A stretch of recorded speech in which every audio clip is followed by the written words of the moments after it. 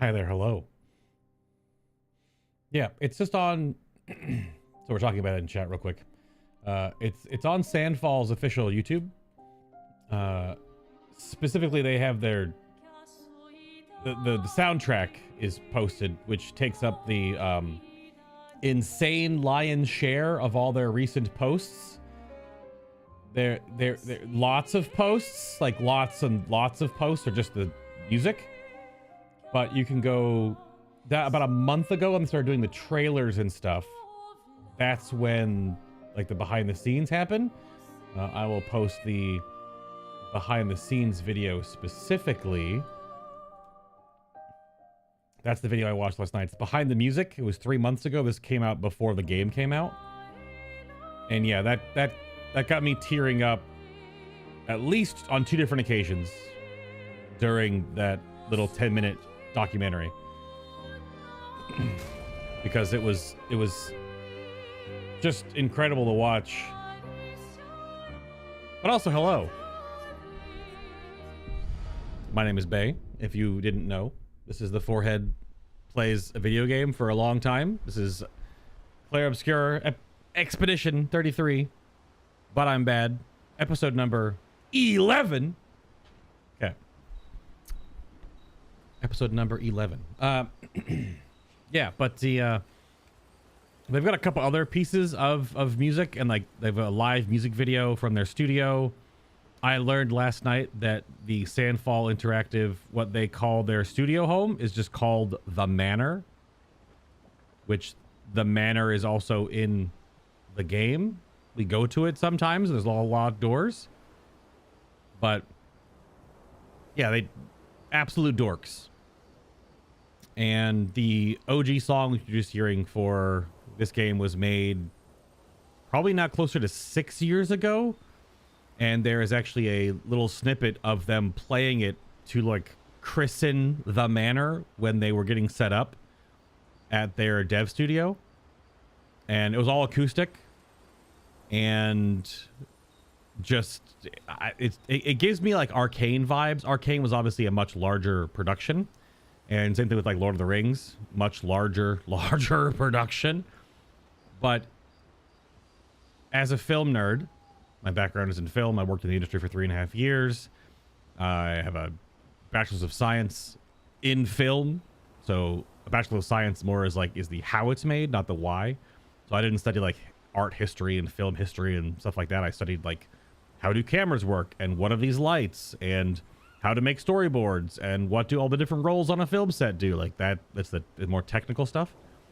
So when I see all these creative people working so hard on something they clearly love, and there's also like a behind the scenes with some of the voice actors too, like in the booth, with all the different little interviews and snippets from the director, from Guillaume, and everyone else that's working on this project over 7-8 years in total by the time it came out. It's just a totally different experience than, because I love Lord of the Rings behind the scenes, but that was a huge like worldwide effort, you know, manufactured production. Peter Jackson and Philippa Boyens and Fran Walsh that were making Lord of the Rings loved what they were making, but it was still like there were thousands of people working on that movie all around the world. So it was still like, you know, manufactured to a degree. It was still being worked on by just hundreds and hundreds and hundreds of people. So it's different when you scale down the size to like less than 40, which is what this game was made with. Now this game was made with like 500 people when you factor in musicians and QA and testers and all localizations and all the different actors. It makes more people, but like still, even if 500 people worked on this game, look at how many people work on like Call of Duty. Like 3,000 or more. And then if you blow that up to every other person, it's like 10,000 people maybe or more. It's a totally different world when you're making like a serialized game that is just made to make money versus a love note, right? A love letter, that's a better way to put it, to this genre, to this music, to this setting, all this stuff that is involved in this game. It's very different when you get these little snippets from these people that they've spent the last decade of their lives working on this. That's why I bring up Lord of the Rings, Peter Jackson, and Arcane, because Christian Link worked on Arcane for like a decade before it finally came out. It took like 7 to 8 years in production, and it was like almost 2 to 3 years of pre-production and waiting for money and trying different things and beta testing. And Peter Jackson committed probably almost 15 to 16 years of his life between Lord of the Rings and the Hobbit trilogy. Hobbit trilogy, obviously way more studio involved and not as good of a product as Lord of the Rings. Don't even try to bring that. That's not even close comparison. Okay movies, but definitely not the same as the Lord of the Rings trilogy. But yeah, that took 10 years. From start to finish, Lord of the Rings took 10 years to make. Have you ever worked on something for 10 years? Like the same project for 10 years? And that's what you do every day for 12 hours or more? 14 hours, 16 hours a day for 10 years? I sure haven't. The dedication and devotion to these projects is crazy, and you can tell. And that's, again, why Lord of the Rings is so much better than the Hobbit trilogy. But also why this game is so wild in the current ecosystem, because you can tell how much love and care and passion was put into it. Yes, it took a long time because it's a smaller team versus like a 300 plus team could make this in less time, but would it be as good?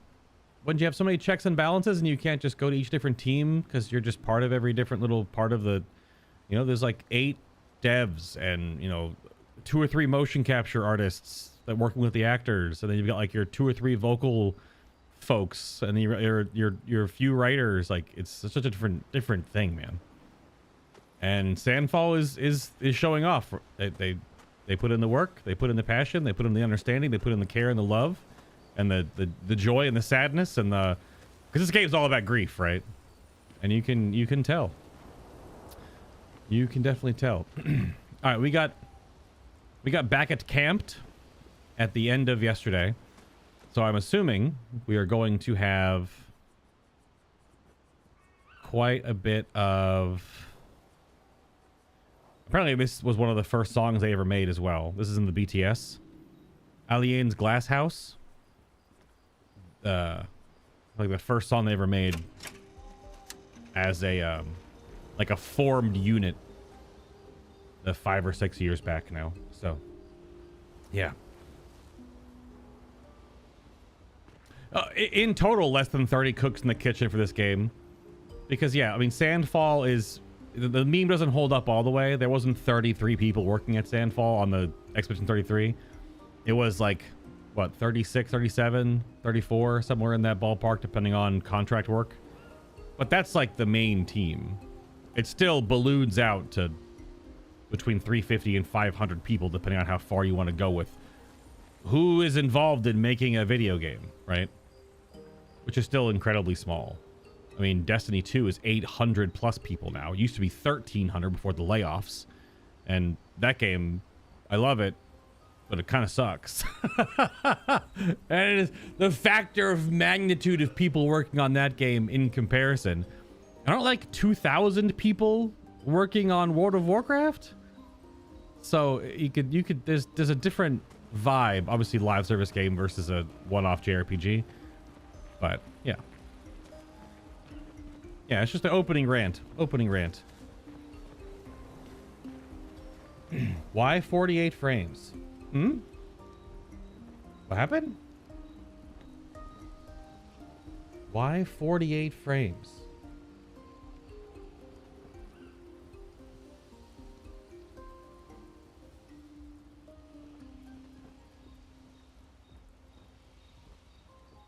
What do you mean?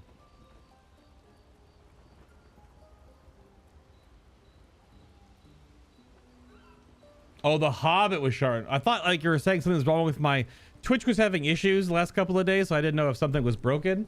And I was checking all my YouTube settings and everything else too. I didn't know if something was busted. Why 48 frames for the Hobbit? Well, high frame rate was a test. It was probably more of a studio push because new technology to bring in buzzwords, to bring in views. It was interesting to watch because I watched all of them in theaters. It's weird. It's not as smooth as 60, but it's double normal cinematic frame rate of 24 or drop 25.5, and it was weird because it was like, it felt a little bit like you were watching those like soap operas because of like the extra smoothness, but it wasn't completely smooth, like 60 FPS. But it was a decision. I don't know. I'd have to go back and like listen to BTS for The Hobbit to see if that was like a Peter Jackson decision or if that was a studio decision, right? Yeah. It's a weird one. I'm not gonna, yeah. Side note before we get fully started, McGee, you are here. I see you over in the YouTube chat. You asked me a question yesterday, but I was very wrapped up in the story and the combat. I did sort of write down a cliff note for your question, and I felt bad that I didn't answer it. You were asking about Final Fantasy 16, because I had mentioned Final Fantasy 16. It's one of the games I've fully played, not the DLC yet, though. I was going to wait for both of the DLCs to come out for 16 and just haven't gotten back to it. I don't know if you noticed this, but there's lots of games out. Lots of good games. But my whole playthrough of Final Fantasy 16 is on the YouTube channel. It's his archive. It's a huge game, though. Massive. But you did ask me about if Final Fantasy 16 has builds. Because we've been obviously going over builds in this game. And how much has to be taken into account for builds and luminas and pictos and all this stuff. And I'm always in this damn menu figuring things out. Not right now, at least, though, but maybe. We got 3 points.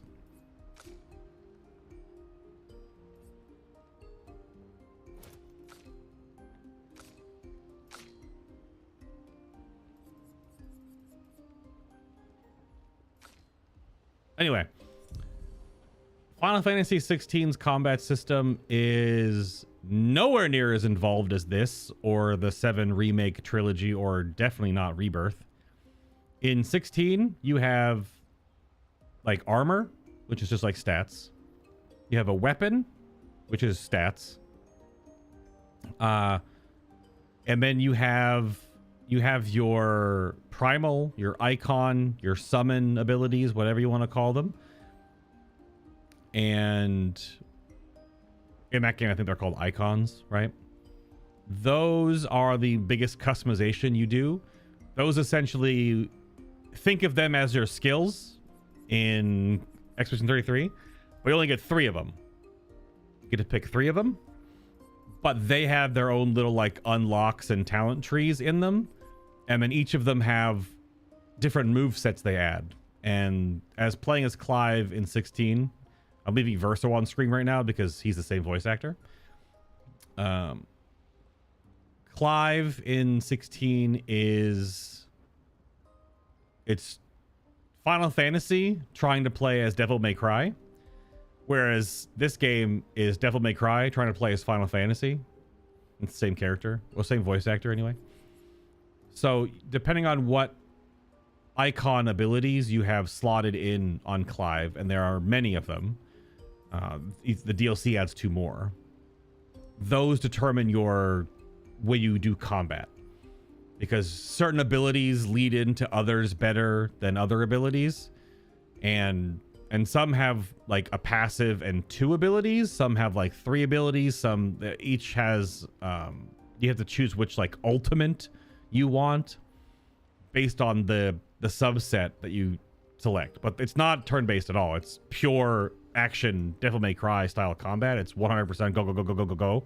It's a live, it's like Bayonetta kind of, where there's no stop and go. You're active all the time. Final Fantasy 16 is very fun. I think the best part is when you do the summon fights. The fight against Titan is extremely epic and takes like an hour. Like the whole boss fight's like an hour plus long because of all the different cutscenes and all the different phases. It's super cool though. But yeah, to summarize your question, I suppose. Yeah. Ben the Goat Star. There is a BTS behind the scenes on the Sandfall Interactive. I watched it last night. It's just Ben Starr and Jennifer English. Like, they're reviewing like memes and stuff about their characters. And Jennifer English is so known now for Shadowheart, and now Mael, or getting more known for that. And she has a body of work before all this. And then Ben Starr is known for being the clown at the Game Awards, and then the shot of him next to Jesse Cox with the crazy spotlight on his face. Like in notoriety. Because if you look at that picture of Ben Starr with the light on his face, you're like, oh, I know that. I recognize that person. If you're in the video games. It's very funny. It's quite comical. You have a 5-day weekend next weekend? Oh my god. Nice. This is my first playthrough. Right now, hey, Mutton, what do you get the... Is that Baru butt? Yeah, this is my first playthrough. We're on standard difficulty, the middle one, normal mode, or whatever. And I'm not looking anything up. I mean, I've osmosed things because I can't not have osmosed some stuff. I didn't play this game when it first came out. But like, I'm like figuring out builds and things as we go, and figuring out what works for me. But then we're gonna do a New Game Plus expert playthrough shortly after we finish this. That might be a little bit of a reprieve. We'll play some World of Warcraft or something, and then we're gonna do, in that New Game Plus expert playthrough, I will be looking up like, okay, what are these meta builds people have made for these characters, and why are they so good, and why do they break the game, and what synergies are the best air quotes, right? Like, what ones just destroy the game. And that'll be more of a learn how the community has broken this game. We won't be able to break it as much as it was broken before, considering we live in a patch 1.3 world. Patch 1.2, I think, was when Mael was nerfed. She was quite nerfed, because she was warping the game balance around how powerful she was. Granted, she's still pretty powerful. So I want to see like what has happened post those nerfs, like how the game has changed, what people do. And that's not where we're doing that until we finish. Because if you can break this game where you one-shot everything in the game, I think that'd be kind of funny. And to see how people do it, and like understand like what systems people, what strings people pulled on to do that. But that's what we'll do in the future. So it'll be 2 playthroughs, like I did with Final Fantasy VII Rebirth. I played through Rebirth on normal mode, just blind. And then when we finished Rebirth, I figured out like, okay, well, where's the XP farms? Where's the materia farms? What builds to do farms? Stuff like that to like max out my characters and finish the leveling grind. And then we did New Game Plus on hard mode, which unlocks so much extra combat stuff in Rebirth. And then that even got down to like, okay, well, what builds will work on this fight, and what are people building for this encounter? Because that game is not as elegant, I would say, as this game. We got some upgrades. We had more of these. We didn't actually get the Shape of Health upgrade. Oh, I thought we got a Shape of Health. We just got more tints. We didn't get more Shapes of Health. Okay. Damn. I did. I wonder where that last Shape of Health is. Interesting. But, oh, I learned something yesterday. This was just not intentionally to learn something yesterday. I started watching the video that one creator made about, can you play this whole game on expert without dodging, parrying, jumping, or gradient parrying? And I only watched Act 1 because I'm not going to watch anything else. It's possible. There's some weird stuff you got to do to get there, at least in Act 1. But in Act 1, there's a area on the map, which I can't look at right now, that I thought was scarier, but it's not. So we could go there. I don't have any. We have 84,000. We need to go back and buy those other pictos. But then this area, it costs 90,000 chroma to get an item. that seems kind of busted. So I might have to farm some chroma today. Hi, Mutton. That's all good, man. I'm not doing anything story related right now anyway. We're ranting and warming up and starting off, so. There's an optional end game boss I have not seen a single video of where he wasn't beaten breaking the game with one-shots or stun locks. Are you talking about Simon? Or is there a different optional end game boss? I've seen some goofy clips about Simon. I'm aware of... Simon is basically the Melania Blade of Mikola of this game. Pretty much. And... I mean, you gotta be very strong to fight Simon. So, yeah. I don't even know. Is Simon even like normally beatable in the base game, or do you have to like New Game Plus and be like an Uber Chad? I saw clips. Like I've seen what's his name? His name's Sebi. And then I've seen, I think I saw is it a Jesse Cox clip? Like I don't have context. It's just like them getting destroyed by this boss. With his 900,000 Final Fantasy VII Advent Children swords that he summons from the heavens and slices you with. Yeah. But I don't know where Simon is. I don't know how he fits in the story. I just know there's a crazy boss with big swords. I've been theorizing if the crazy swords we've seen around the game in other places are Simon's swords. But I don't know. Yeah. One down, one to go. The next one will be harder. The next one will be harder. This is true.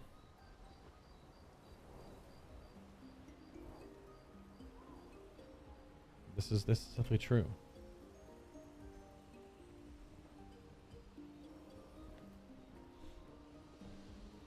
The optional endgame is crazy hard. So is the optional endgame just after you do the base game endgame, or is it meant to be done on New Game Plus?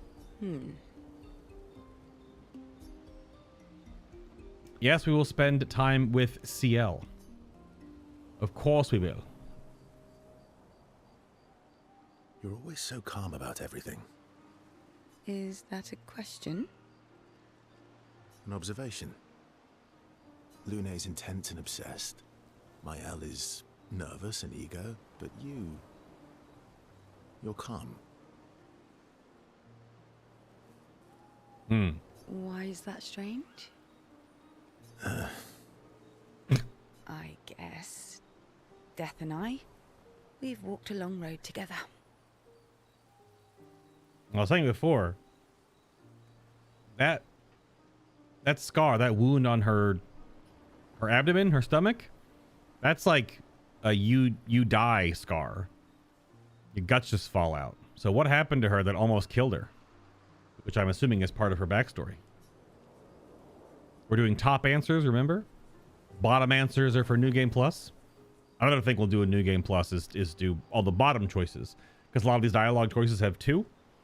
And we can't do both of them unless we save scum. So we're just going to do all the bottom choices in New Game Plus for different story dialogue through that playthrough. Which I think that has to be an intentional design decision by Sandfall. Because it gives you at least something different to listen to and hear and learn about these characters when you go through.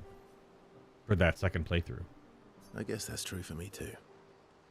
Death is a friend who will welcome me home. Friend's not the word I choose. Life is easier when you think of death as a friend. Is it? Or are you just dressing it up to manage your fear? Both? Does it matter? How you view things is up to you. Life continues either way. It's an interesting philosophy. For someone so young. Verso is like great Unk age. He's over 100 years old. And CL is 32. True. I'm not quite as old as you. Why don't you share some of the wisdom you've accumulated over your very long life? I am indeed very wise. I'm about 3 times your age, so I'm pretty much 3 times as wise. I don't think that's how that works. Yes. You must have many pearls to offer. Sadly, no pearls. All I can offer is another story. I'm not really in the mood for stories tonight. Oh, and here I had prepared something truly dark and heart-wrenching. Save it for tomorrow. Let's do something else tonight. What do you have in mind? That depends. How adventurous are you feeling? Eyebrows, eyebrows? You mean like hunt Nevrons?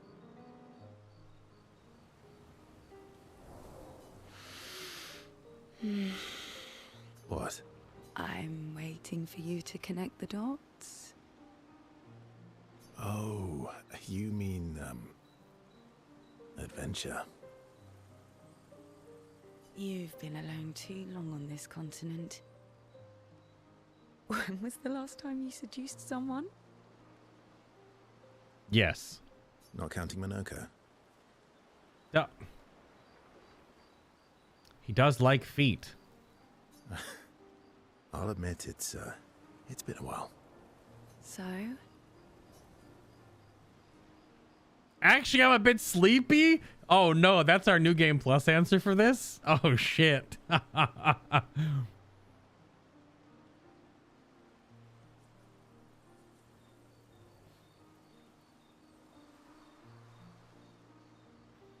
I was getting the feeling that you only be able to, that as for Verso's story you can only pick one of the two.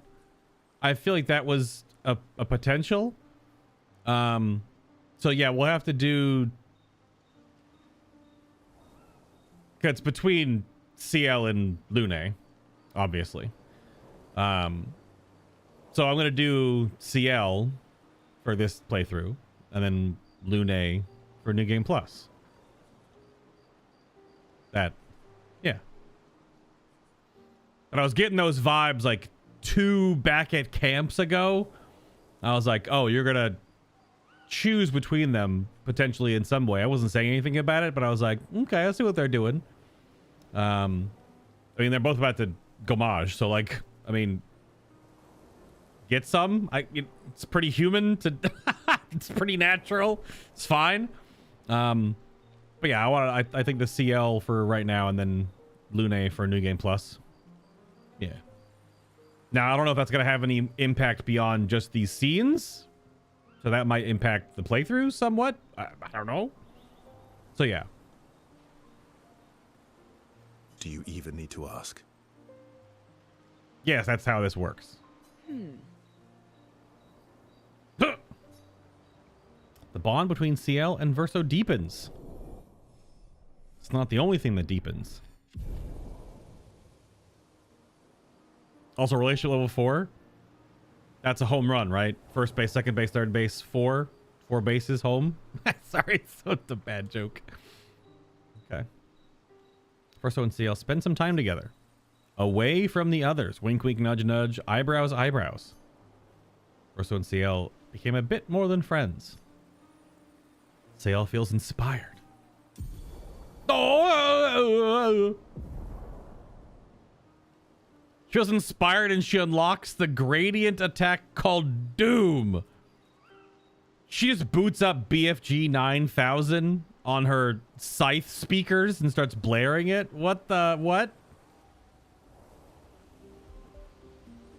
Yeah. Yeah. One down, one to go. The next one will be... Anything else? Nope. Okay. You were right. About? The odds of killing Axons. Close, but not 0. Well, the first phase was very easy, but then we got you baited. Not 0.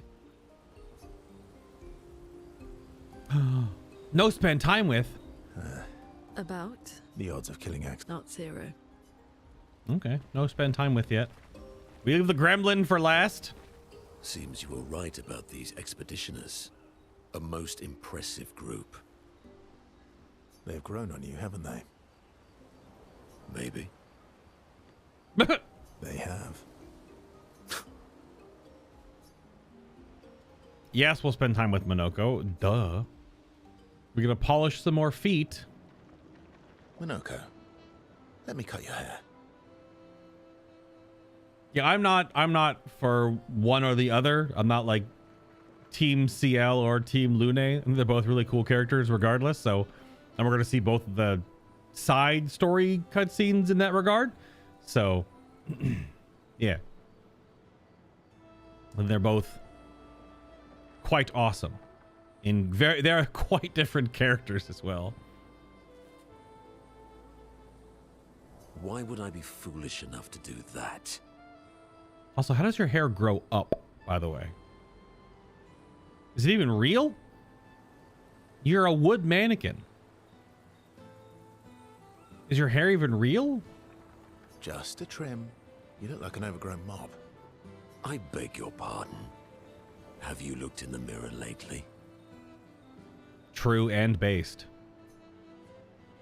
Yes, my hair is impeccable. Oh, that'd be so good if I actually used costumes and cutscenes and gave them like the gestural hair. But I don't. They're all no. I have all that stuff turned off. I have changed their outfit, but I don't have anything turned on in the cutscenes though. Yes, my hair is impeccable. Mm-hmm. And I guess I didn't even bring that up. Are the only two romance options for Verso's story CL and Lune? Or was he not joking about Monoko?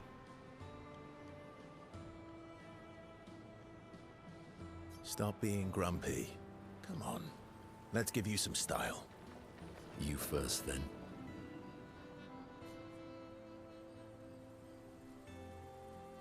Obviously, we'd look ridiculous with matching haircuts. Oh, damn. Fine. Wait, he actually is going to get a base haircut change? No shot. Oh, he got Geralted. Is that even a haircut? He has a top bun pulled back. He has the Aragorn?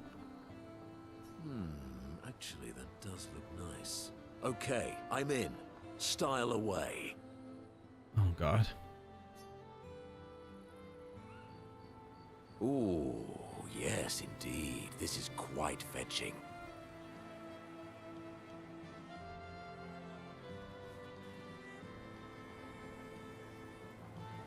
Verso really out here doing 8 individual hair braids and doing a triple like Viking braided beard?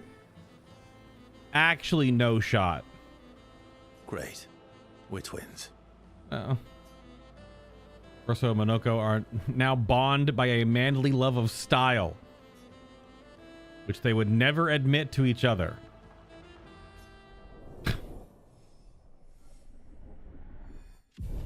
Absolute dorks. 100% grass-fed, grain-finished, non-GMO dorks. As is tradition, they now spend too much time arguing over who looks better before heading back to the others. Yeah, we get the Aragorn, and we get the side braids. I mean, the side braids is pretty cool. If you do this, though, you gotta put them in the swimsuit, though. Oh, yeah, that's what I'm talking about.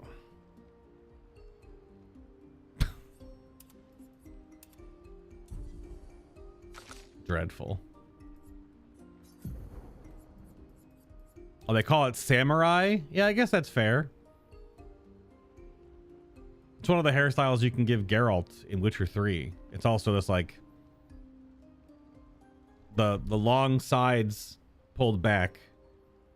The bottom length left long.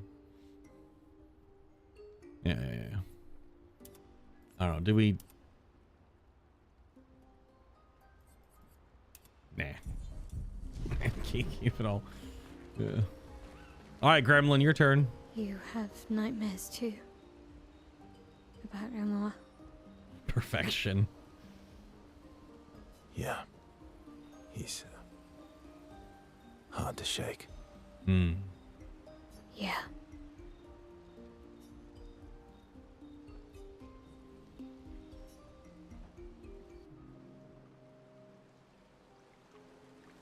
In Lumiere, did your parents choose your name? Yeah, I guess. Why? Mael means chief and prince, or, I guess, princess. Hmm. What are you talking about? The meaning behind your name. Yeah. Oh. What made you think of that? Well, verso means back. You said you were an unwelcome surprise. But I think even though your birth was unexpected, it was still celebrated. Hmm. Your name shows how your parents felt about you. Hmm. What kind of life they dreamed for you. Chief. Guess they had bigger dreams for me than I ever did. Why? What did you dream of? I didn't.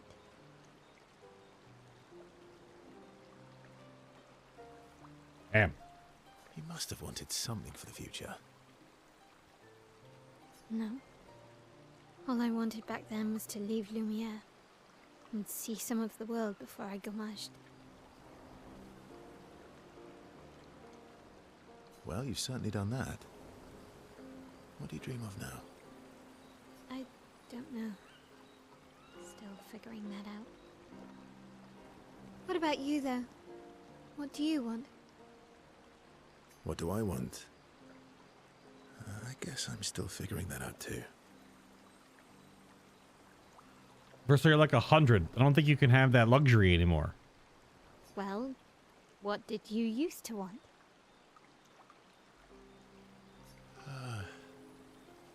Music.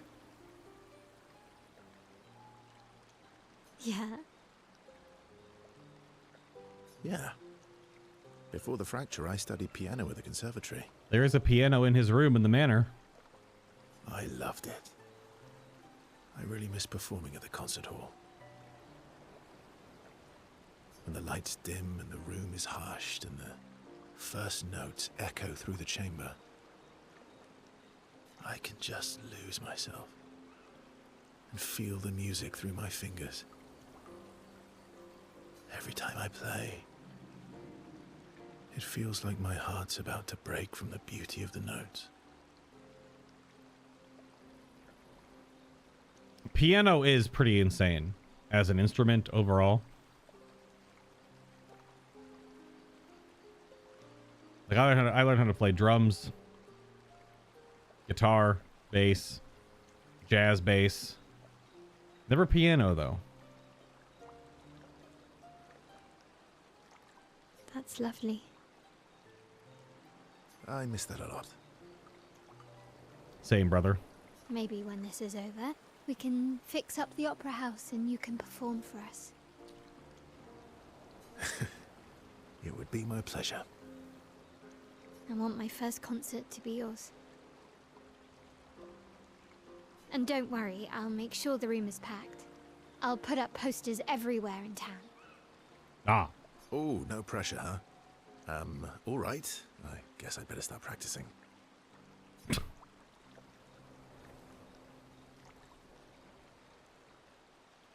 Male makes verso pinky swear.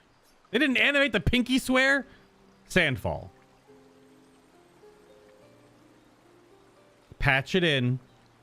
Baldur's Gate 3 patched in better kissing. Let's patch in the pinky swear. Laughing, verso agrees.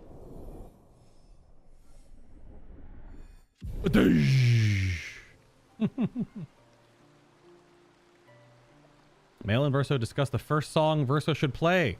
Their discussion inspires Mael. Mael learned Phoenix Flame. Yo, she has the Phoenix Force. X-Men crossover? I didn't expect them to go that direction. Sorry. Before heading back to the others. So what the hell does that do? Gotta look at both of these new super attacks. Give me a skill tree. Give me over here. Apply 10 burn to all enemies and revives all allies with 50 to 70% health. So if you use the burn sword, this would apply 20 burn to all enemies.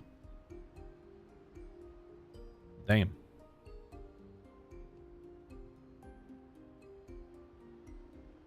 All right then. And then what the hell is Doom? It's actually in all caps, it looks like. It's just larger font because of the kerning and spacing. Does very high single target dark damage for 3 hits. Applies powerless, defenseless, and slow for 3 turns and can break. That qualifies as Doom. Let's apply all 3 debuffs and the break and do dark damage, which every time we've seen dark as a weakness, the targets are quite weak to dark damage. Gosh dang. Okay. Our Pokedex is looking okay. We have 12 we don't have. Pretty good. Pretty good Pokedex. Or Blue Mage Log or Druid Form. I don't know what you want to... Well, we unlocked some new ones recently. What do we got here? The Contortionist Blast, I guess. Deal medium physical to all. 1 hit. Heals all allies by 10% health for each enemy hit. So 10, 20, and 30% health. Based on how many enemies you're smacking. Okay. All right. Ah. And the Beaujolais. Fortify. Apply shell to 1 of 3 allies for 3 turns, and a heavy mask applies 1 shield. AoE, shell, and shield. All right. We get anything else? Nope. You just beat Sprong like your first time? You just beat Sprong for the first time in your playthrough? Hold on. Pause 1 moment. Just look at this beautiful man. I have to fix something real quick. Aren't you in New Game Plus? Are you not in New Game Plus right now, R4?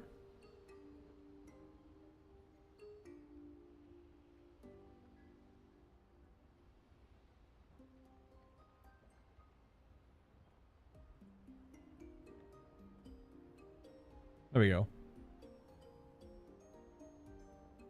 I thought I was being a little wonkus in OBS. Just had to check something.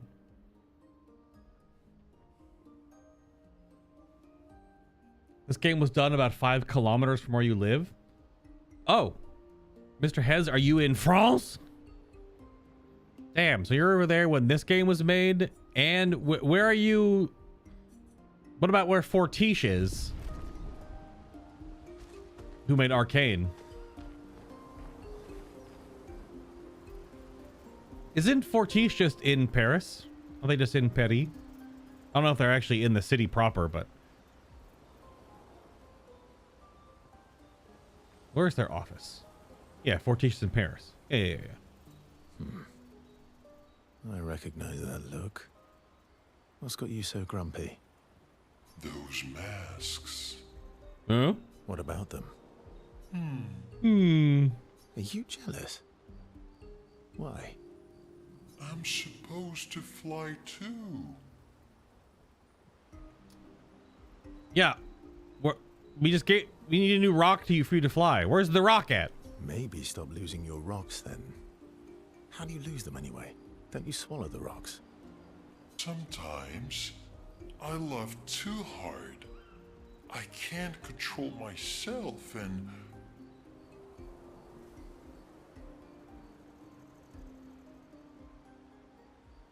Okay, yeah, I see. It's hard to control. That's it, really? No hangout with Esquier? I'm supposed... Maybe stop. Sometimes... Okay, Damn. yeah. mean, there's no hangout with anyone else right now. You have nightmares. Yeah. No, so just one hangout with Mael? Okay. All right, all right.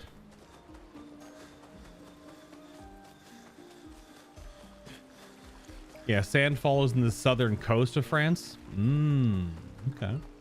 They don't know where they're specifically located. Omademi? Hit me with the Omademi. Need 4 more lost Gestrals.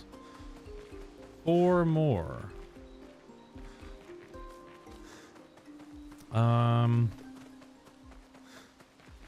They could probably do a couple weapon upgrades. Might as well. We just got a lot of resplendent chroma. Well, CL is at a 17. She got a 17 as a drop. What was her new weapon? The Sadon? On turn start, gain 1 shield if at least 1 sun. Okay, so this is the sun version of the shield weapon. Apply 5 foretell on enemies that break shields. Yeah. And the counter attack. So she has one of these for both sun and moon, I think it was.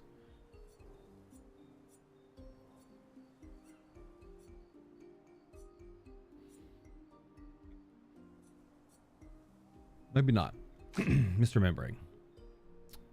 Luna is only at a 14 here. Let's go to a 15. First wheel's only at a 13. Probably go to a 15. Mael's only at a 14. Go to a 15 here. Your Balaro is at a 14.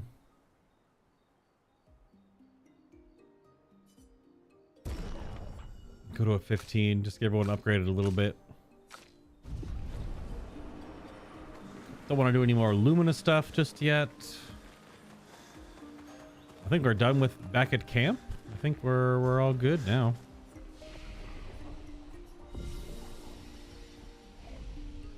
Now, I think I'll go back and... Oh, we do have... Okay.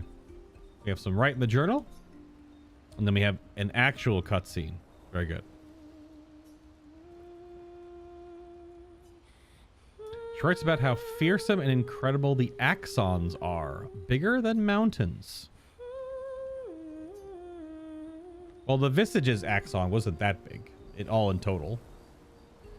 The weird floaty mask fake thing was pretty large. All right. Check up on the others.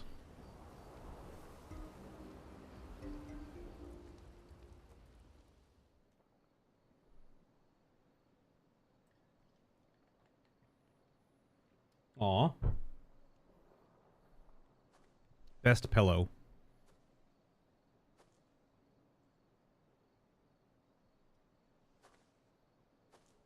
Do you mind if I play here? Yeah, huh?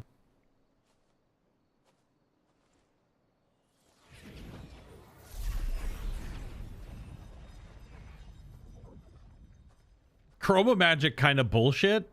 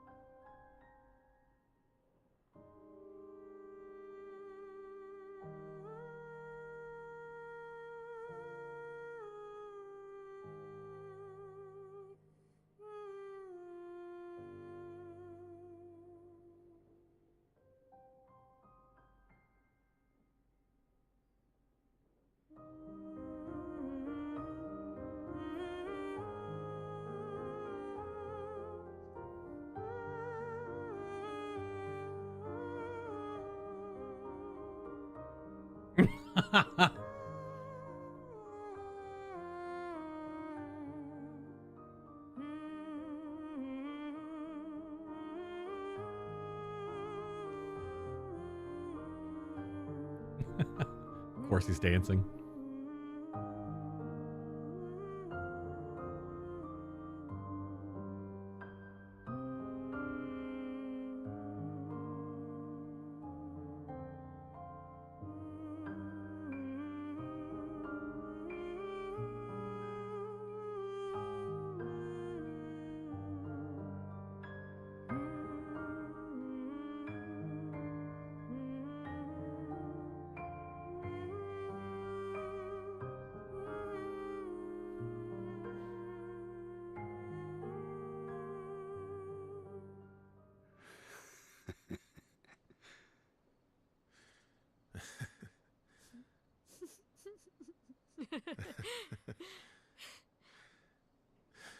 What song was that?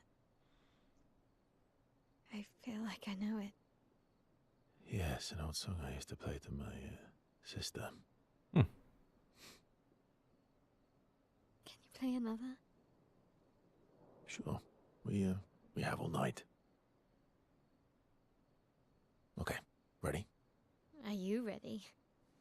I am ready. I will need a bit of space. All right. Esky, you ready?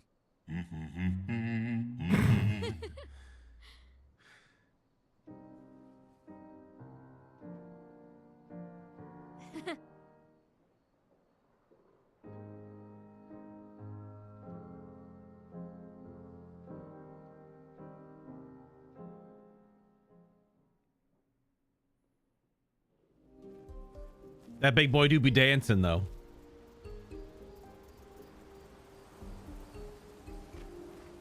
But did he make up a song for her, like right on the spot? Come on. What about Okay, it doesn't proc any new dialogue or anything. maybe Sometime. okay? Thought we would talk about his dancing. No.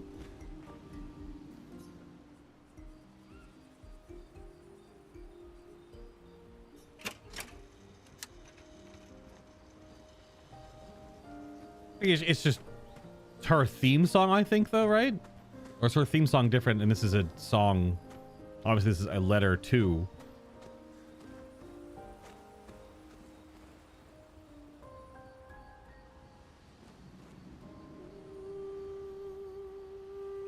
Yeah. And not our theme song. Okie doke.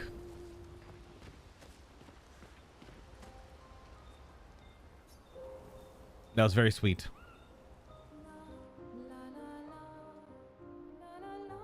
That was heckin' adorable.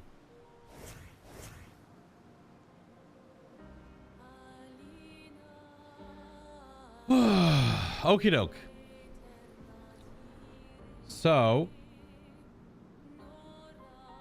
I don't really think there's a ton of places to explore right now because we need to be able to fly, and I'm assuming flight is post Act 2, which we are currently still in Act 2. Oh, is this a swim? Holy crap. This is a new one I didn't write down yet. Southeast of Visages. Yeah, we don't have this one written down yet.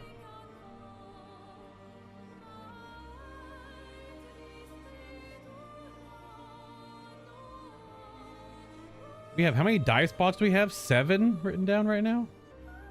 Yeah, 7 in total. My God. Trying to write them down when we see them so I don't forget them.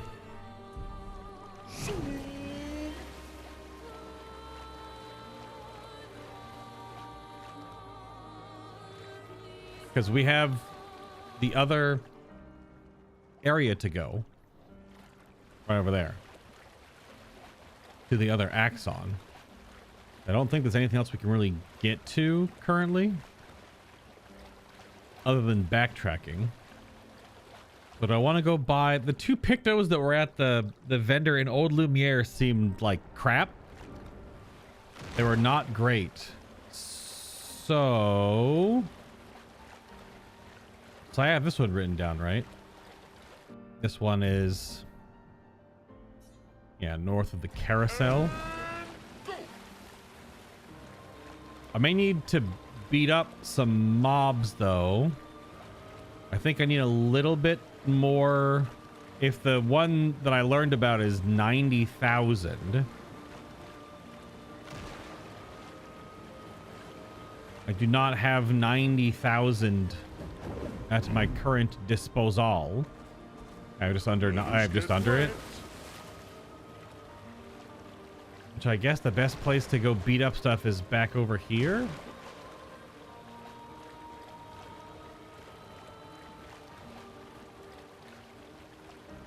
Just in Visages. there's 2 mimes over here. I didn't go to this little island. This is one of our last places we were headed on this side. A double mime fight? And a gestural. I see you. Oh, nice. Ah, look, Wee. Double mime fight seems a little spooky. But we do need chroma. So, because I'm only gonna break one at a time. Like realistically break one at a time. Yeah. So, Thoric, I wasn't going in places that were red portals because when they're red portals, normally it means like you're about to get dunked on.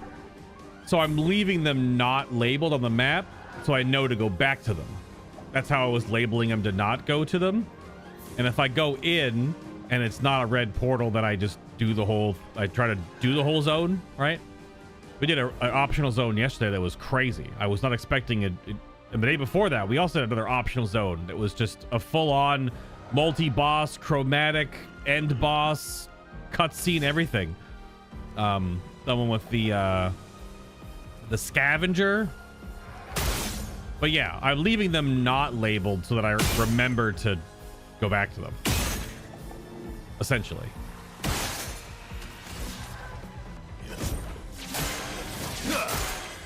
Cut him down. But yeah, once you go in, you get the white label text.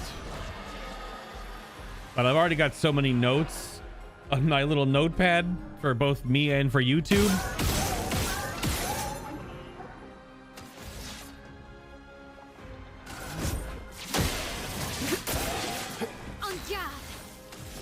Ungalled, by the way.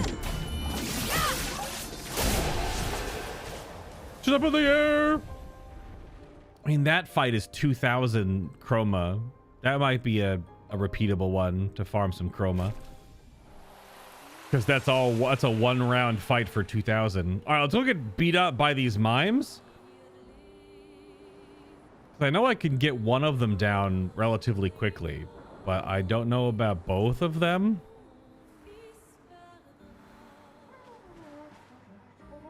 It's such a crazy concept for these fights. All right. Double mime fight. Not a red swirly, though.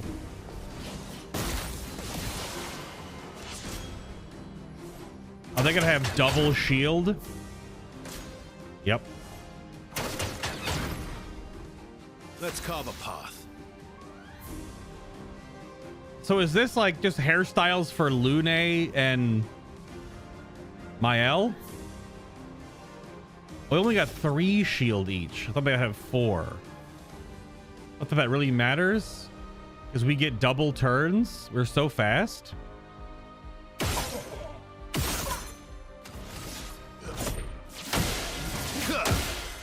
My turn. My turn.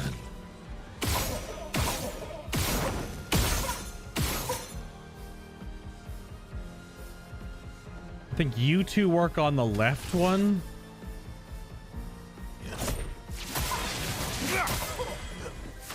Because Mael's gonna yeet this other one's. Or do I just focus one? My full focus? Maybe we full focus.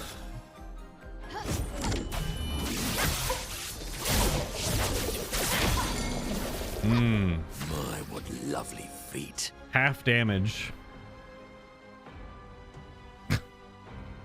I know that's one of the random dialogue lines that Monoko can say, but apparently when Jessie Cox got to the Paintress and she's so massive, that's what Monoko said, which may be curated, I'm not sure, but Monoko says that when the Paintress engages and her screen is like all feet, and Jessie lost his shit, appropriately so.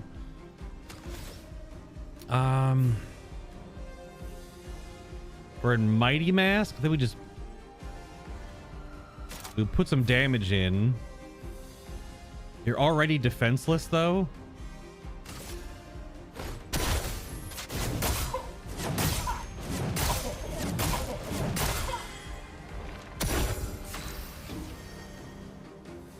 think you feed AP to the gremlin. And she sword ballets into the stun window?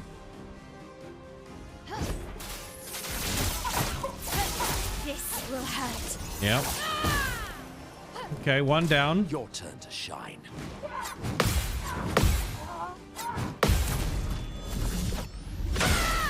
0 damage because of shield.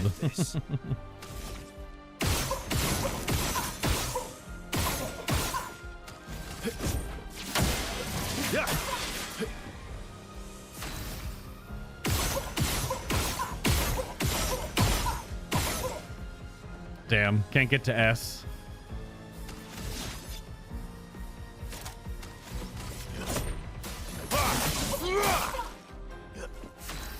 Little under for S. Balanced? Well, we don't have the AP for much. The dance begins. I think you just get... Now we're in defensive, though. You are on fire. From fire. My, what lovely feet. He even has variants of it, too.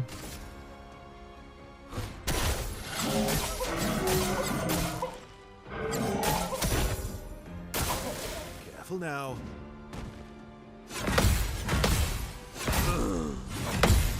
Damn. Missed the third hit. You're outmatched.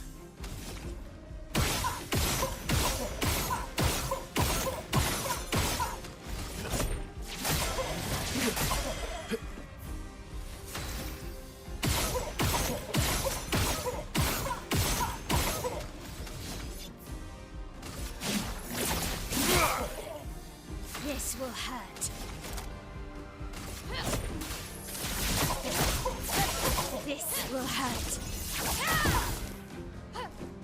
Damn, that 50% damage hit on that last one. Unfortunate roulette. That was a bad roulette.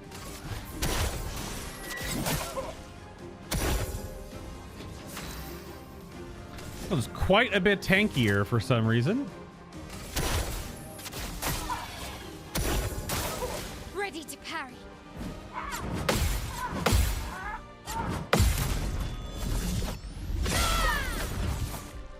Ready to strike. Most places that say dangerous don't really have any mobs anywhere near the entrance. Or just nipping in and out. Yeah. Well, one of the dangerous areas that I didn't think to go to, but I totally can, is apparently doesn't have any mobs. So I don't know why it's flagged as dangerous. So I'm gonna go over there now.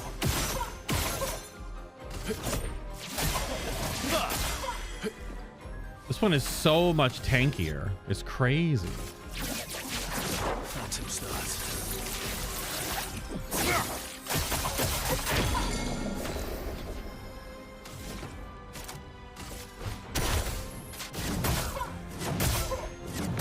Squished by the giant tit.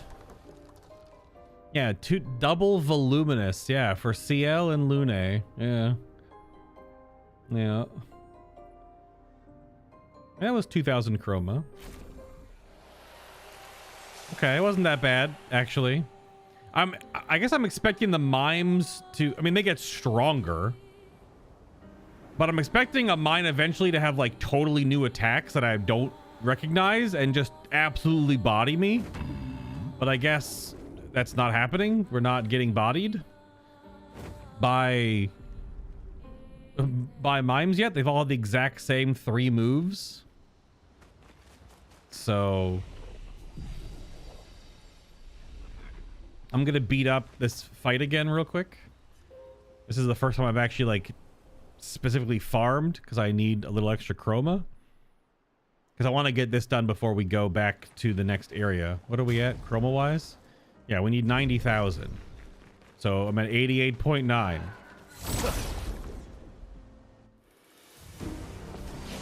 Yeah, I don't know why. Some places, I don't know why they're flagged as dangerous. I mean, it's supposed to make you think twice about going in them.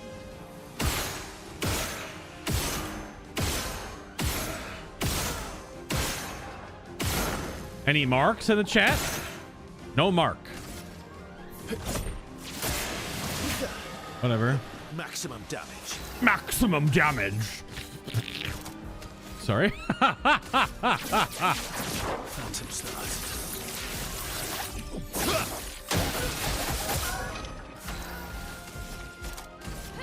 This and precision.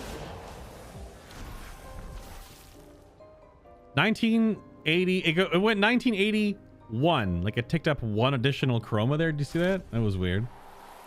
So now are we at 90,000? Okay.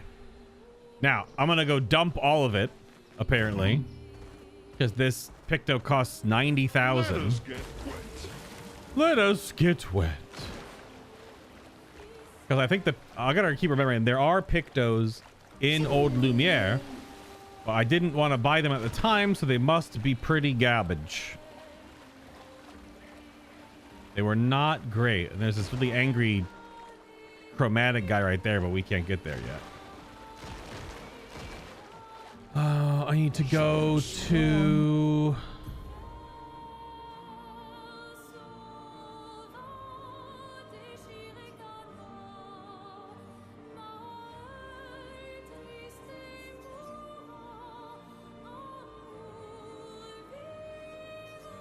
Is it right here? Is this the red wood?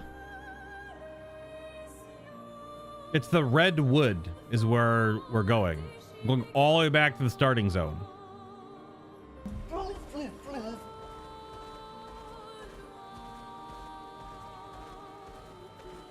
It's just, you can't get this Picto really early in the game because it costs 90,000 chroma, which is just like unobtainable.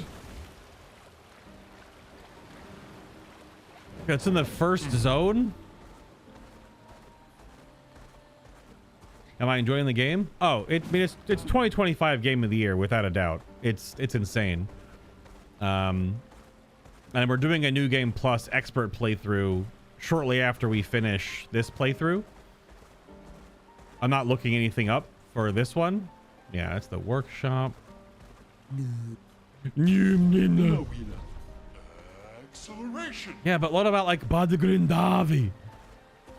Yeah, no, it's absolutely wild. I was gushing more about this in the studio earlier today. Last two streams, I've had some extra little like clips from either from the voice actors and whatnot about this game. This was the I should have to go. I can go around this way,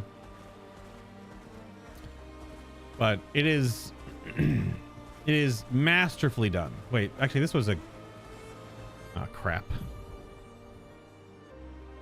Oh, I have to go all the way through the side canyon. I can go around this way too. I go north and around. That's right. I'm the fastest ball. But yeah, like picking up on the different cinematic techniques and the different approaches they have done to storytelling and the different, because I'm a film nerd. Went to film school, worked in the industry for 3.5 years. I've watched and studied so many films. Or is this a dive spot? It has the boobles, but no, actually no dive prompt, so no dive spot there. So are some of the bubbles different?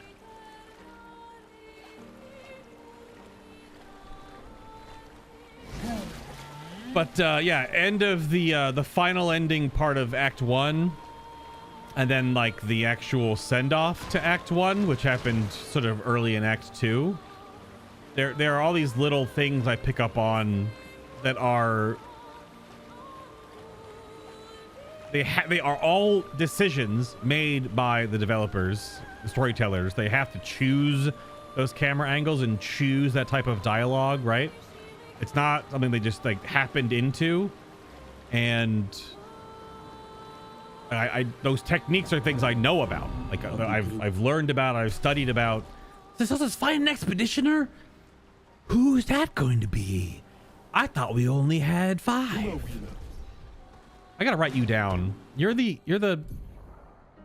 north of the Gestural Village merchant.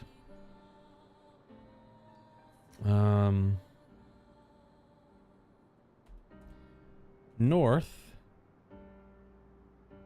of Gestural Village Merchant has stuff. And then Old Lumiere Merchant has stuff. I have so many notes. It's crazy.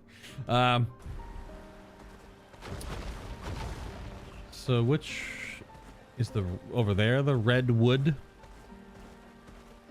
Bum bum ba ba da ba dum. Bum bum ba ba da ba dum. Which one am I going for? What Picto am I going for? This is the Redwoods. This apparently is it's like health and you heal at the start of your turn.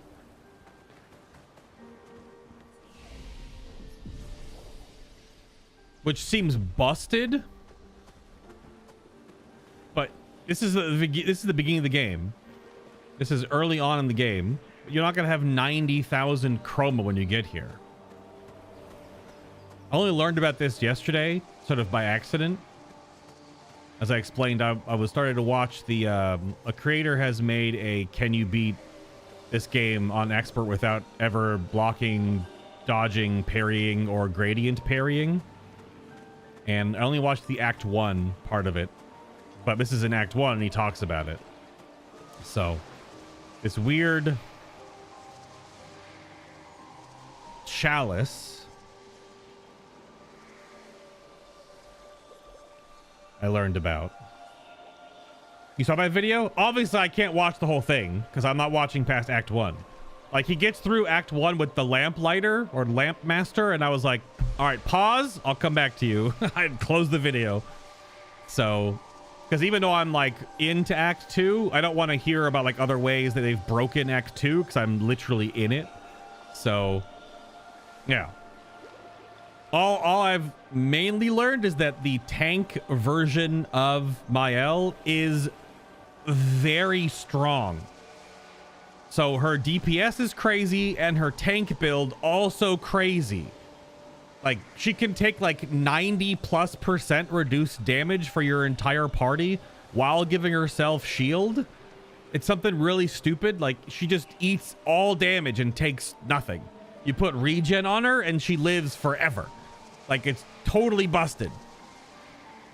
So, which isn't busted. It's just, it needs to be strong to live if you're not doing parry and dodge.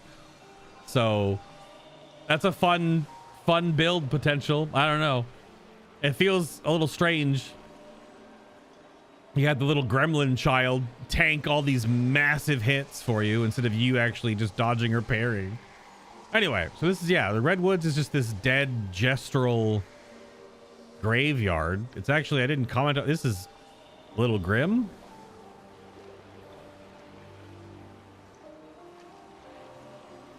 And this chalice, this fountain, chroma swirls inside. Pour in 5,000 chroma.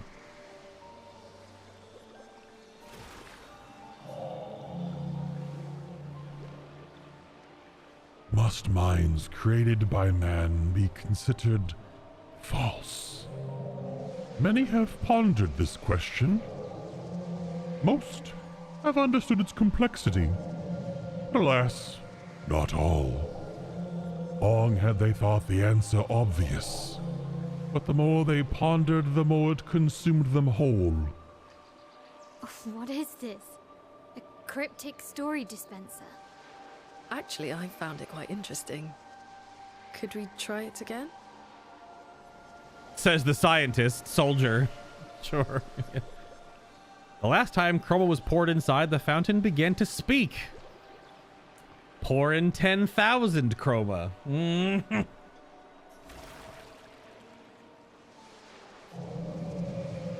Grief is not a burden that needs to be carried alone. Still, it has broken the minds of many, with profound consequences. That's a bit on the nose. This entire game's overarching emotional through line is grief, and showing the different stages of grief, how you deal with grief, how you overcome, if you can overcome grief, how you move on from grief, different types of grief. Like that's the whole purpose of this game. The odd looking fountain. Pour in 25,000 chroma.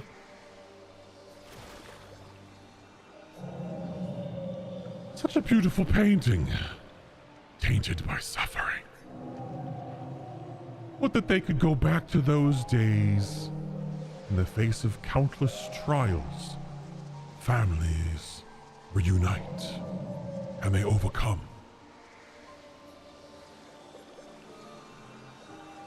Oh, there's no dialogue each time? It's unfortunate.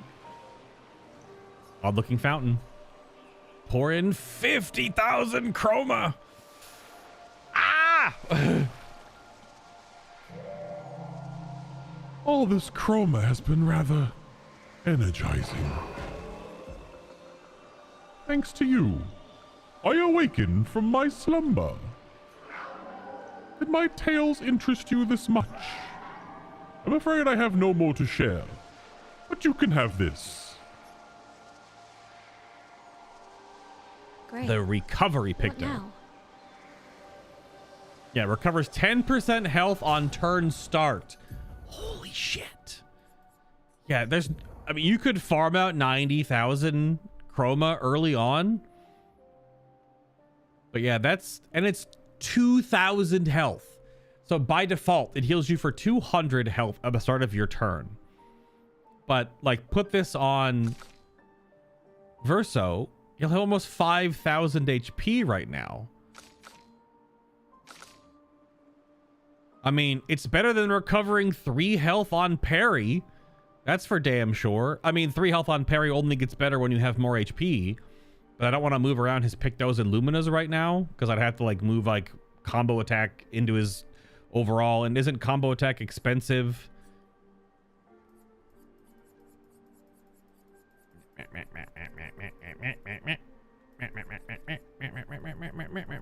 I don't think it might be a 10er maybe.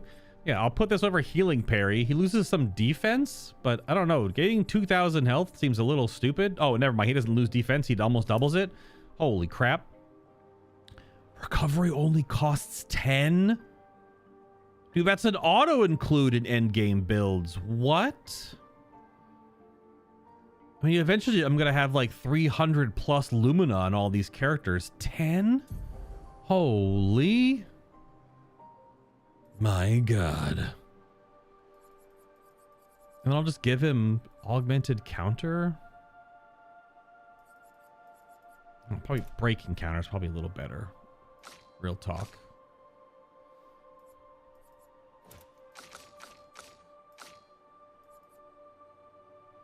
Yeah, that's wild. How much does it actually... is it a support one? Although he should have beneficial contamination for his shoot build. Point cost. I mean, double burn is our first 30. Energy to start 4.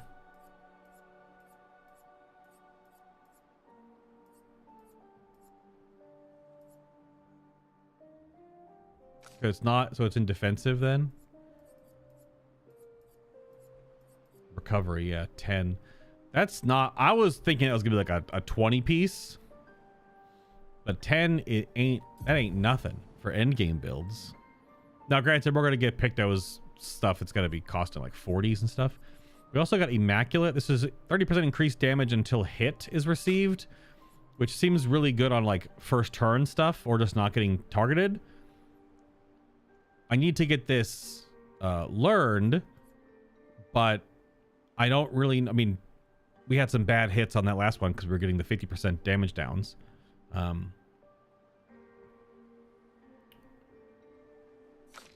But for Pictomuling for the moment, to swap Auto Rush out, you can Pictomule that for now. How much does Immaculate cost? 10 also? Damn. Okay, not that bad. Hey, bud. So it's a inverted Nevron. Although we haven't met this type of Nevron yet, the Chalice heads.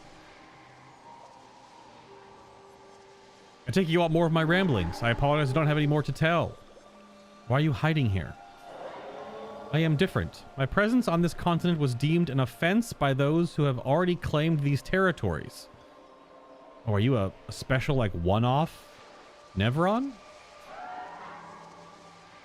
I had to give up on my travels, and then I found this resting place. You know the rest. Reflection and meditation have brought me to an answer. I shall live on and have my own tale about my own trials and tribulations. Okay. And we're not attacking any of the inverted Nevrons in this playthrough. Learning what it is to do when you don't attack any of them. Because obviously you can attack every single one of them. This one is obviously red because the portal is red. But yeah, that Picto is stupid. Yeah, he's got 4,300 HP now. And again, it only costs 10 to put the heal on everyone. You only gain the health, of course, if you have it socketed. But also, I feel like if I move around Mael's build, I feel like it would actually be good to have that socketed on her, because I'm doing the amplify all of her damage, reduce her damage taken, but she cannot be healed. So just having her have more effective health would just give her, well, more effective health, because that's health multiplied by your defense stats to actually how much more you have than the number it says. Okay. Yeah, my HP is crazy. So that's what's in the Redwoods. Cost 90,000 chroma. And you start right here at the Spring Meadows. So unless you farmed your face off, you're not getting that at the start of the game. But you can. And the guy in the no dodge, parry, block, etc. video did. And it took many a time. There's like one fight nearby that gives like nearly 1,000 chroma. So you have to do it 90 times to get to 90,000. So, and technically more than that, because it drops like 980 something or 960 something chroma. So, and if you're at the beginning of the game, you're level nothing. So good luck if you want to farm that for an hour plus or more to get 90,000 chroma. But having that Picto in the early game would go crazy. Because you've got like 300 or 400 health at the beginning of the game. You get that, you get 2,000 health. I think in the video he said he's not using it though, because it's too strong. Which is like just giving himself a handicap to make the playthrough harder. Which, respect. But if you're doing a no-hit, well, you're getting hit. You're doing a not-hit playthrough.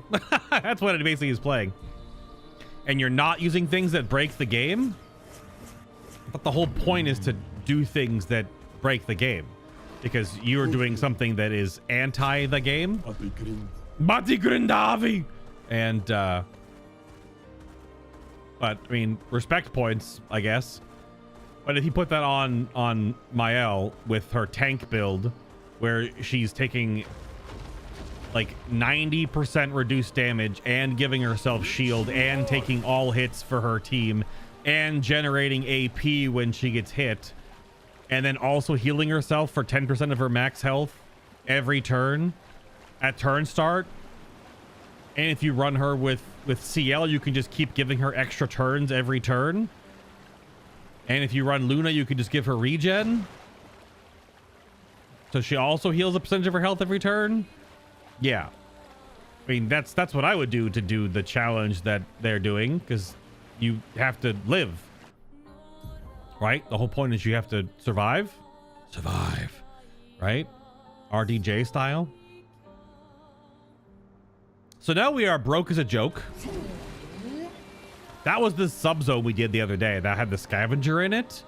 That subzone Out of the way, literally on the west side of the map, right here, Falling Leaves was such a crazy optional area. They put so much work into this zone. I'm just gonna, I don't know if you were here or you've not seen it. I'm just gonna zone in to show you the art in this zone. Not like you need to be shown the art in this game isn't absolutely insane, but this is a sub-zone that you don't have to do it all. You get some loot and stuff here, and obviously you get Minoko skills, but like this zone is purely optional, and it has it. Wait a moment.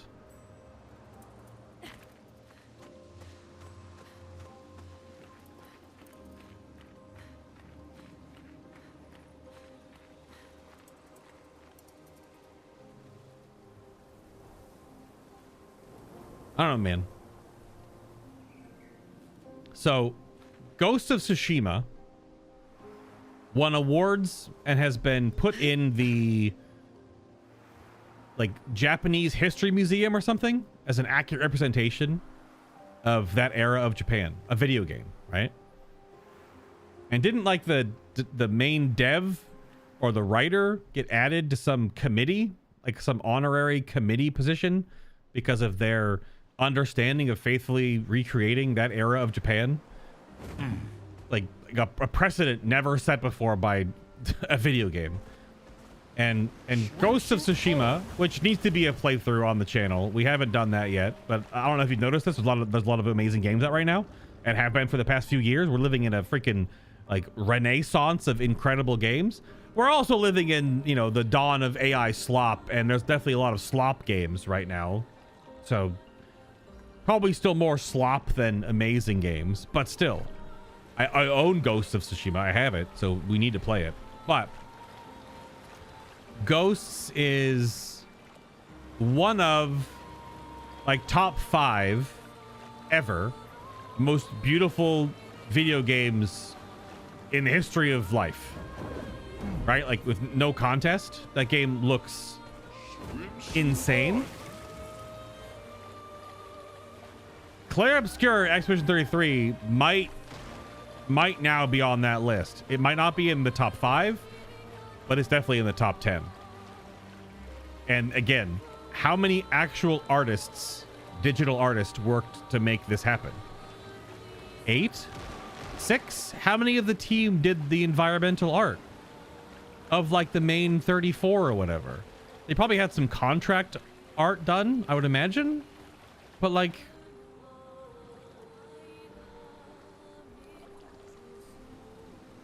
I mean, this game is in the top 10.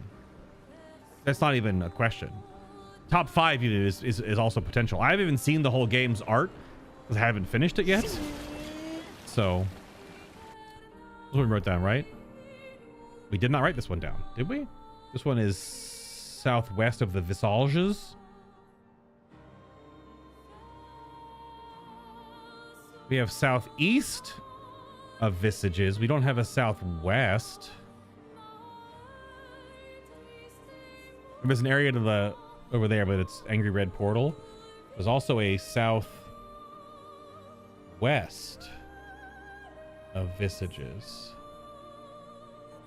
for another dive spot. Wow. Okay. So we're up to, is that 8 now?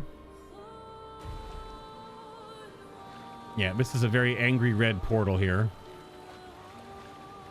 Which again, might not be a zone, but this looks like it might be a zone because it's like this huge structure. It looks like where the expeditioners got hot air balloons though.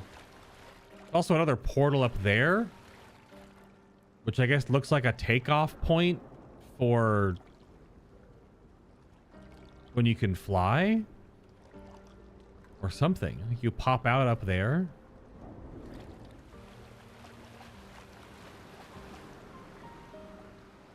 There's a bunch of hot air balloons up there, and there's a bunch of downed hot air balloons around. Like, go back far enough, you can see the hot air balloon up there. There's a bunch of them.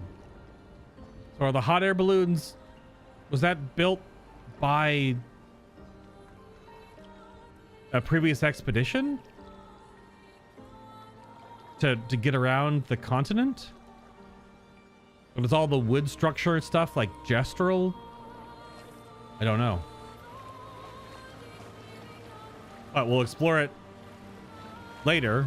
It's an angry red portal right now that looks like it's an entire zone, so.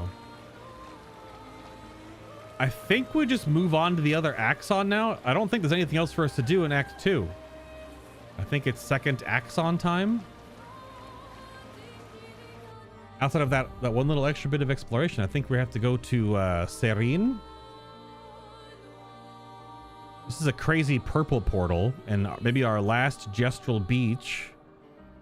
Again, unless that, I don't know how much more of the map is actually explorable when you get flight, if all the fog of war is explorable, or if it's just there for just to give you like what's over there, but you never actually go there. I don't know. Probably though. It looks like it's within the bounds of the map. But yeah, all these areas over here we can't go to yet. These flying painted worlds. I think we're just going to Sirene, which I imagine once you do the 2 Axons, is that maybe the end of Act 2? I don't know. And then all the flying stuff is Act 3.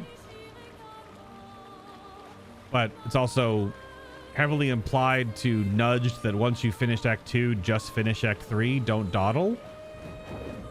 Otherwise, you'll make the end of the game way too easy. Which means, do you open up that much stuff when you can fly? I guess maybe yes.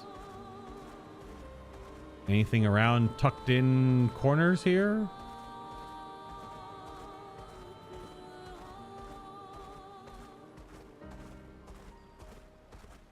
Even though I feel like I'm already pretty juiced. Like, we're going to be level 50s. Lune and CL are a little behind. I mean, Minoko's still behind. If anything, I need to make like a Lune CL Minoko party. And just farm some XP on them so they can catch up. Yeah, I think there's no other way to land on this island, right?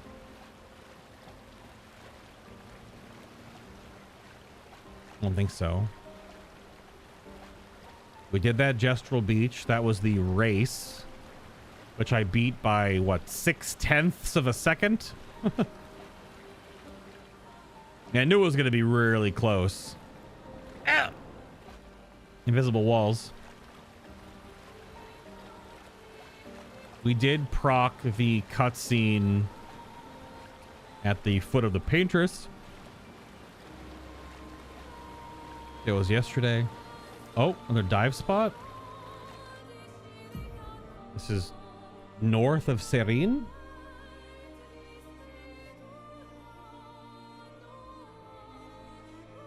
Yep.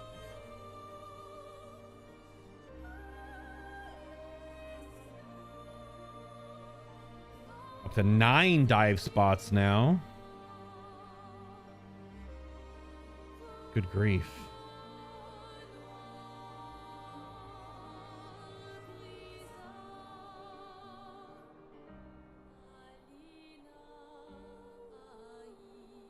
So this is just another side note as we start this next section up. If you are watching on Twitch, these are multi-streamed, and then on YouTube, they are all archived in higher quality, I would say. It's the lowest or slowest encoding speed on YouTube, so if you ever want to go back and watch the VODs, they actually look pretty damn good for a YouTube video, which is probably like the highest quality you can do outside of pushing to 1440p. But additionally, on Twitch right now for like today and tomorrow, I think the sale ends tomorrow. There's a sale on gifted subscriptions. I mean, that's why Div gifted some yesterday. But if you want to support the content, I actually prefer you just do tier 1, 2, or 3 recurring subscriptions, because the way that Twitch has changed the payout system, gifted subs are actually and bits are like not great. They don't contribute to the subscription point category, and you are paid out based on how many subscription points you have. A tier 1 sub giving 1, a tier 2 sub giving 2, and a tier 3 sub giving 6 points. And at certain breakpoints, you you give more of your support goes to the broadcaster and less goes to Amazon. That's how that works now. Just as a side note. All right. I guess we are starting the other Axon now.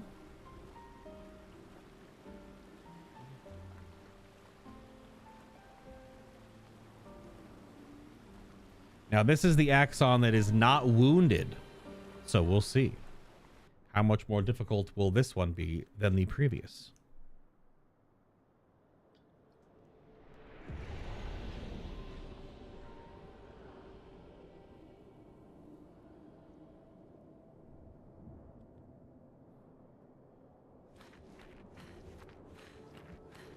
The architecture looks very different here. This kind of place never existed before the fracture. It's beautiful. Feels surreal.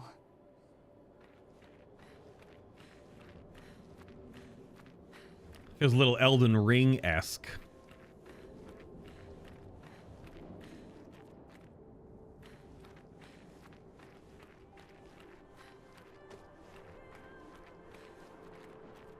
Good grief. Oh. Is that the Axon right down there? Is she the huge one? Or is that another debate monster?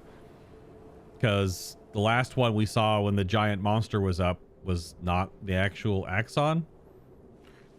It was the first giant monster that met us and talked to us.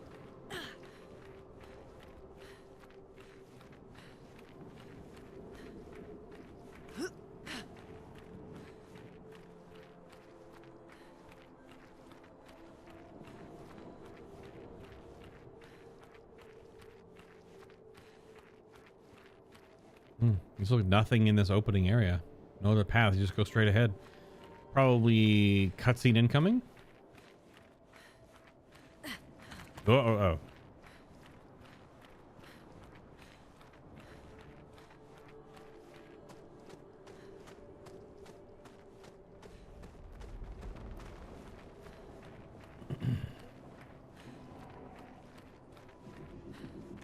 Yep.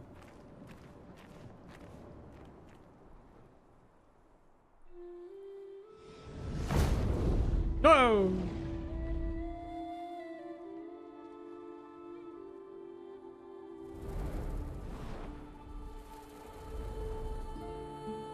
Is she the Axon?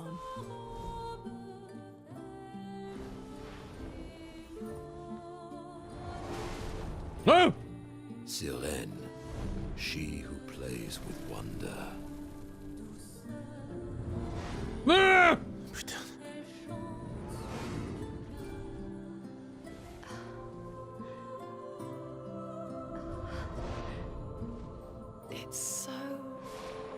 It's like mind control, like mermaid shit. Lune, what's going on? I don't know. She's manipulating your emotions. You have to focus. Remember why you're here. Ah, the bell. Be careful. They call her she who plays with wonder. But what she really does is play with your head. Siren song stuff. Let's move fast before we all lose our minds.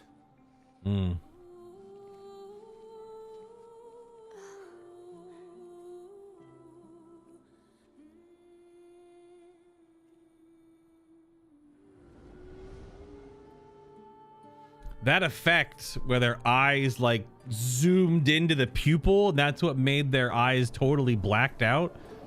That was quite creepy. Very neat effect. Instead of just your eye just turning black, it like zooms in into your pupil to turn it black. This is an elevator of some sorts. They're definitely tripping. That's for certain. Down we go, or over we go, or something. No! Up we go. And you're alive adjacent. Great. Okay, bye everybody. See ya.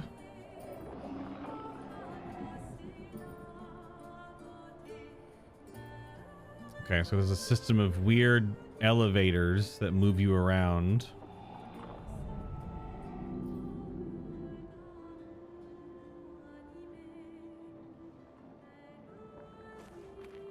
I'm assuming each one is one way.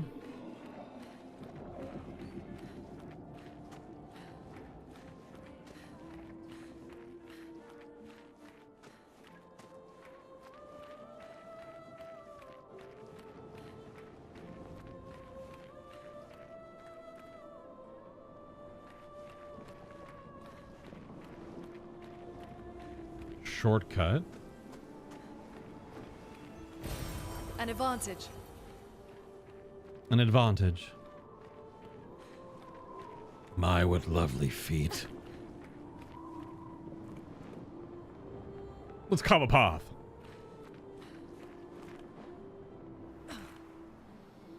So it's definitely super multi-layered so far.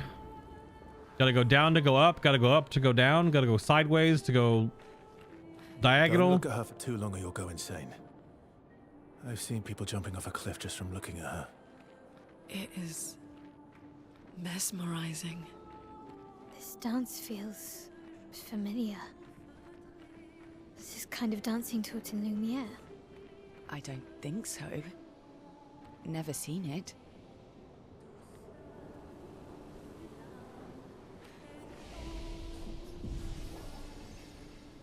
The dance, oh, dancing classes is the name of the subzone.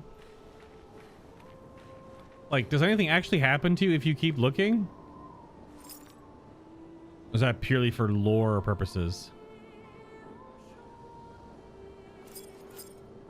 I think it'd be a very debuff heavy boss.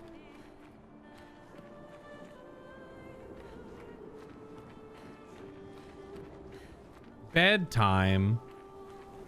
Sir, it's 4:50 in the afternoon.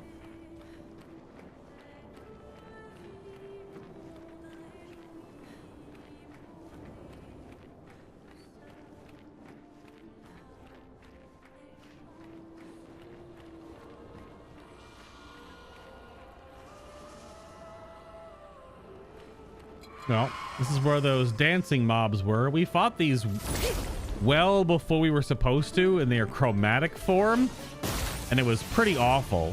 Let's carve a path. And they did charm and a whole bunch of stuff also.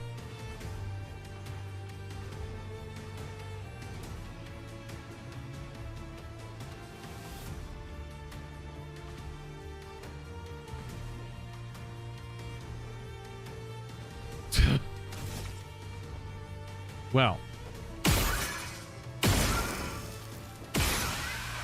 the thing, Verso's entire build is... Oh, you're outside of the combat area? You're just dancing? All right. Verso's build is all free aim, so... It's 10:52 p.m. Get your time zones right. There is only one time zone, the one that I live in. Everywhere else is make-believe. You're all paid actors. Just like the Australians.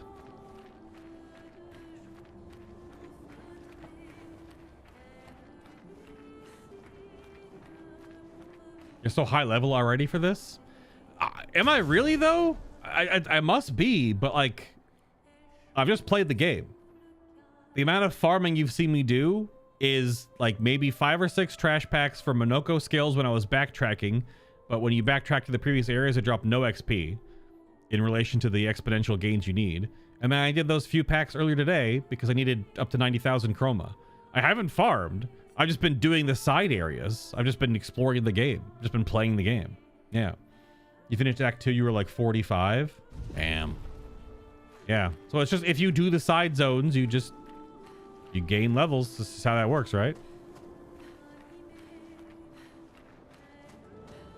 because I've been doing every area that I've been able to find that isn't red angry, or I've done every world boss that I've been able to do that isn't like you get one shot. There are still plenty of world bosses on the map that I tried and I missed a parry and I got hit by like, you know, 7,000 damage. I was like, all right, never mind, come back later. Are these not? So these aren't enemies. These ones don't fight you? Oh, you can. It's just you don't have to fight them. Let's carve a path. Let's carve a path.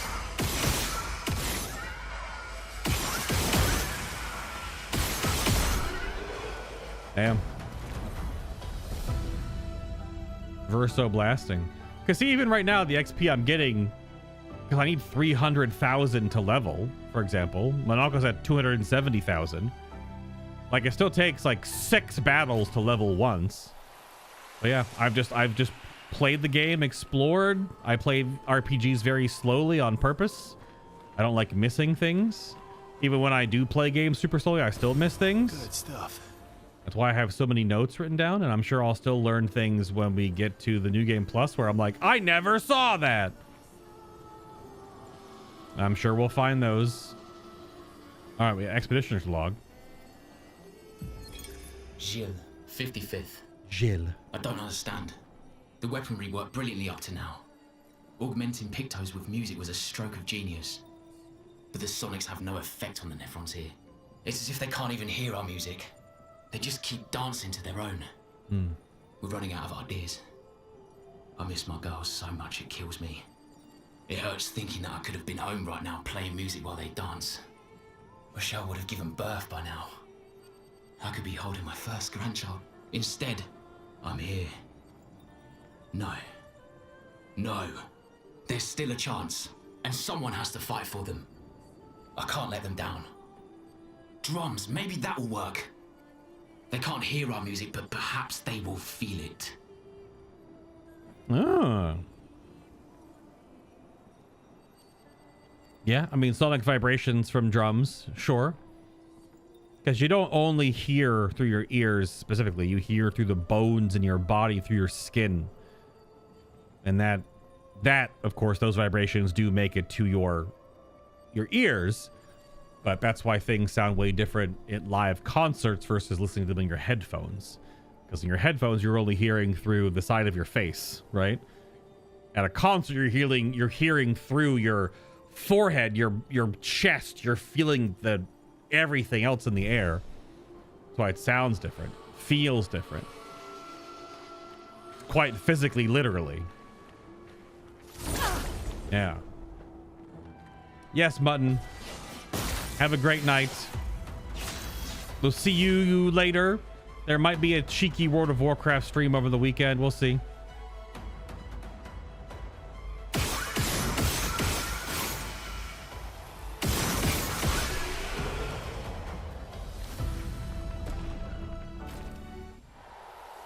Have a great rest of your evening.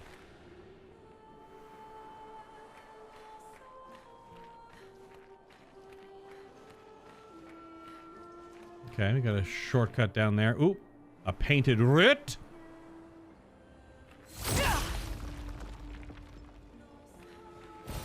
What have we here?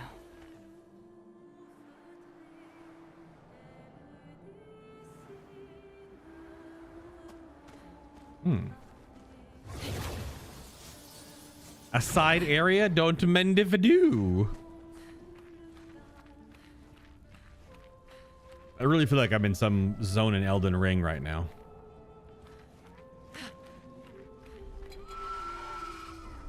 What's up? You mad?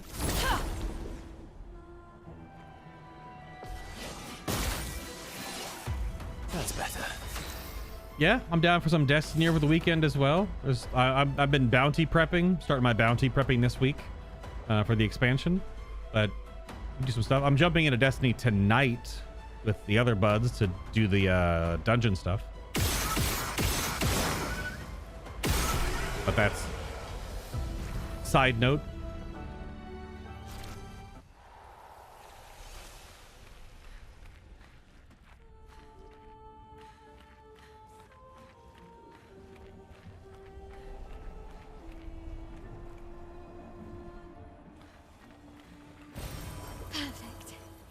Perfect.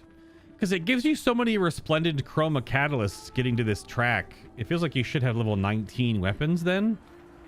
My weapons aren't even level 19. My highest is a 17 on a character I'm not currently in the party with.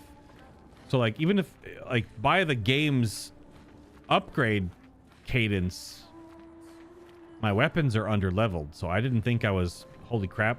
Lune, can you pull out your little globe of light? I can't see actually anything. Oh, it's a dead end anyway. It's absolutely pitch black in that corner.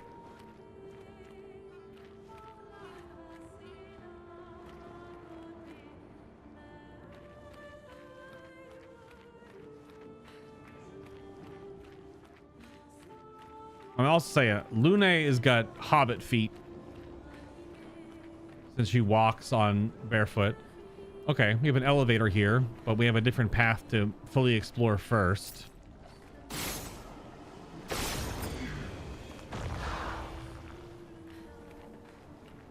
We have to go back up and around because there was more to explore up top.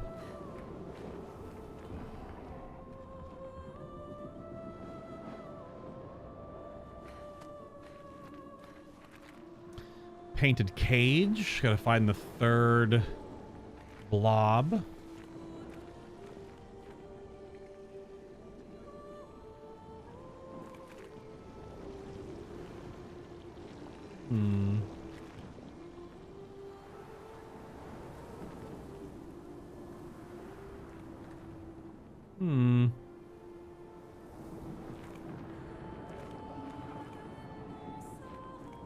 Is the third blob not in the same area?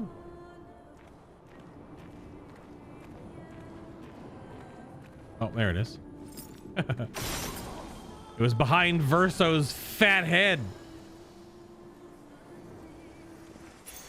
Oh, wow. Shield affinity. Plus 30% increased damage while having shields, but receiving any damage always removes all shields. Okay, so even having one shield is the same as having a bajillion. But it's a damage amp, and there are ways to give yourself shield. Okay.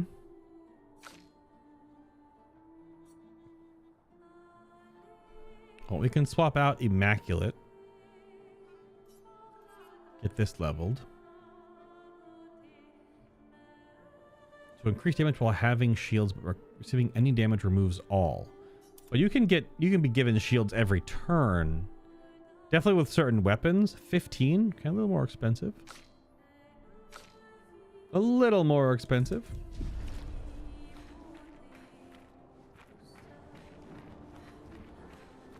I do not want to take the elevator floaty disc yet. Gonna go back over here and check the other side. That could be the only way forward. We have gone down, and in these games you have to go again, down to go up or up to go down, left to go right, right to go sideways. But there was more over this way, which could be a dead end. That's why you go down that way, to find the elevator floaty platform.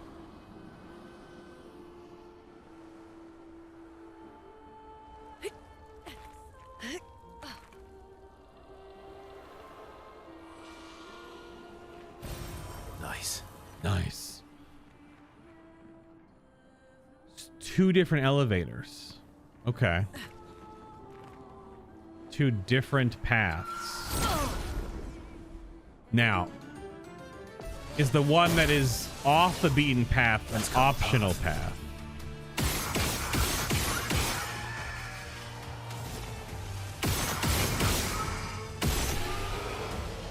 Verso's just out here blasting with his sword. As you do. He has gun blades. What can I say? Final Fantasy VIII enjoyer sighted? Or Final Fantasy XIV, because it has gun blades too.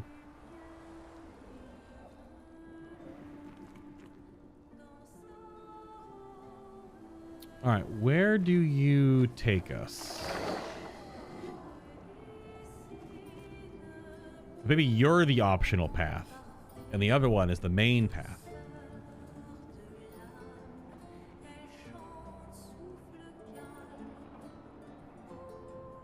But this is taking us closer to Sirene, so maybe not. Oh, never mind.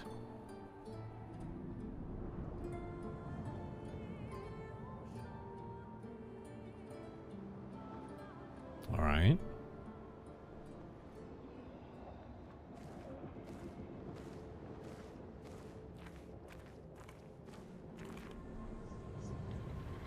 Oh. Dead Jestrels? Not dead! It's been so long. They spent surfing on the dunes. Gone. Whoever built this Coliseum sucks!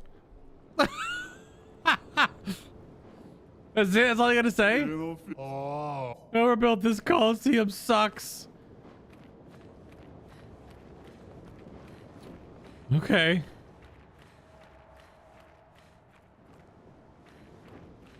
Oh, we got 3 paths.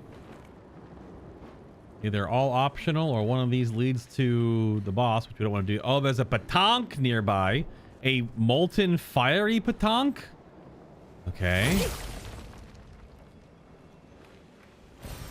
What have we here? What have we here? Okay. Oh, there it is. Hey, bud. How we doing?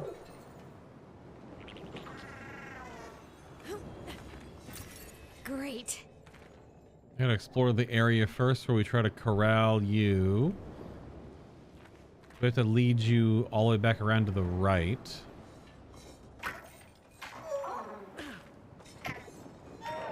Such interesting noises. I'm stuck on a pot! If only I was Kratos right now.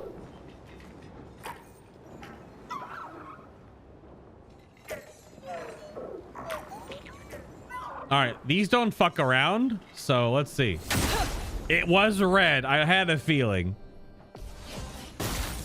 Petanque.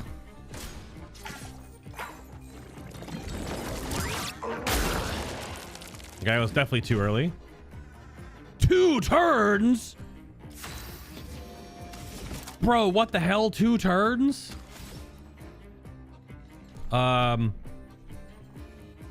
Is slow worth more or defenseless worth more? Probably defenseless.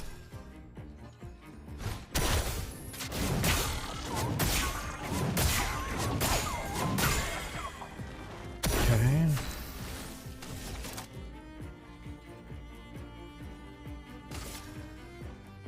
What's up, Drop?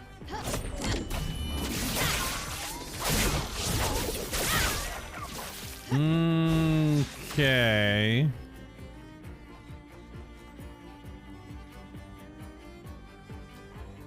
Not okay. This might be a little spicy.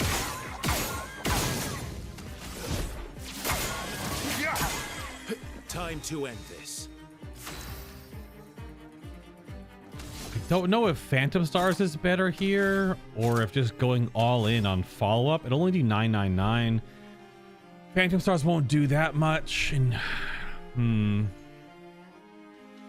a powerful could help, but I already hit her for damage cap anyway. I think we just layer in more raw DPS.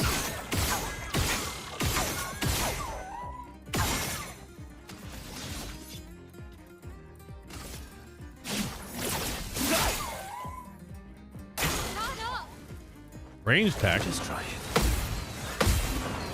Okay. Not impressed. Okay. I'll take that. The counter attack shocked the petanque, delaying its to. Ooh. This one can be. Why I had so few turns. If you got the counter attack, it delays it. Nice. How have I been? I've been fine. I mean, dealing with life. But I've also still been around. Did YouTube streaming for a while. Did streaming on Kick because a friend of mine said to try it. We're back here now. I'm actually dual streaming. This is the first multi-streamed, but I'm bad my RPG playthroughs I do. It's on Twitch and YouTube. But I mean, I've got over 600 YouTube videos of all the different playthroughs I've done over the past X number of years. Got so many playthroughs, full, complete playthroughs. Final Fantasy 16, 7 Rebirth, with hard mode, New Game Plus, 7 Remake, Bloodborne, Chalice Dungeon optional stuff, Dark Souls 1, 2, and 3, all bosses, all DLC, Elden Ring, all bosses, all DLC, both God of Wars, both Jedi games. I think I need to give a P here to the gremlin. And then you can break.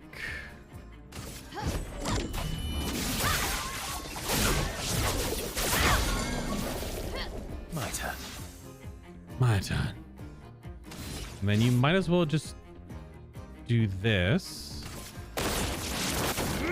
Oh, that was a little faster than I expected. That was quite quicker than I thought. Okay, we got it.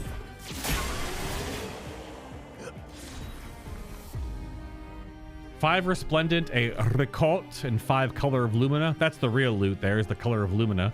The 14,000 chroma doesn't hurt. We just spent 90,000, so pretty good. All right. Angry Petanque taken care of, aka Titanite lizards, just this game's version, to steal a Dark Souls parlance. Their heads look so alien and weird. It's like the prototypical alien head, like tall and like egg-shaped. Yeah, I mean, life's all right. I mean, lost my grandfather like 4 years ago. My grandmother doesn't have much longer. She's in memory care. Actually, was just in the hospital yesterday. Sister got married, had a kid, then got divorced. Fun. Not really. Life happens, you know? You never know what someone else is battling. But we all have our own battles, and we're just here to hang out and play some video games from time to time, you know? It's a weird cloth rainbow road thing going on. What the heck?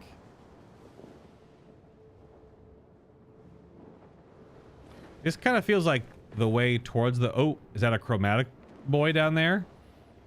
Excuse me, are you chromatic? Are you gonna eat my lunch? Hello? This might be the whole side zone then, if this is all... If this leads to a chromatic mob. Also, we're just fighting a giant ball of tapestries with puka shells. That's the thing you fight in this game. This thing. It's just puka shells. I mean, it's masks. It's the one whole mask.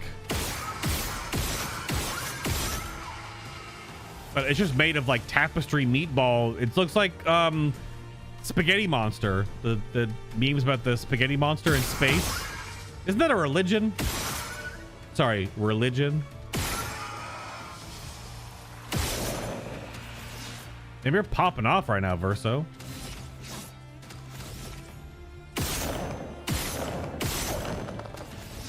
You're just gonna one round everything? Damn. Dodge. Cuz flying. Yeah, it's fine.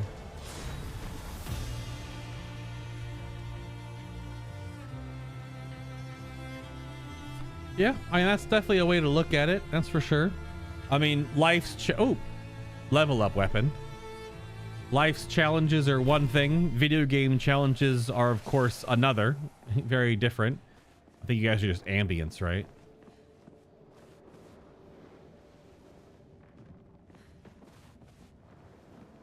They're just ambience. Oh, shit, you could fall off. I didn't know you could fall off. Okay. Oh, well, hey, there's a fountain guy. And I'm going to assume you're not an inverted friendly one.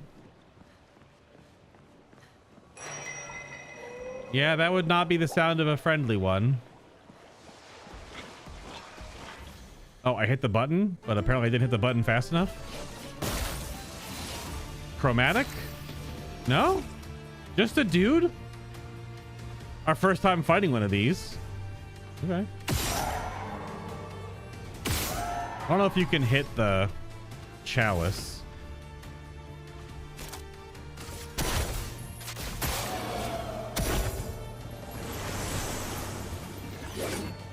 Let's spill some ink. Grabs a spear from its hat. It's weird. Oh, it's a thing on its head. I thought that was its head.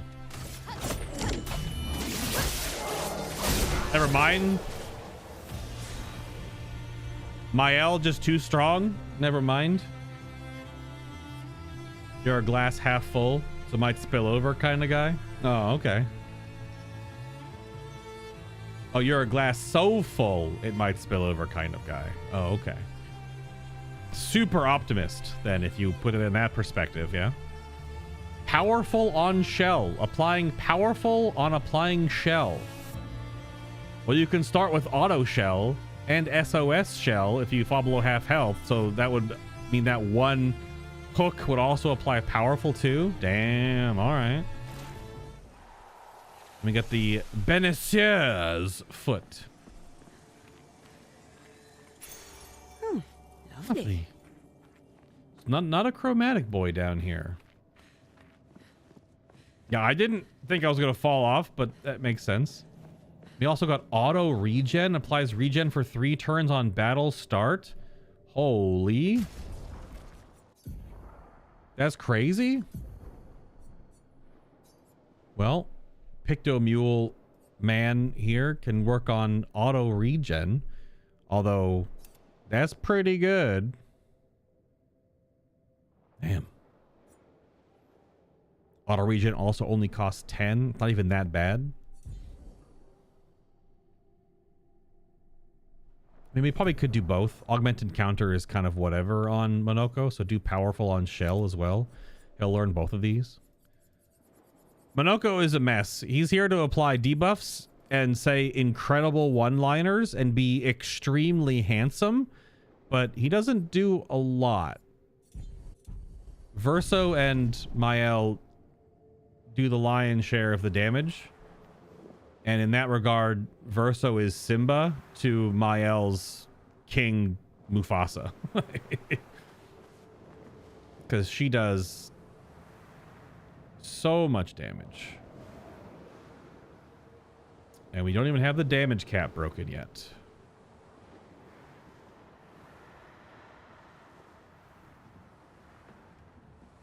This area is crazy.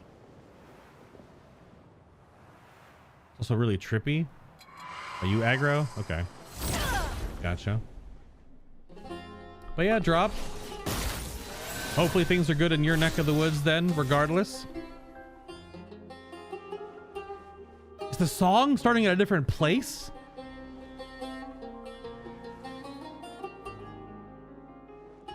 What instrument is that? Is that a sitar?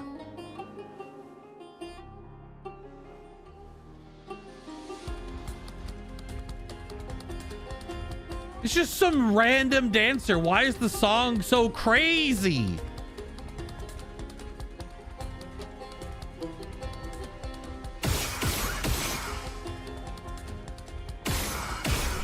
What the heck? Oh, could be a liar. True. True, could be. I mean, it was definitely plucked strings with like finger picks. Mael, you good? Oh, she back. She okay? Usually Verso's the one that likes to fall off platforms.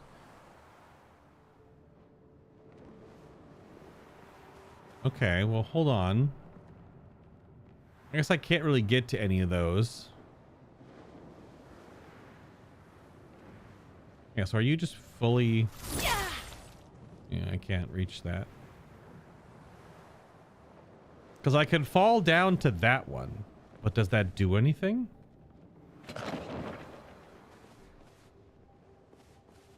Oh, you aggroed me from way down there? What a terrible noise. What a terrible noise.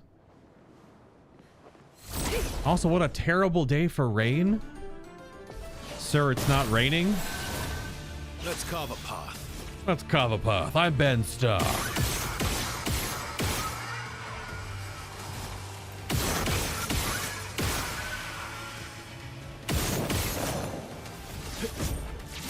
Oh, one hit.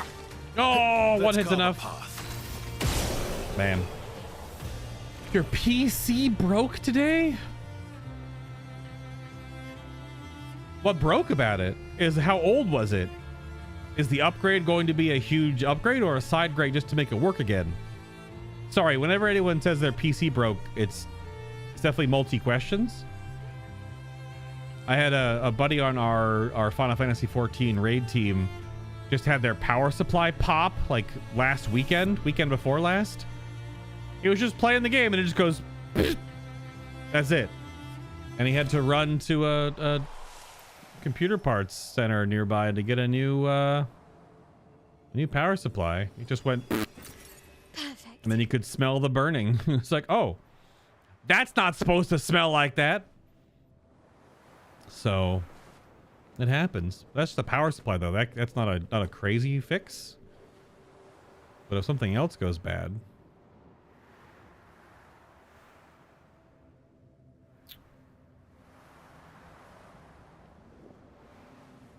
Hello.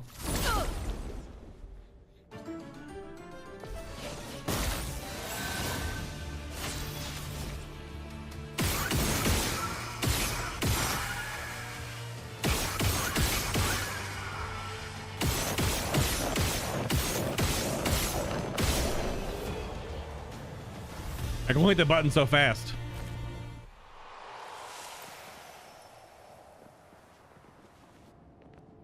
Okay, so big door with 2 braziers. Is this the way to go, or is this a side area? We do have another entire path to go check as well. Multi-answer incoming? Hell yeah. It was old. Upgrade throughout the years. Was built in 2018. It had 2600. The 2600 version of a 1080 Ti. Okay, that card's pretty old. That card classifies as pretty damn old. Then you got a 3080 Ti. And oh, you had a 2600X. It's your processor. Upgraded to 3600X, but something just went belly up on the motherboard. Been wanting to upgrade for a while. Okay. I mean, even a 3080 Ti, that's still a totally fine card today. It's basically a low grade 40 series. So not too old. When did the 30 series come out? Is that like 6 years ago? 4 or 5 years ago, maybe? Yeah. Now the 1080 Ti, like that probably did you just fine for quite a while, but that's definitely okay. This seems like the path forward.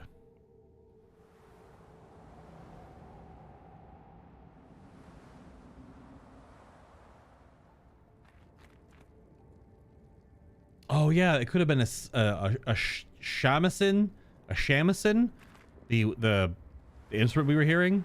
Good call. AMD all the way. Yeah, I know Gorek, big member of the community, recently changed over to AMD. But the build I'm currently running is still Intel NVIDIA. I had to help a friend build a PC that was a AMD chipset. And because I had never built an AMD chipset before, that was very weird. In comparison to having built like 4 Intel systems before that. But because I have a 4070 Ti as my GPU. And this is the most powerful system I've ever had. I was always a hardcore generation behind before. Like I had a 1080 for way too long, and then I got a 2070 or 2080, and then I had that until I got this 4070 Ti. So I jumped ahead a lot with this build, so I'll probably have this one for quite some time. But this was my biggest leap forward in tech is my current PC. I don't remember what GPU CPU I have. I have to go look. But obviously it's also like new to right now new. Well, I guess technically I'm not new anymore. I built this over a year ago. So it's clearly obsolete trash, right? That's how that works. Because we're in the 50 series now. Even though the 50 series are having a lot of problems. Because NVIDIA's fucking around. And then also in the same span of time finding out. The 3080s were 2022. Also only 3 years ago. Shit. So you went to a 9800 X3D.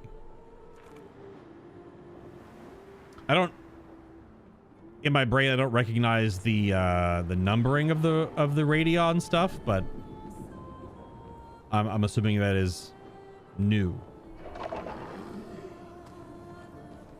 All right, this was the side path, which I'm assuming is also a side path, but this also might not be a side path.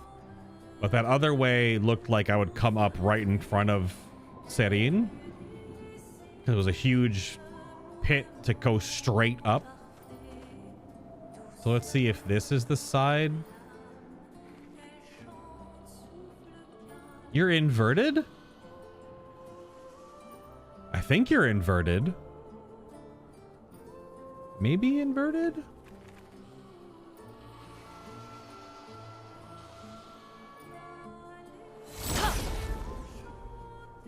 Yeah, the TI are the refreshes of it. Yeah. The 3080 was 2021.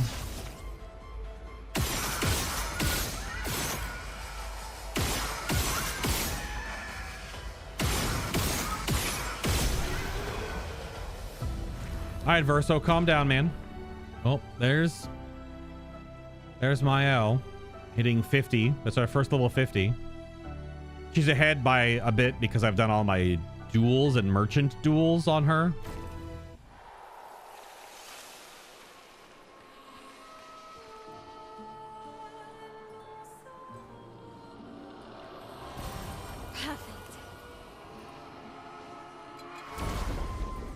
So she's out a little bit ahead of Verso. Ouch.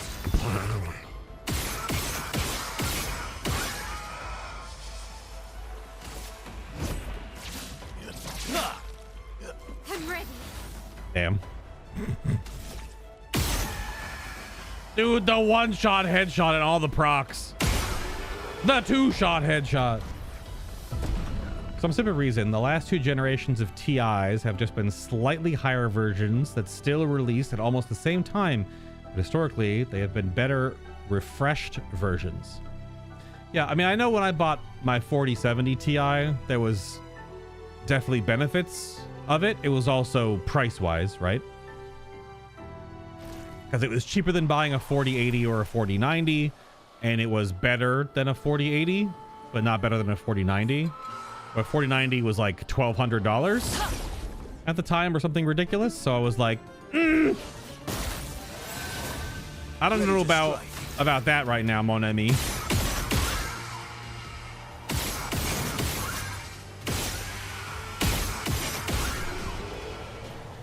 So I guess I'm pre-planning ahead. If Sirene is also one of these floaty siren mermaid cloth people, greater shell plus 10% to shell damage reduction. You can make your shell go to 30% DR.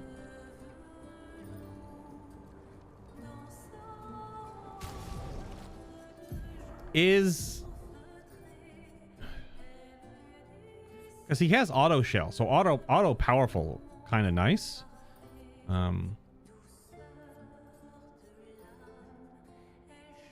I'm thinking ahead. Is Sirene going to be a fight where I can only use free aim?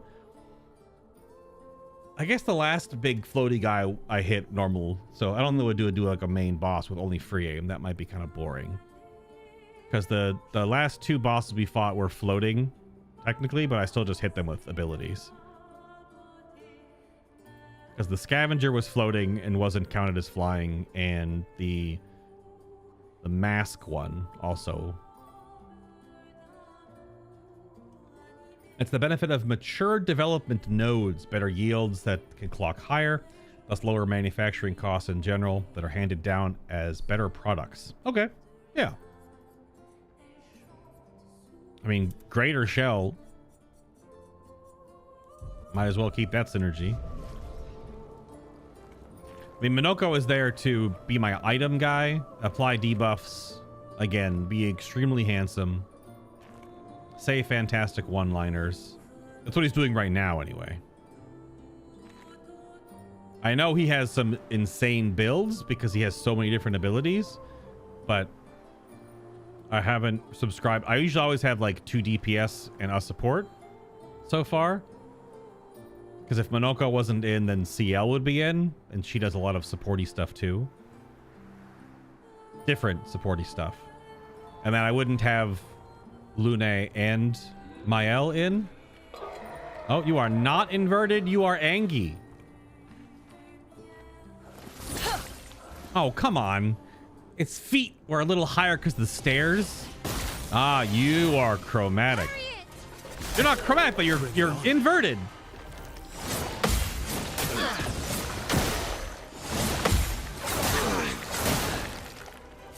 Okay, that was definitely different pace than the regular one, as you might expect. Chromatic, my foot. You're freaking inverted with a candle on your head. You Dark Souls 3 wannabe.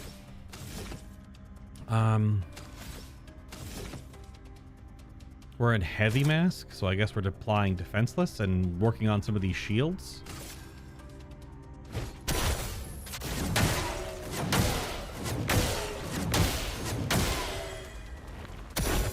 Dance begins. Because then this drops you out of Virtuoso, but you'll get 2 turns. Take down their shields.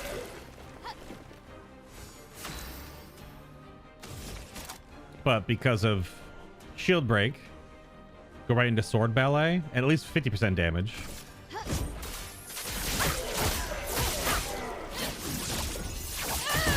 Delicious damage. Ready to strike. Lovely. Perfect. Perfect.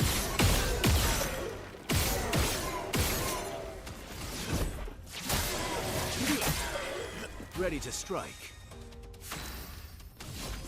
Phantom stars. Phantom stars.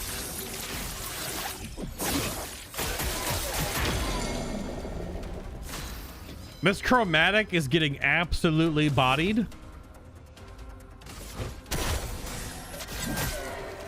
Free damage, rotate. My, what lovely feet. Yes, we know.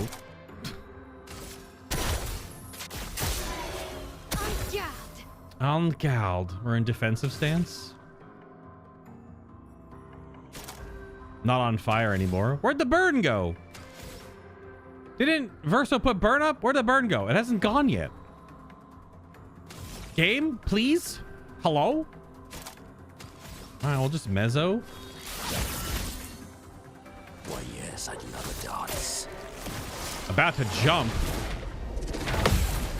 Oh, boom! Ready to strike. Surprising how that was a 1 person and not a raid wide. Strange how it wasn't a raid wide. Let's carve a path. No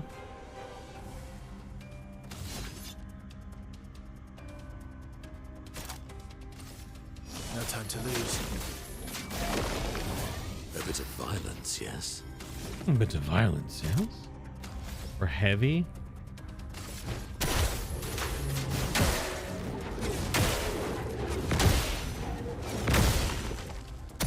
On guard. 1, 2, 3, 4, 5. Everybody hit the floor. Come on, let's ride. Get out of here. This will hurt. Get out of here. If NVIDIA wasn't a greedy AI company now, that is. Yeah.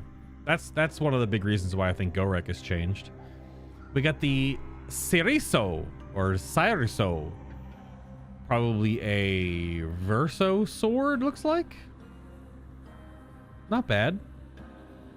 I mean, that chromatic got dunked on.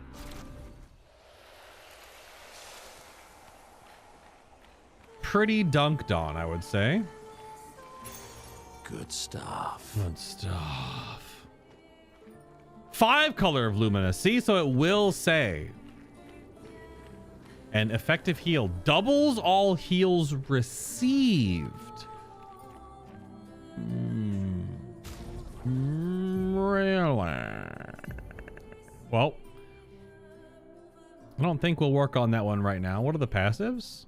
Those big health defense? Makes sense. What's this sword, Verso? What's the sword's deal?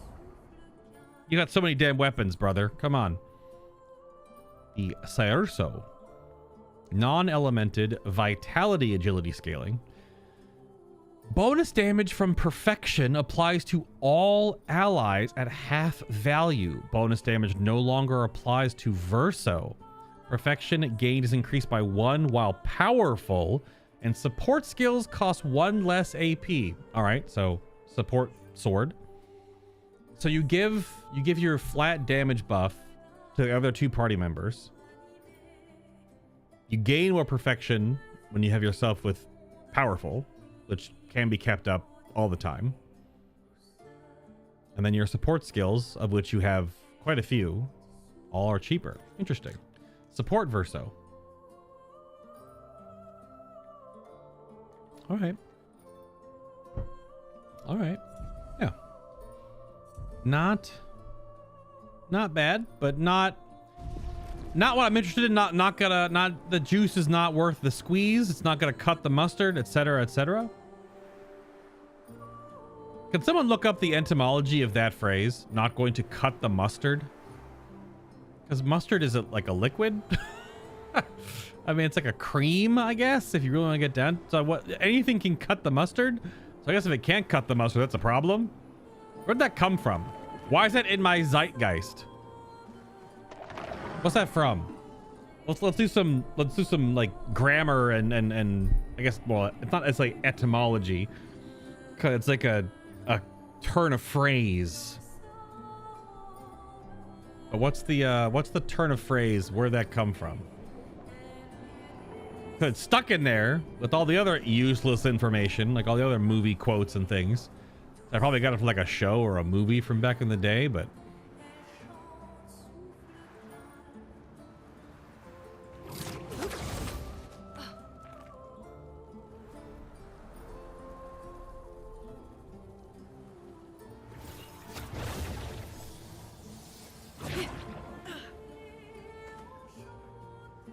yeah, if things don't change in the GPU, CPU kind of landscape, then I might be also doing a little swap to Radeon and AMD. We'll see.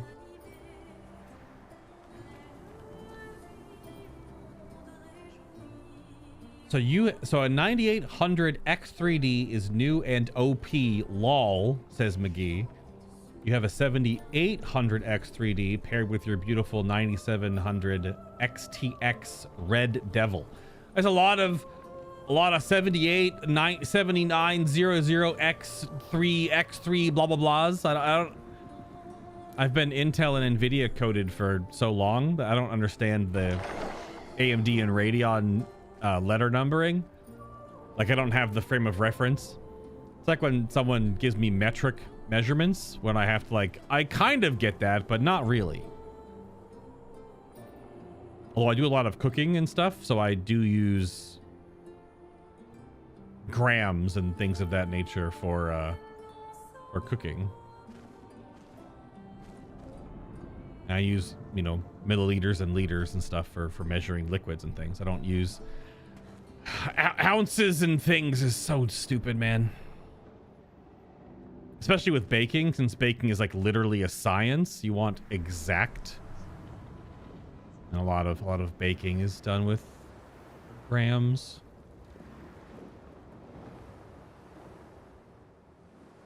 Got that gram scale.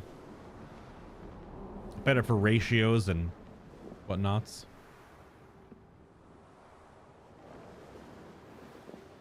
Okay.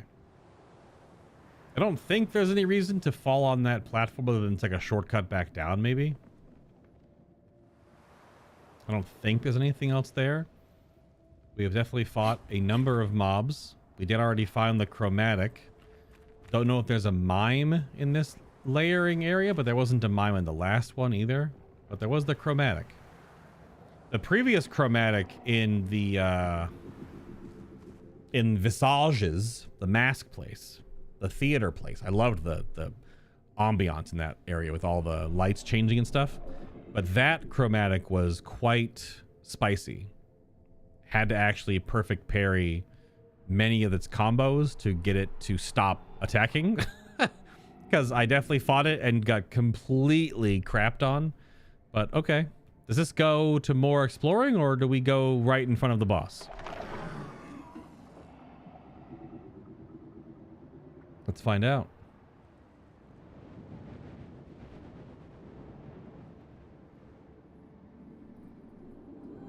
Whoa. This place is huge. Thank Expedition 67 for destroying a lot of the walls to get further. Couldn't progress without that. Feels like home. Whoa. Whoa.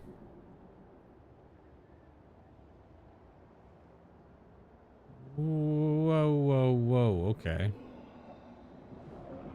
This is not where we thought we would go. Oh, we got a weird crunchy face person over here. A shattered something. And so both places connect to the manor. All right. Well, we'll talk to the shattered top hat man first. Then we'll go in the manor. Hello.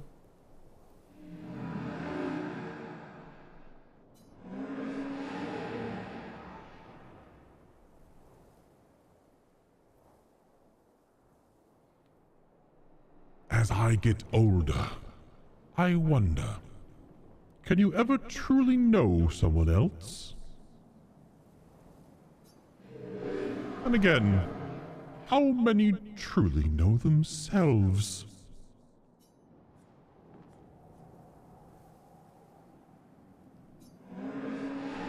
It is a blessing to understand your darkest nature, or a curse to which we turn a blind eye. We lie to ourselves all the time, don't we? About things we'd rather not admit or confront. About ourselves. About each other. And there are things we generally don't see. I mean, isn't that human nature, though? It is a bit of like how much your brain can actually process, considering how complicated an organ it is, and how we're basically just a ball of gray goo suspended in liquid full of electricity made of stardust. Because almost everything you are is just the goo in this thing right here. Everything else we're just driving, right? We're driving the skeletal mech suit covered in muscle and skin, right? We're also kind of stupid. Just look to like advances in human technologies and health understandings and things of that nature from like 100 years ago. We used to think that smoking cigarettes was totally fine and good and healthy. Just as an example. It wasn't too long ago that we were like, actually not. Putting incredibly hot smoke and tar-laced nicotine goo gunk in our lungs. Ooh, sorry. Oof. Not too good. Not too good. So, yeah, we're kind of stupid. We're still learning. We're still a long way to go. I wonder. I have nothing but time these days to wonder what I missed that might have changed things. What is it that I didn't see? That I couldn't make myself see?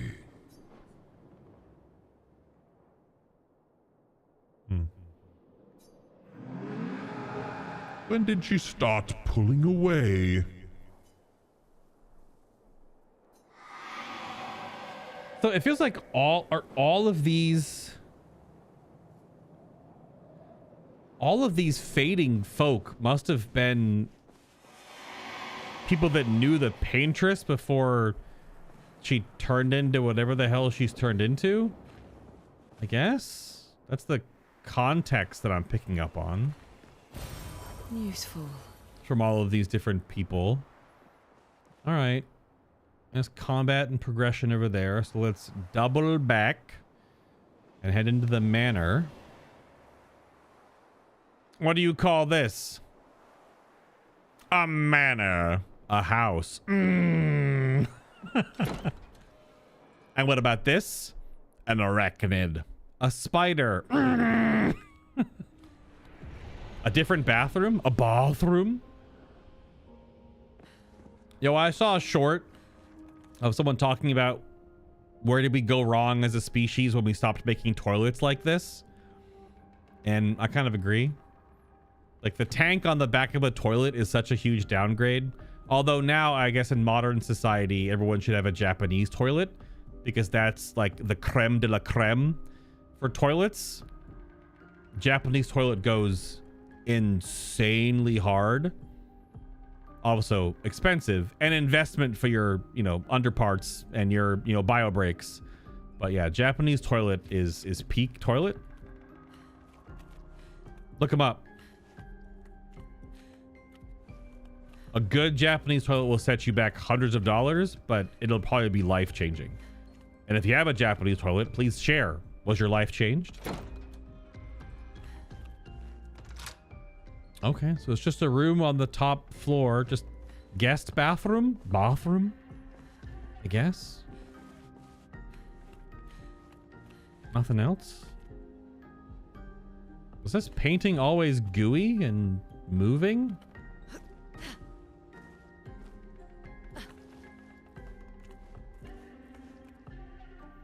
The frame is empty.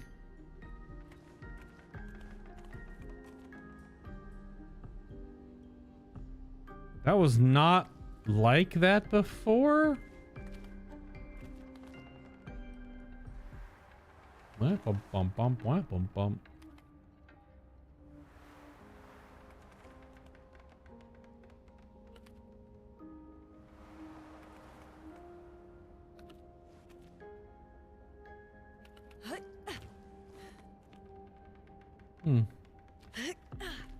I don't see any other paintings change. I thought I could jump through it, but it's not the same texture to jump through it.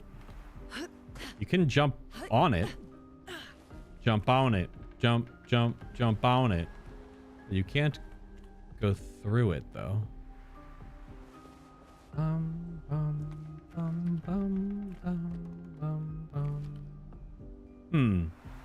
Okay. Not really getting a lot with that one. That wasn't really... Didn't have any extra lore or nothing in it.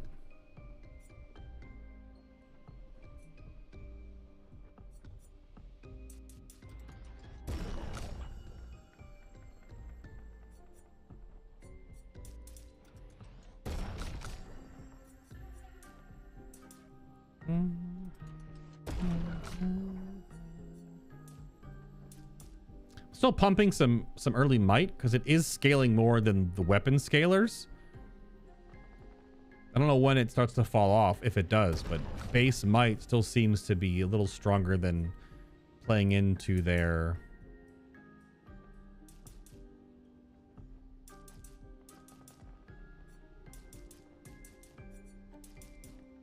Yeah.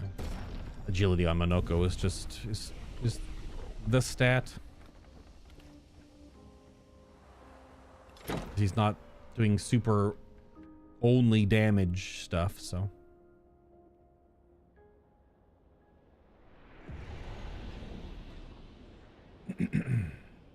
Okay. We press onwards. That was a tiny little interlude into the manor, just opening a door. Didn't really give us anything though. No lore, no record, no nothing. I walked around all the walls, nothing to pick up or interact with. Okay. Hey, bud. Red? Red swirlies? Ready to strike. Maybe it's just the color in the zone. A little tankier.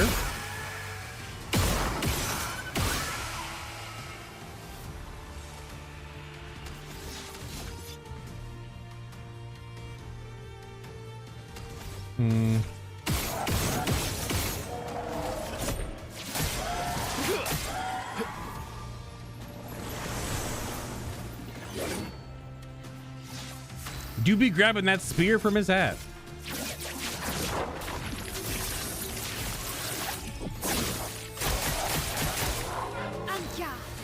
I'm galled though. Not all good that spear did for you there, huh, bud?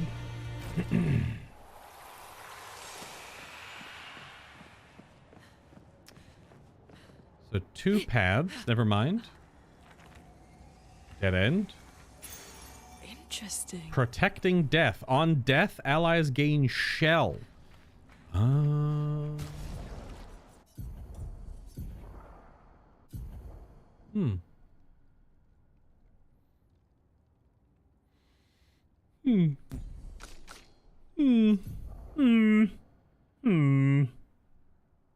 Hmm.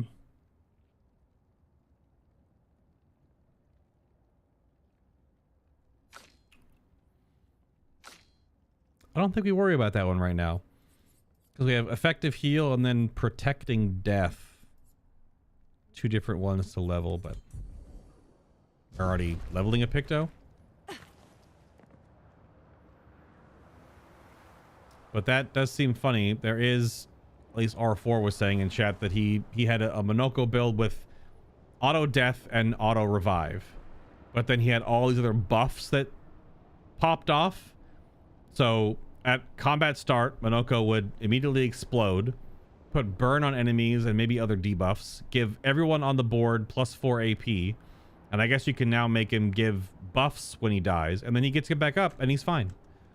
And that's just like in the opening start of a battle, all that stuff just happens. And you just start off with buffs and debuffs on enemies and everyone's got more AP, and that's a funny build. I don't have auto revive or nothing yet. I don't know when you get that. But that does seem like a very silly style of build you can do in this game. Oh, also auto revive, immediately take your turn. Oh, did he have play first as well? Useful. So he walked into combat, exploded, did a whole bunch of buffs and debuffs, got revived, got more AP, and then immediately took his turn. That must be a funny animation, because he walks in, falls over, explodes, gets right back up. A different Picto, yeah. Well, another one of you angry animated saucepans.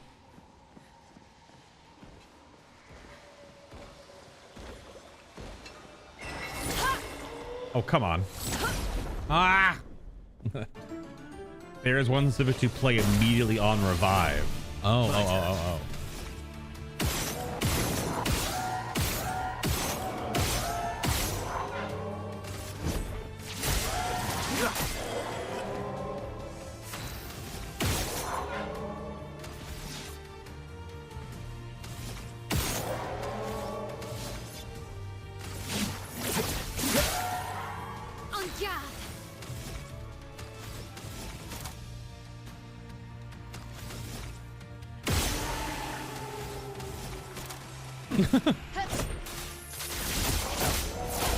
This will hurt. Get out of here.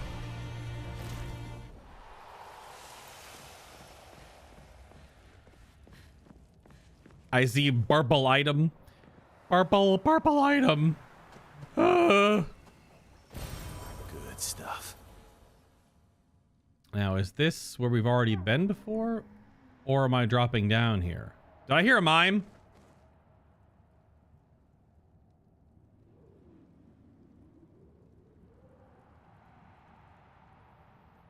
I assume the path over over to our left will just lead here.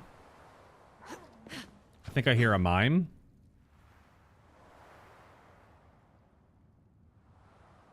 I'm stuck. Hit me.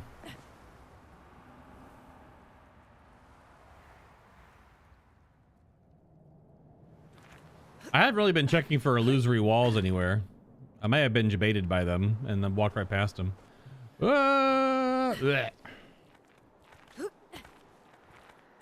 Or it's only that one illusory painting, Mario 64 style. Oh, well, she's right there, I guess. Or no, that's someone making the outfits. Hey, you, what's up? Nice hair. Holy shit. That hair's going crazy. Bum, bum, bum, bum, bum, bum. How much is powerful cast? 3.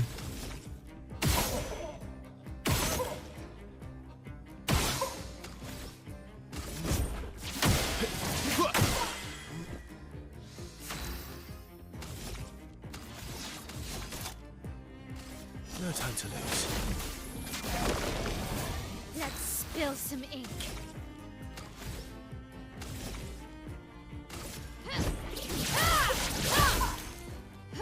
Blades sharp. Finesse and precision.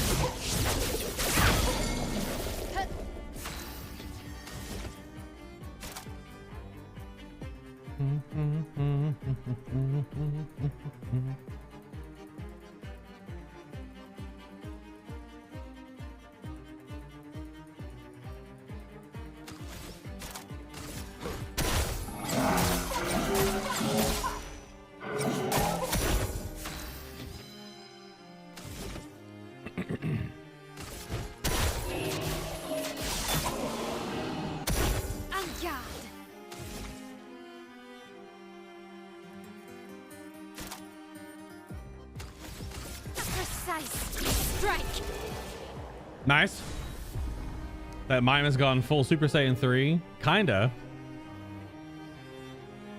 So the Sirene hairstyle is for Lune. It's pretty good.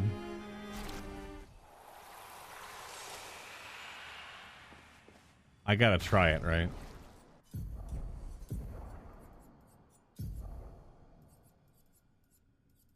Girl's got a lot of hairstyles. Holy shit.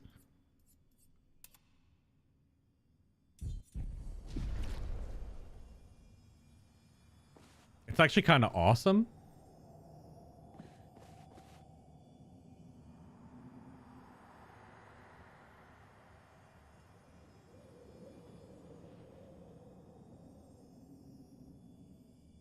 It's actually kind of sick.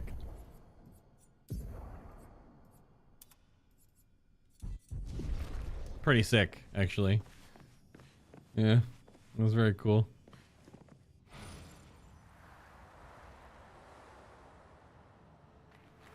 Oh, okay. So we have a mini boss before we... I mean, there was 3 mini bosses in the previous place, so...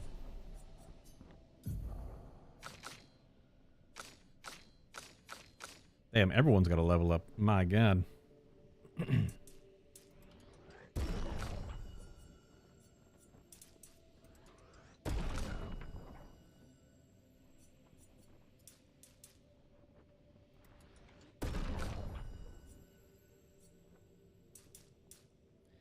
Give 7, 4.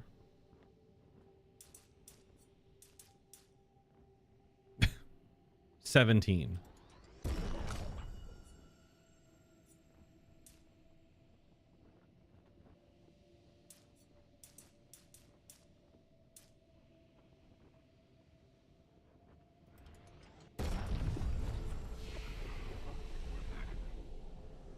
All right, so the mini boss is like a tailored robot, something making all of their outfits. I think it looks crazy. That. The Tisseur. It works for Sirene.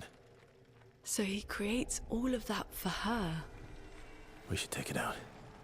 It would definitely be an advantage against Sirene. Oh, and you can, just like the other place, you can do these optional. That's so smart. That these super bosses essentially in the story are both like the Airbuster from Final Fantasy VII, where you can choose to make them easier or fight them when they're harder as like as a challenge, right? To flex. I don't care about that. We're here to beat bosses, and if you skip bosses, that means I'm not beating them. My logic is infallible.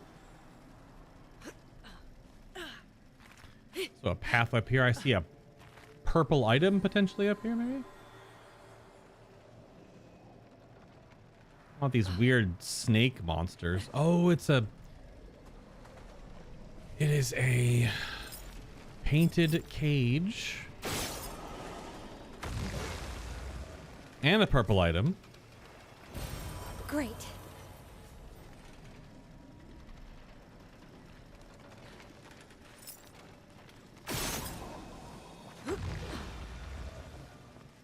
And these weird, like, snake worm tapestry things are really pretty creepy. There we go. These huge spools of thread and how big this area is make you feel like I'm playing Grounded. Oh, this is an excuse for me to bring up that Grounded 2 is coming out. Grounded 1 is fucking an incredible game, and Grounded 2 is going to be just more grounded. It also comes out so soon, but also the Scorpions in Grounded 2, so screw that. But I mean, I'll be playing it. You're damn right I'll be playing it. I played so much Grounded 1. How many hours do I have in that game? Well, just a casual 113. No big deal. Actually, a little less than I thought, but still 113 hours. I have explored the backyard. Grounded is very good. Very, very good game. I'm not super big into survival games, but that one scratched the itch. For sure.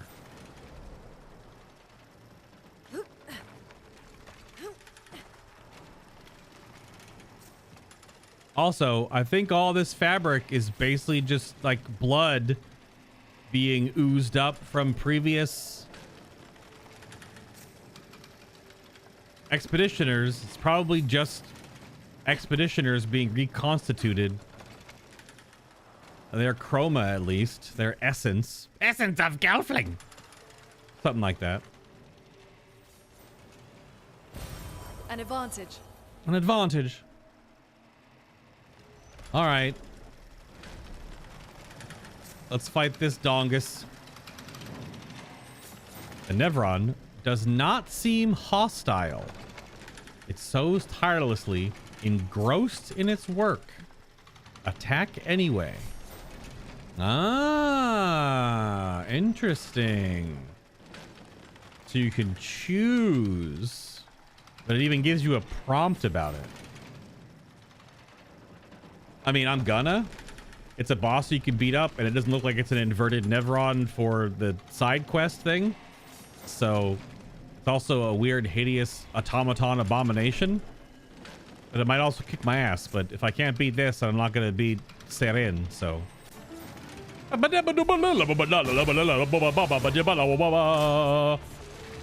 Curses us. Oh shit.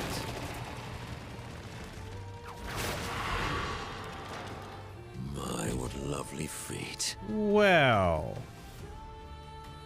this is our first tutorial for Cursed. Also, Minoko, this guy don't have no feet, brother. This guy does not have no feet.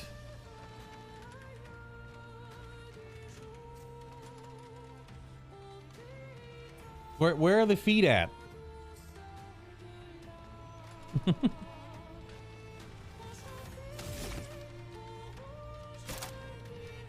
We are in Caster Mask. So it's a race then, huh? And it's gonna be different time per one? Because unfortunately there's no number countdown. Because Monoko had 8 turns. Oh, it's like a... I see, it's above his head now. It's kind of blended in.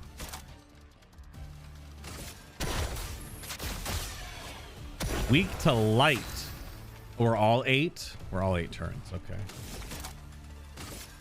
Finesse and precision. Good damage. My turn.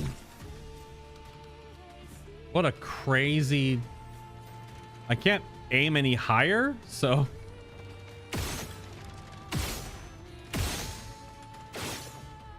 Okay, only is like this down.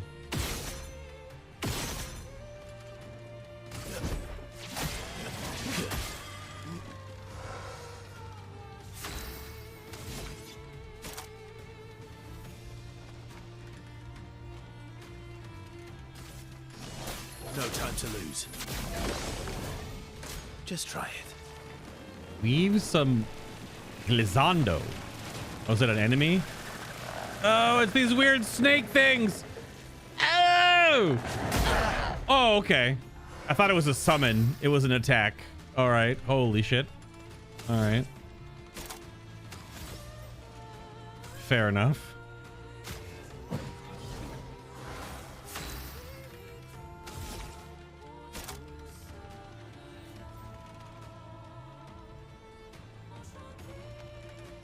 It's obviously a sword ballet, right?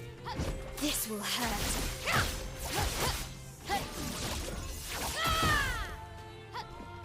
Bring it on. Oh, it's a jump. It's a multi-jump.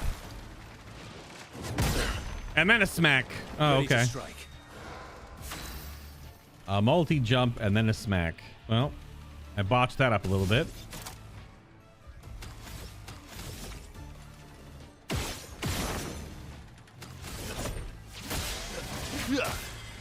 Cut him down.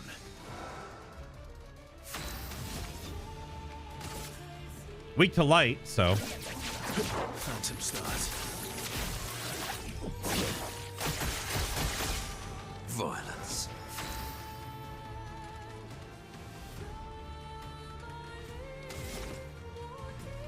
We're green. Damn, missed it.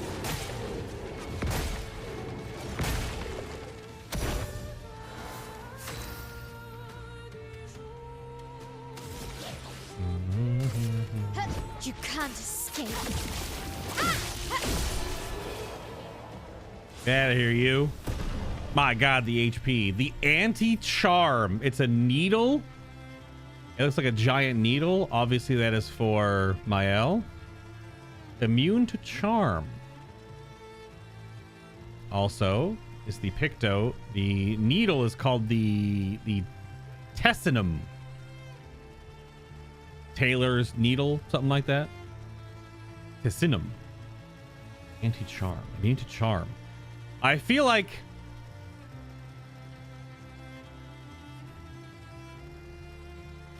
Good job. No other expedition managed that. No other expedition had a Lumina converter. Yet this victory feels hollow.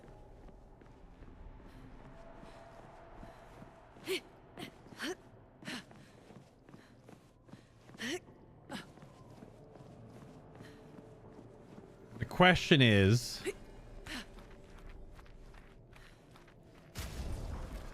do I backtrack?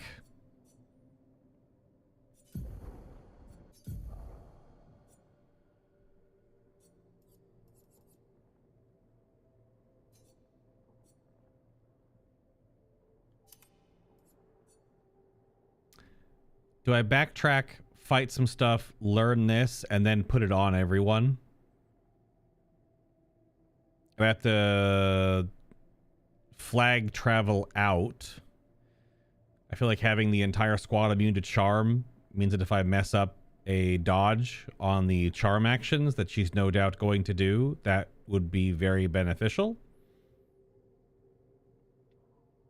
Because these mob types charm a lot, considering that the other ones were also doing the same thing.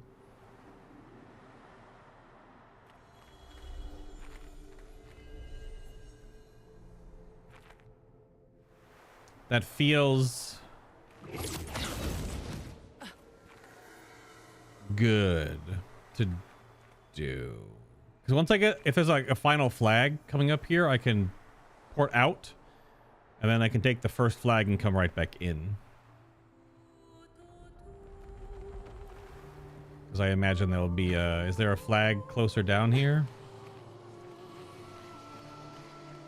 There might also be 4 combats before we get to her, because we're still not down there yet. So we'll see. If there's just 4 combats on the way, that would be good, but I also need to go to camp to add Lumina points to get everyone to be wearing it. Good stuff.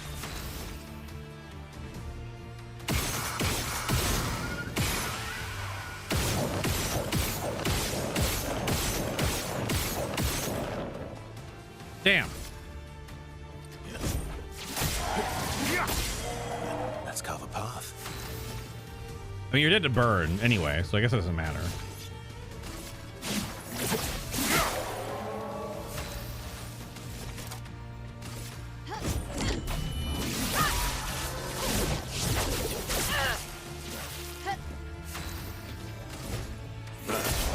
Bonk. Sponk.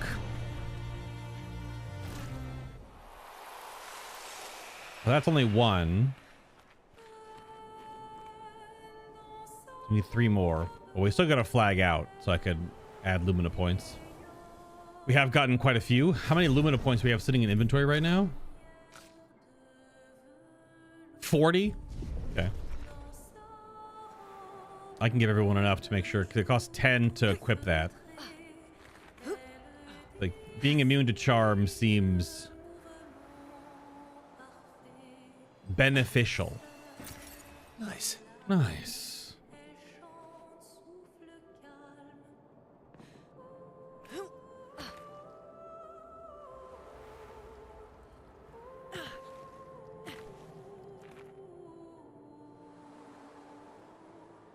There's still a lot left to explore. Holy shit. It's like a tiny sandworm, kind of.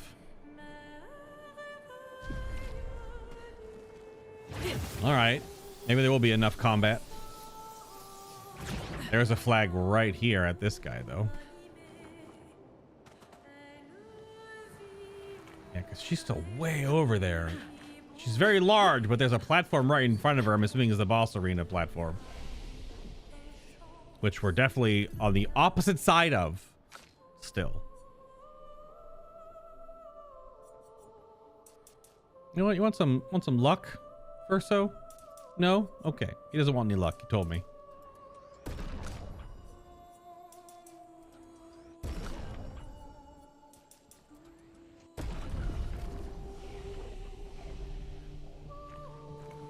So this is one of the things that the tailor summoned that smashed into my face. But as a standalone enemy. An advantage. And looks optional. You can just skip it. God, that's a cool design. It's both like an eyeball and like a mouth. The mask it's wearing. Oh, you could totally just like ignore it as an item way up. What the hell? Yeah, this area is quite large. Okay, we got a little climbing section. I guess the previous one, the Axon, was also a huge... Another Patank? Another one? The previous Axon's area was also really big. It was just broken up into those 3 subsections. Interesting. So it was a little more segmented. This one is just one continuous sprawling area.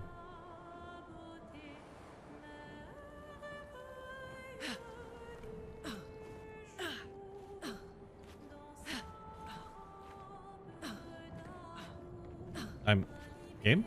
Camera was weird.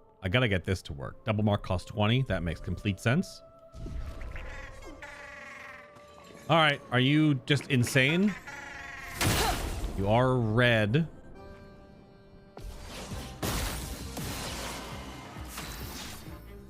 We do get full turn. We get lots of turns.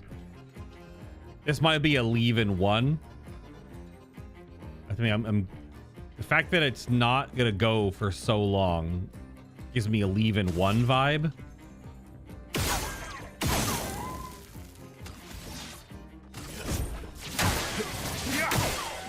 You're outmatched.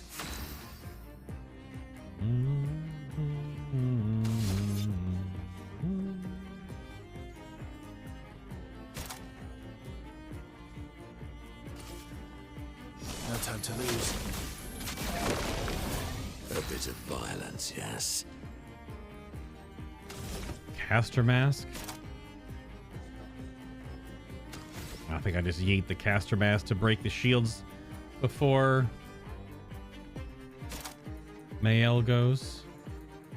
Defense is already up. Maybe slow would be good here. Might not matter. It might matter.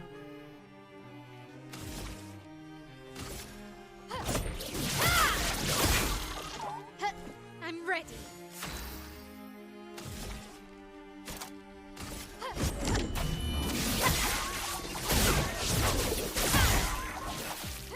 Let's carve a path. Yeah, we should be good. We have so many attacks.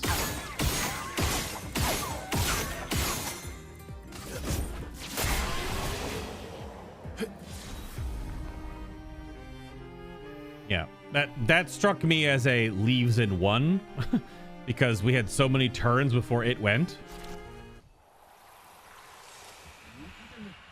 Yeah, definitely struck me as a leaves in one. All right, I gotta write down a note that this merchant, my mouse stuck on the screen. This merchant in here definitely has stuff to purchase. Let's put a note. Merchant in Lower Sirene, 2 pictos to buy. Let me get the cost so I know how much I need when I come back here. Probably 40,000.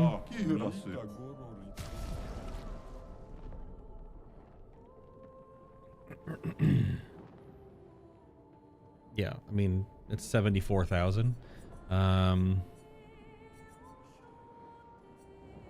These resplendents are kind of nice because it just gives me more to push weapons to 19, but I'm not really using that many weapons right now.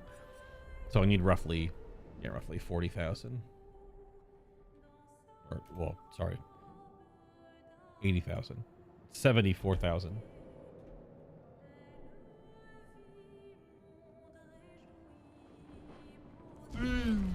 No. Sorry, bud. We'll be back because you've got nice looking pictos there, my dude. Definitely want those for the pile.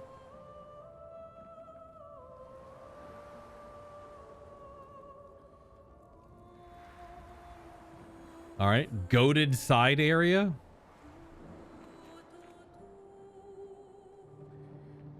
There's just a random floaty boy right down there, though. Is that a jumping puzzle?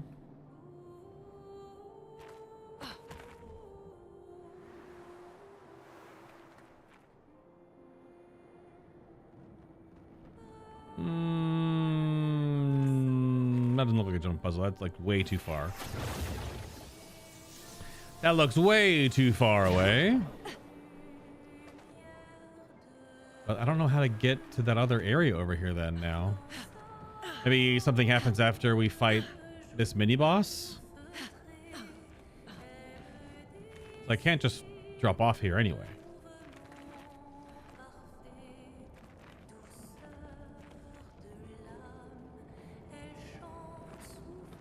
And I don't really see another way around.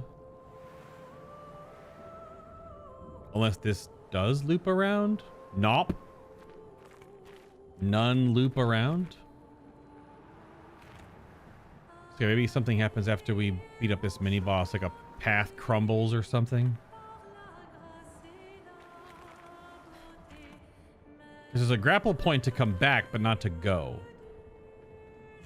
So, all right, let's beat up this guy. Do a quick little rest first. Oh, it already saved. I saw that, but might as well.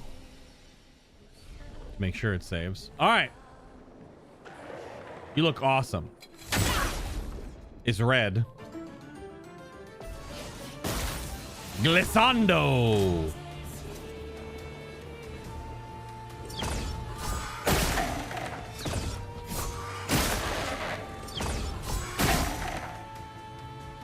Let's carve a path. It summoned a ballet to attack us. But then in the previous, it was summoned as an attack. That's interesting.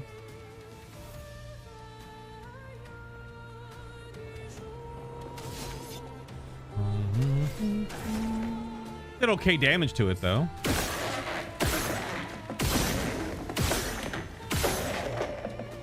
God, that sound design is crazy. I love all like the cracking, creaking going on. Oh, it's so good.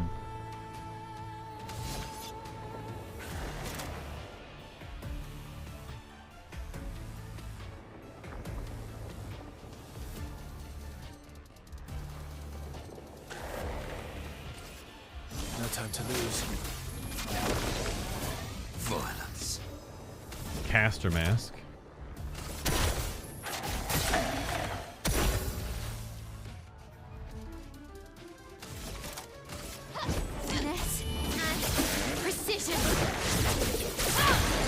It's got some HP on his bones, that's for damn sure. Definitely some HP on them. Well, I say bones, but like cloth and mask.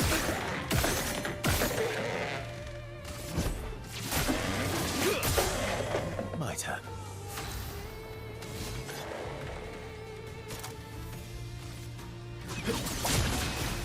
Worth it. What lovely feet. What lovely feet. For heavy mask.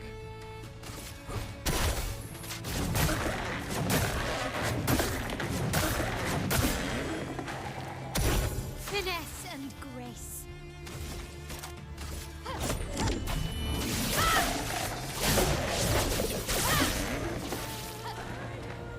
Incoming. It gobbles? It does what the Bergerons do? Ready to strike. Freaking ruby weapon ass boss. I guess it's like a trope of the worm-ish looking mobs then. I mean, Bergeron don't look worm-like, but their faces are.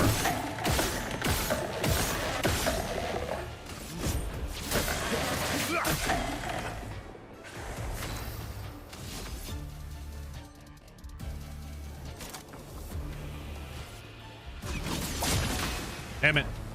On guard. Finesse and precision.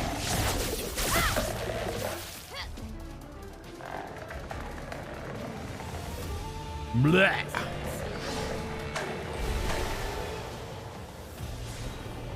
Okay. Oh, you get the outfit that goes with the hair for Lune? Okay. Not too bad. Only had to go through 2 rounds of stuff because it took a turn to eat.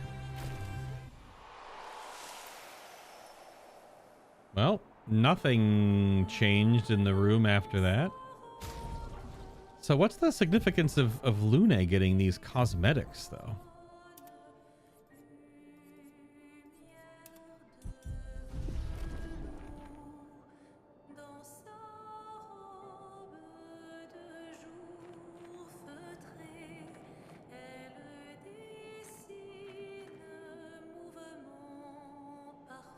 The drip goes crazy. Absolutely just out of her mind crazy. It looks so good.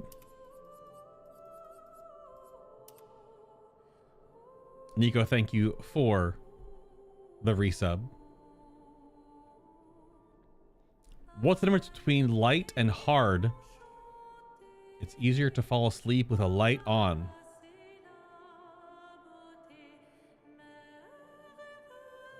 Can someone ban Nico, please?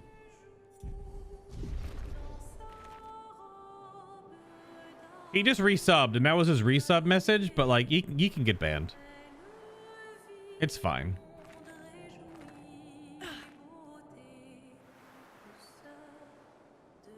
Okay, we got like a big wraparound section, maybe? Is there anything else this way, or is this the end of this side? Maybe that comes back around to there when we go on the little floaty boy. There's a down over here, though. Oh, maybe this goes that way. Oh, it's in its freaking face hole?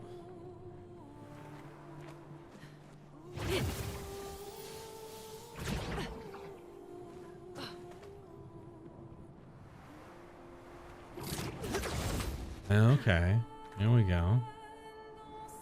Now we're cooking with mayonnaise.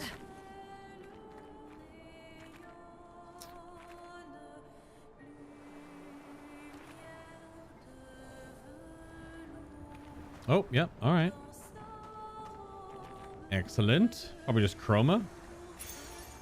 Nope, healing fire. Recover 20% health when attacking a burning target once per turn. What? That's just free healing, though? It's also like free real estate? Recover a quarter of your HP when you hit a burning target. That's crazy.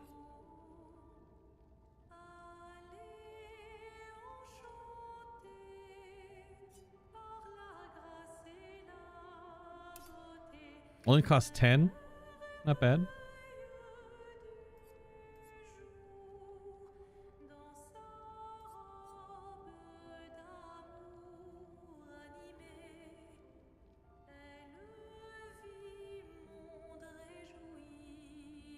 We only have a little bit of burn in this group synergy right now, though. We're not really a burning party, so.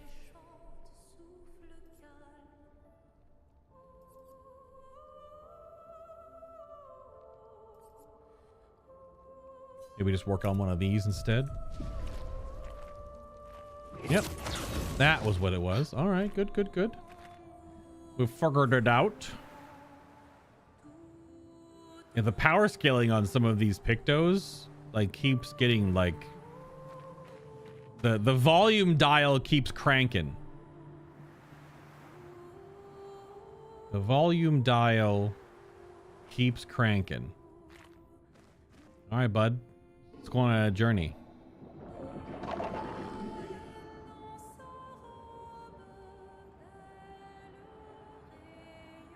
What does Glizzando translate to?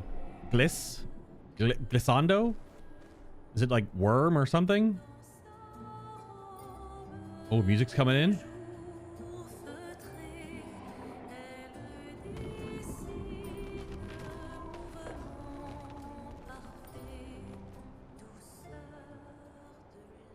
Whoa, whoa, whoa, whoa, whoa, whoa, whoa, whoa, whoa, whoa, whoa, whoa, whoa, whoa, whoa, whoa.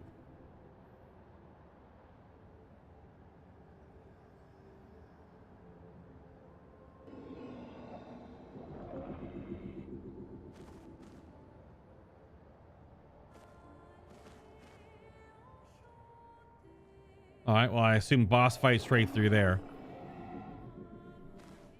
So no more mobs, so I'll have to port out, port in. I was going to have to anyway, to spend some Lumina. Nice. Nice. All right, what terrible story is this going to be? Luke, Expedition 67. We're out of explosives, but we've made enough holes in this place to reach that giant woman in the center. But something weird's going on. Everyone's been swept up in strange emotions. It both feels like us, but also not like us. Marguerite reckons we're feeling the overflow from that giant woman's feelings. Empathic distress, I think she called it. Like her mind is flooding the area with her thoughts and feelings. Maybe we'll just stay here and enjoy the melody.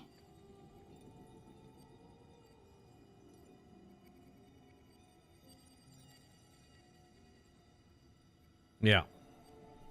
Yeah, it's like Siren Song. Literally, that's her name. Obviously, the French pronunciation sounds way better than the English, just siren. But or like a mermaid or something, right? Different critters, different mythological beings, but similar outcome or purpose. We're finally there. She's waiting at the end of this tunnel. Then we should prepare before we head there. That's what I'm doing, girl. So this is the dancing arena, which we can port right back to. Back to the continent. So we can swoop right back in from the first flag, which is so nice. Having to traverse that whole zone would be pain. I need to go beat something up. I guess I can just go back in from the front. There's like 2 or 3 fights right at the beginning. It's probably faster. And then just backtrack to the flag. This should respawn everything though.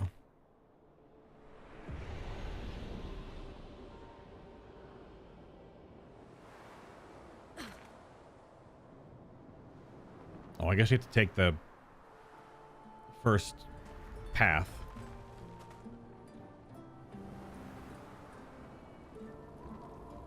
So maybe not super faster, but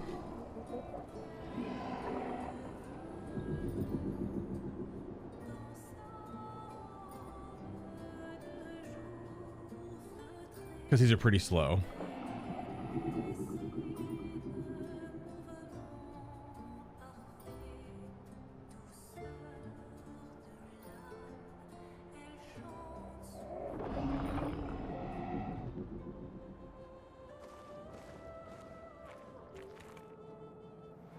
Just need some combats.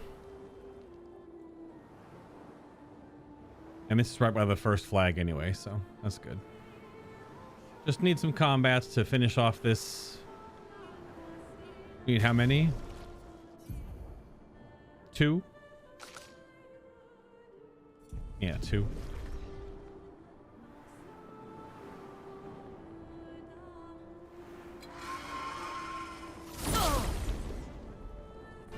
So it almost gives it to us and gives us enough combat, but Let's carve a path. not enough overall.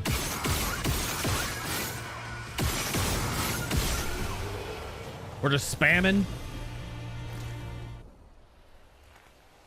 So there's anti-charm, which I'm definitely going to put on every single person. Because that just seems like if I don't sight read and I mess up something, being immune to charm, which will probably inevitably happen, which would make that previous chromatic fight that I did way easier, but I didn't know what the hell I was doing because I was just like, what's that? But I couldn't have known, right? Okay.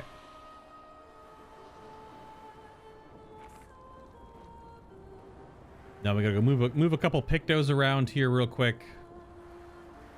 Apply some lumina. Maybe unequip some of the lumina that doesn't really do anything right now.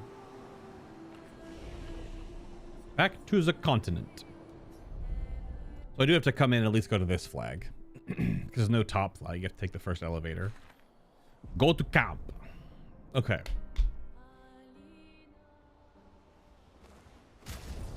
Now, Verso. Double mark cost 20, so that's getting pictoed on. That there's no way that's being luminaed right now. There's no heckin' way, bruv. No heckin' way.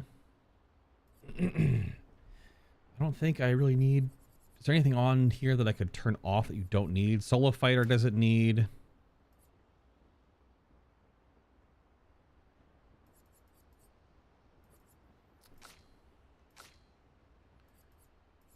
I need Dodger.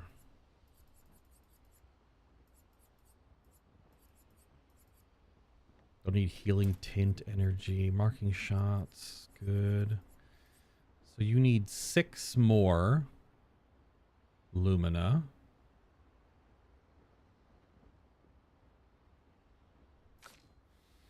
To put on Anti-Charm. You need 6. What about you, Gremlin? What do you need? Don't think we need Sweet Kill on a 1v1 boss fight unless there are ads. But you can't be healed anyway. So I don't know why I had... That must have been a holdover from the previous build.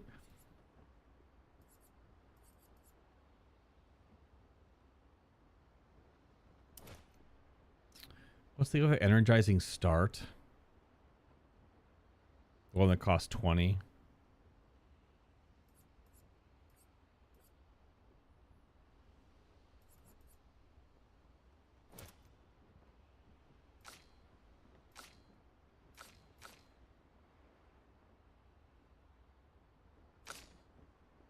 So you need 6, 7, and we're just leaving Minoko in for now.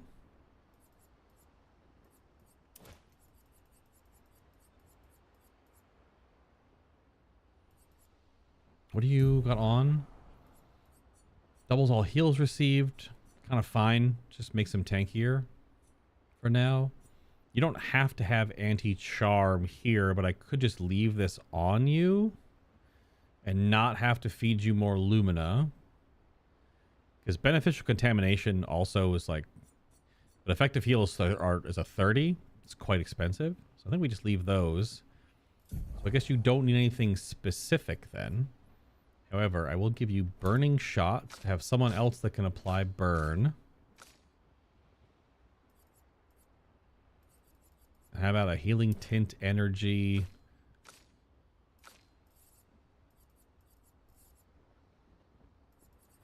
I guess you can keep... That doesn't really do anything right now. Okay, so you just need 7 and 6.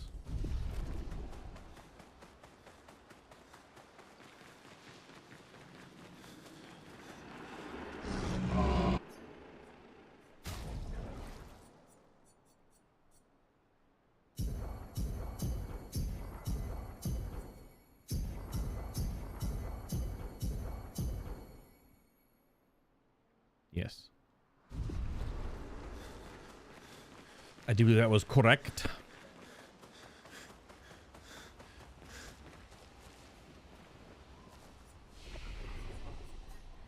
And some level ups to apply.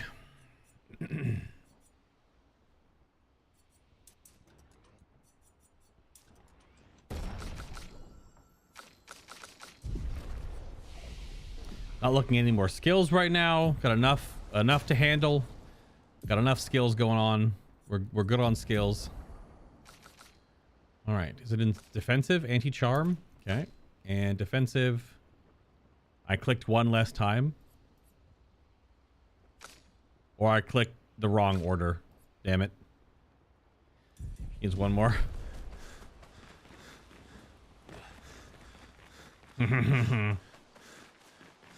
Whoops.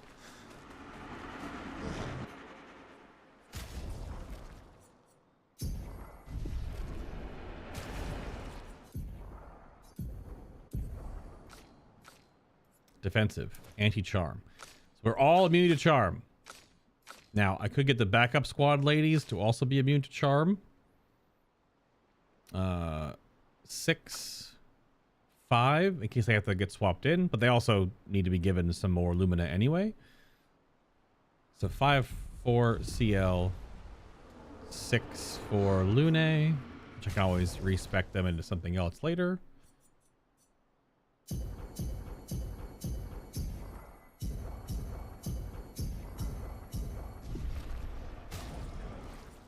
Because this will just be something that I'll swap to something else. Whoops, whoops, whoops. There we go. We are all anti-charmable. Yes, yes, sir. I probably need to do that. I think it saves anyway when you do this, but go to Schlep. Go to Schlep. Gosh, now I have Nico's stupid joke in my subscription feed on my little app thing. It's just stuck there. Damn it.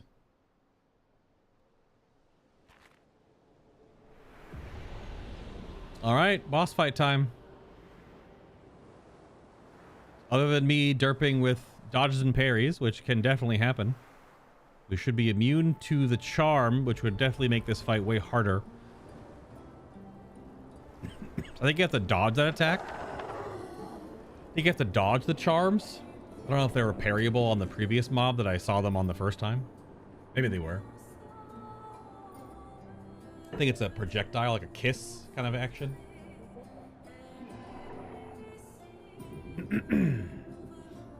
Could be it.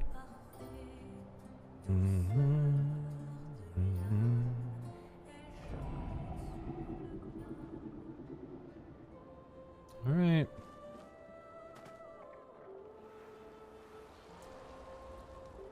So it's, oh, parry everything that deals damage. So if it deals damage as well. Yeah, because I couldn't parry like the exhaust attacks because they just existed, or the death, the doom attack, but just hit. It just like happened, right? There was no projectile or no damage event. Yeah. You're so close to finishing the game, but it's league start on PoE, so I have to finish. You don't. Come on. This game destroys Path of Exile. Come on. Finish Expedition 33, at least your first playthrough. Then play PoE, so you don't have this hanging over your head. It's like doing your homework before you play video games.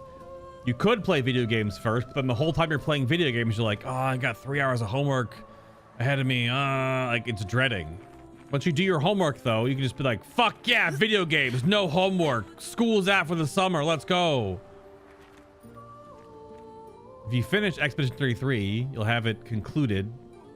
Although, also, on a different coin, you can only ever experience these types of games for the first time once. So taking it slow, also totally acceptable.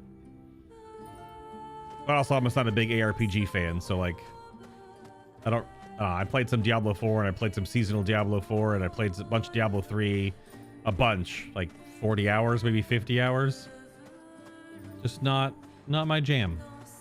She's even grander than I thought. Lune? You're okay, right? I swear I've seen this dance before.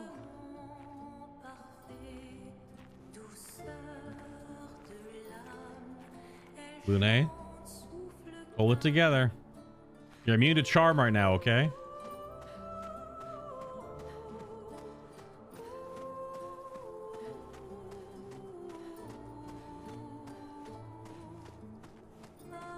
She do be dancing.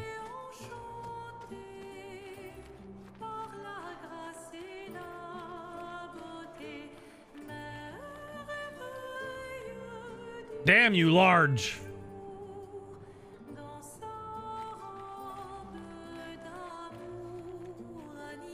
You just walk up, and is there a prompt to it? Oh, it's a cutscene. Okay. That makes sense.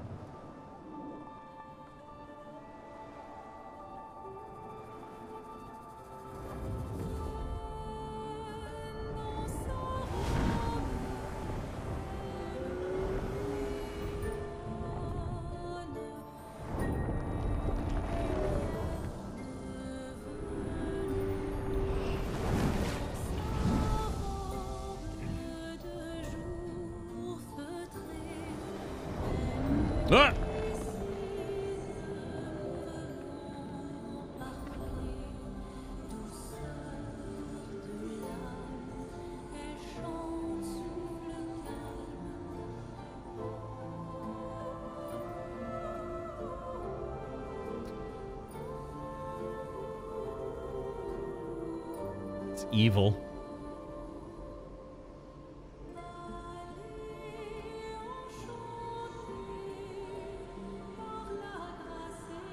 That is evil.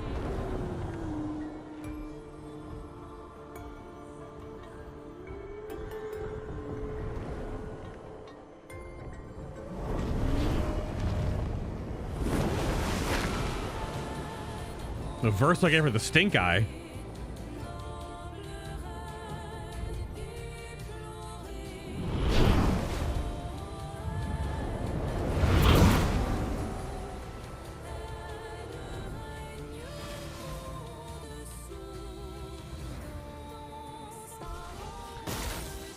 Okay.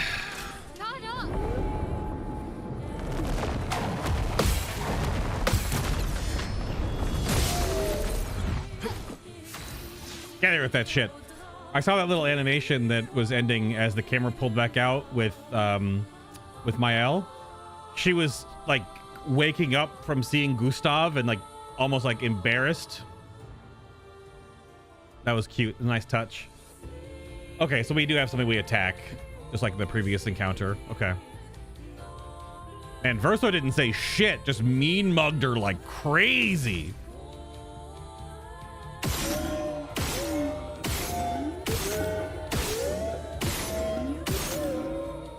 Zero mark.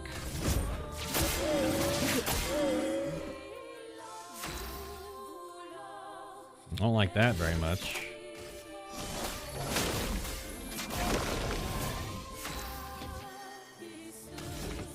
Starting balanced.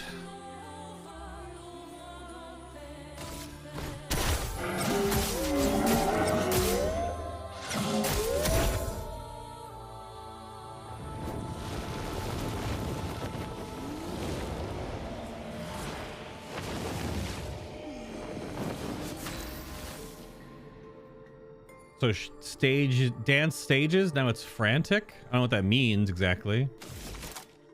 Finesse and precision.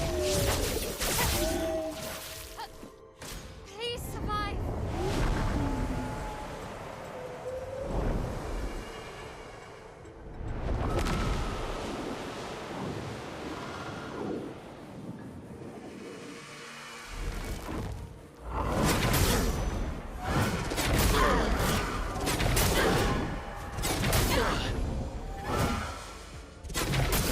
Okay, that was... Just try it. All right. Ouch. Immune. You're outmatched. So it set up the entire effect and then it did them all, and I was off on all of them. They were really slow. Okay. Grand Ballet.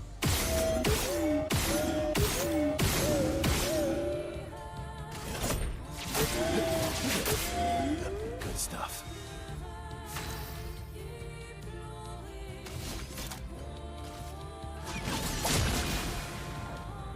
My favorite part.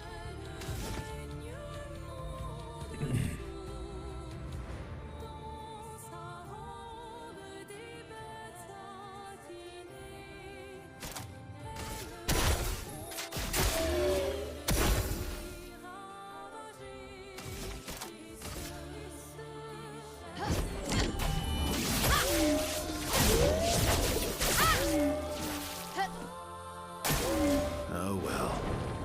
Final act.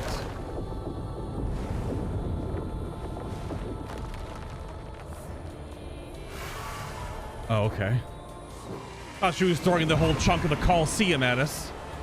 Ah, big boy too.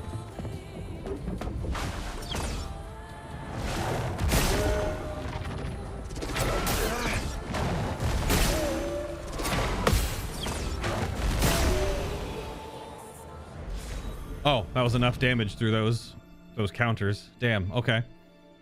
Well, could be a phase 2. There was a phase 2 on the previous one as well. Tesseron. A Sael weapon. An energizing turn. +1 AP on turn start.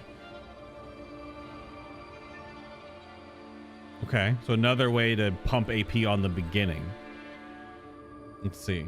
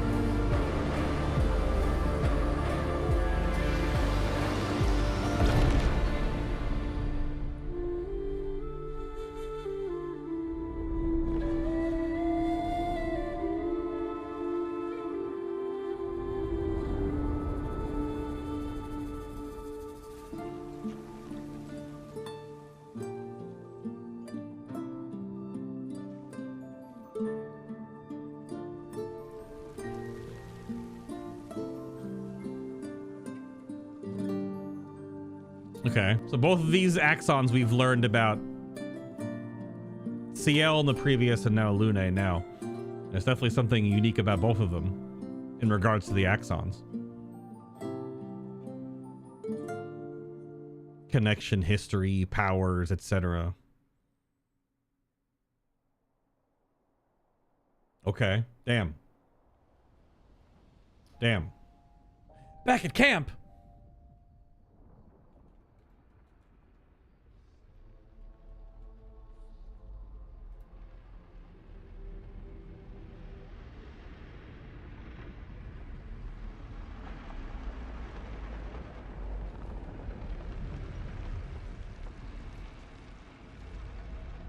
Okay.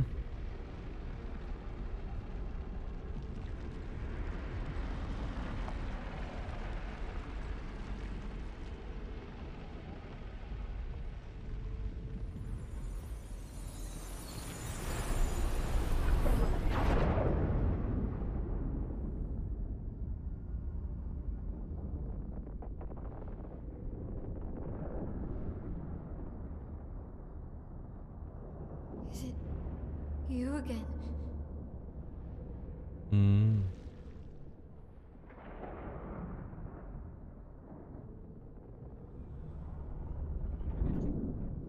Ooh. Why? That was not Alicia. Well, What did you see this time? I don't know. Oh, a woman. It was... Why do I keep seeing things?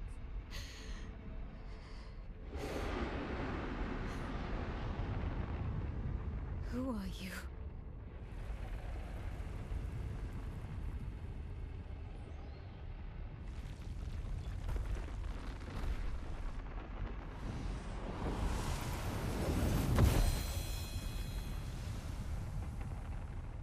Mm-hmm. Whoa! I have a sword.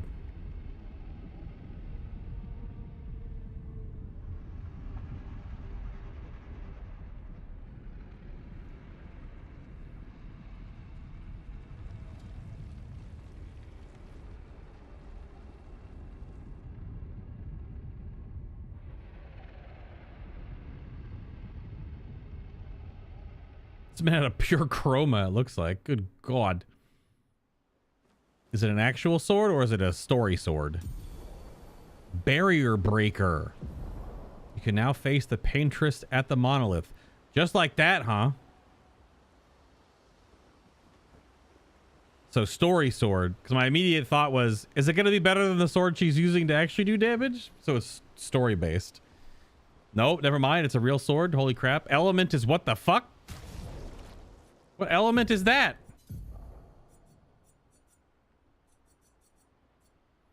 Element is whatever that symbol is. Steel shields removed by hitting enemies.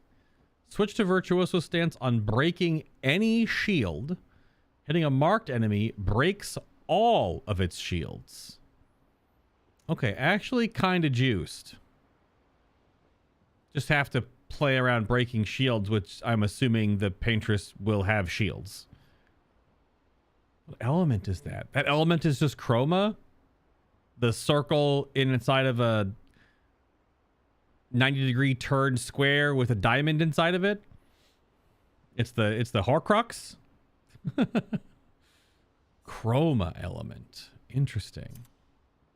Yeah, I mean, I did say the sword looks like it's made out of raw chroma. Look at it. Holy crap. I mean, my thought with it is that it's probably still weaker because even at 927 power, it gets tripled because she's in virtuoso stance at start. But I can only assume that there's going to be shields on the horizon, and just going into virtuoso and breaking any shield means just use the shield breaking ability, which gives her a double turn and breaks the shields and also puts her in virtuoso stance. It's the element of surprise. I asked earlier, did we not ban Nico Is he really still here? I mean, yeah, you kind of got to use it. It just makes me want to... I can remove the immune to charm, although I don't know if that would happen.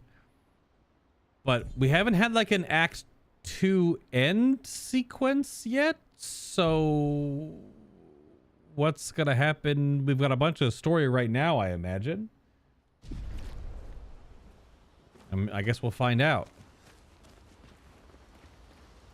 You seem preoccupied. It's nothing. Just nerves. It's been a long road to get here. Extra long for you, I imagine. You, on the other hand, seem quite relaxed. Do I? You're not nervous? Of course I am, but we will do everything in our power. And either it will be enough, or it won't. True. Of course. You used to be a farmer. Is that why you use a scythe? Oh. I guess, yeah. Once a farmer, always a farmer. Not entirely sure her scythes are agriculturally approved. Is a double-headed scythe very useful on a farm, though? Ben, get out of my head. Double the efficiency. You should see how quickly I can harvest crops. All right, never mind. She's just absolutely just Chad move. I'll bet. I used to love the gardens of Lumiere. It must look quite different now. Probably a lot more variety than back then. The Outdome teams brought back loads of new plants from the surrounding islands. That's actually how I met Pierre. I asked his team for honey petal samples. He brought me a bouquet of them and 15 boxes of plant cuttings. Aw. Smart man. If you want to romance a farmer, live plants are probably better than dead flowers. Dead flowers are nice too. You don't talk about your husband much. Well. Sorry. It's okay. It's just... it still hurts that he's gone.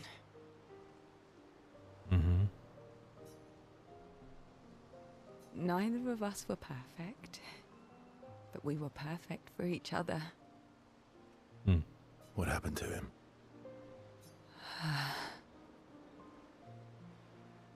You don't have to talk about it.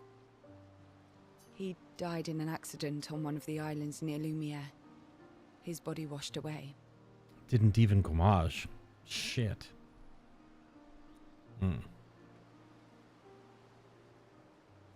I'm sorry. I was prepared for his gommage, but not for him to die in an accident. We were supposed to have 5 more years together.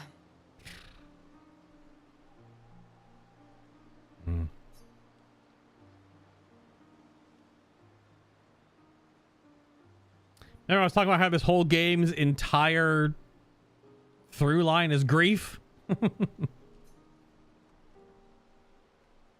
Everything, every character has different degrees of, different reactions to, different ways around.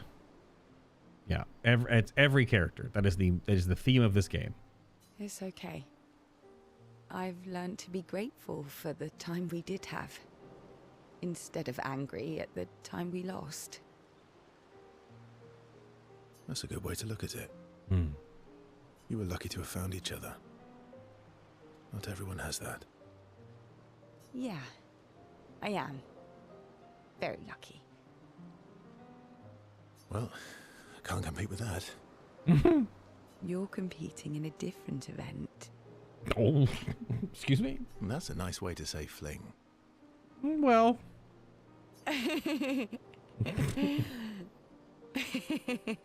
Yeah. Is there a future where I might compete in the Same event. Aw. Let's just focus on today. And by today, I mean tonight. Yeah, fair.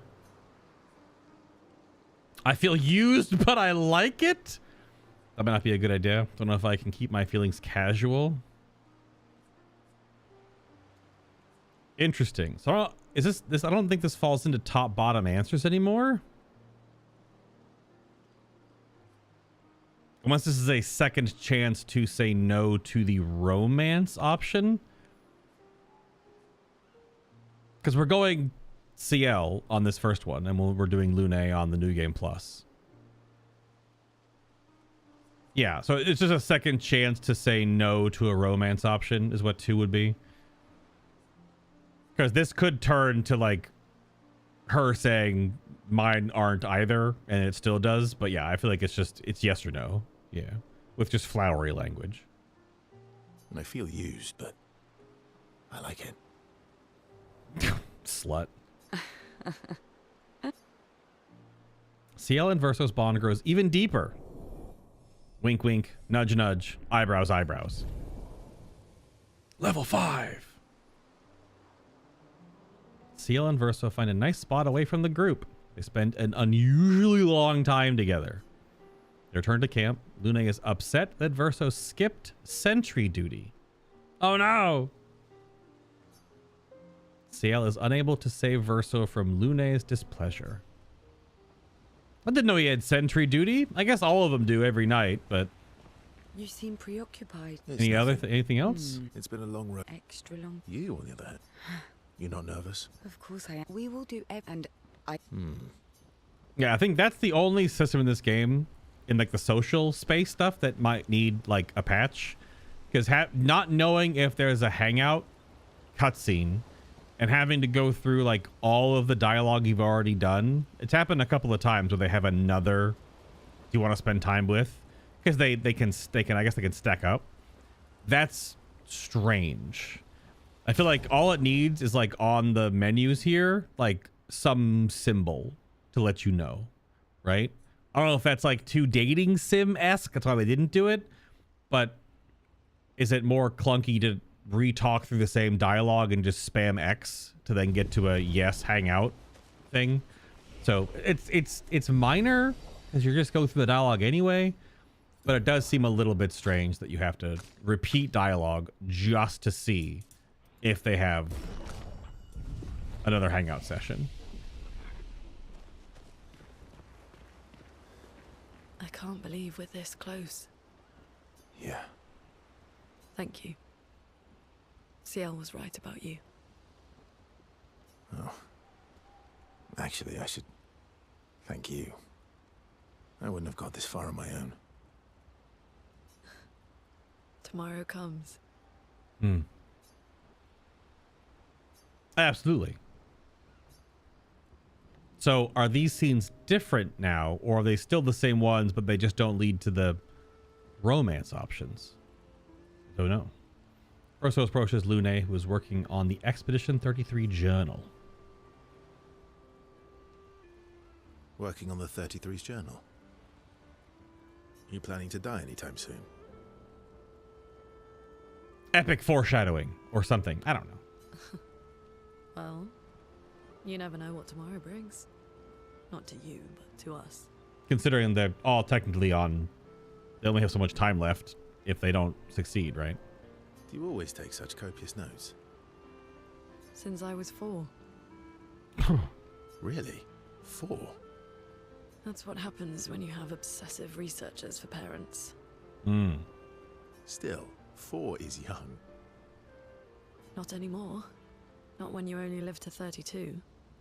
Yeah, I talk about this change in life's maturity cycle many episodes ago, actually. Yeah.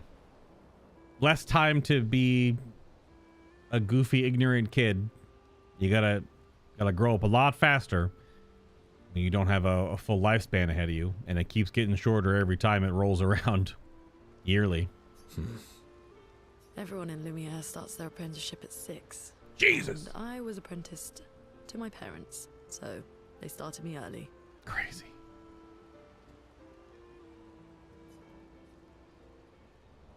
Working with your parents sounds fun. Working with your parents sounds fun. They needed a research assistant who never went home. The obvious solution? Birth your own. Well.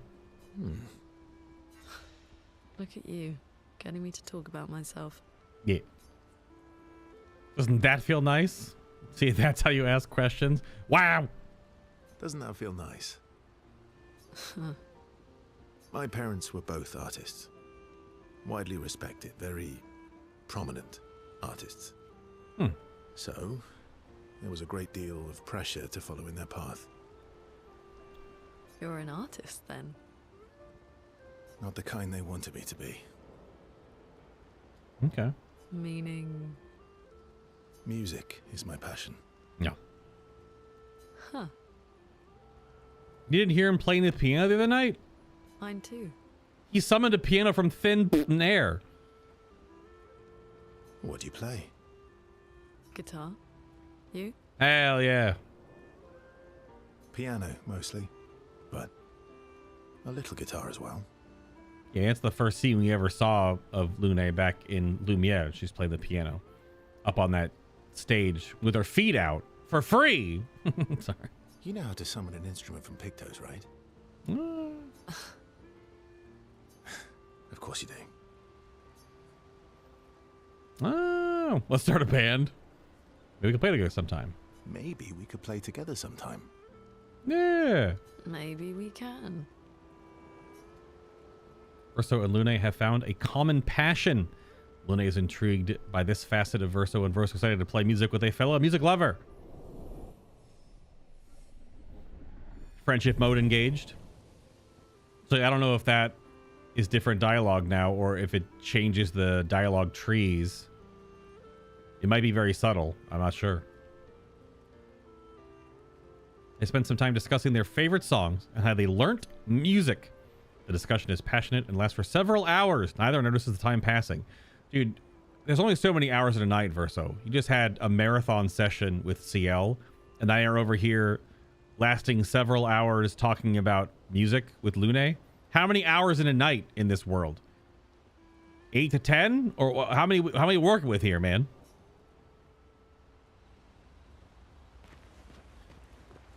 I can't believe we're this close. Yeah. Thank you. Oh. Okay. Gremlin last. You're finally here. We are. You ready? Yeah. Absolutely spend time with Monoko. Oh, duh. I'm bored. Let's play cards or throw some dice. Yo! You got that new Final Fantasy crossover MTG? You got some collector's boosters we could open? We can do a draft real quick? Play some sealed? Nuh-uh. You always cheat. Owned. No, I always win. Only the weak cry foul when their skills fail them. True. The other Jestrels never want to play with you either. Are they all weak? Poor losers. Bleh! Fine. How about a duel? We haven't had a proper duel in ages. Yes, a duel will be even more fun. Get our blood flowing. Jewel. The silent G. Alright, get ready to lose. Some other time, it's late. You need your beauty sleep. Yeah, let's go. All right. Top answers. Get ready to lose. Oh, like literally. Okay, so you do get to do a duel again. And it plays his music a second time. Wow, wow, wow. Wow, wow, wow.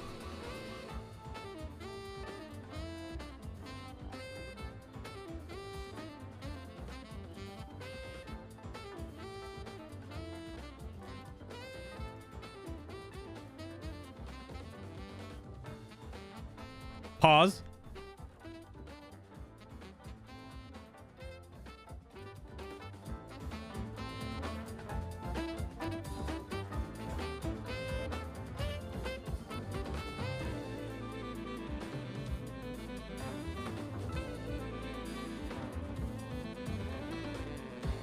Dude, that saxophone run is crazy.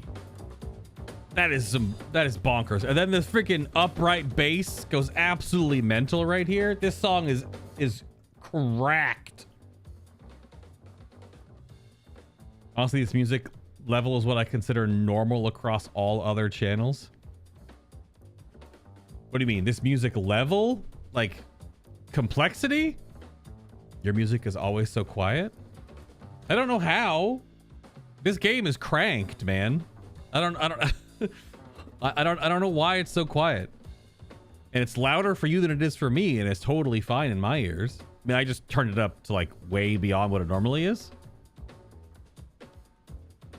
I mean, right now it's soft part of the song, but like, I mean, the game volume's at like 80% and the music is only a little bit under that. What are my settings? Oh, this is at 45. I must turn it down when I turned other things up. Oh, we can. I guess I turned it down because I was trying to listen to the parry noises on the other boss. So we can turn it up.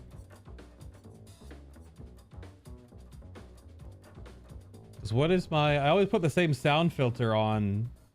Well, this one I'm being stupid. It's on 33 instead of 30. I don't know. I listened back to my stuff and it sounds fine.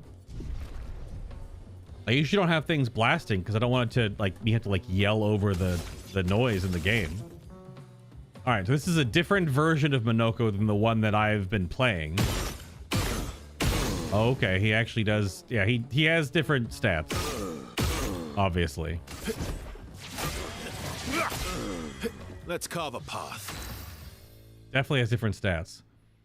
If I turn the stream to 100%, you're too loud, music is fine. If I turn the stream to 50%, you and the sound effects sound good, but then they can't really hit the music anymore.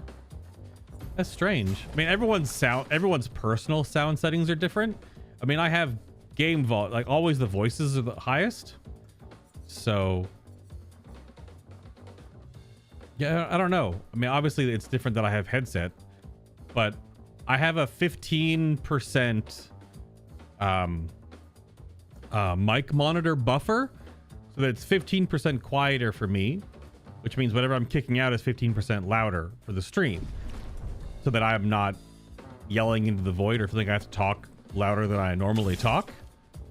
So that is strange though. I don't know why it's so much lower, because like I'm bouncing without talking to -30, which isn't that, it's like right under the yellow. -30 is 10 steps under yellow, or 10 decibels.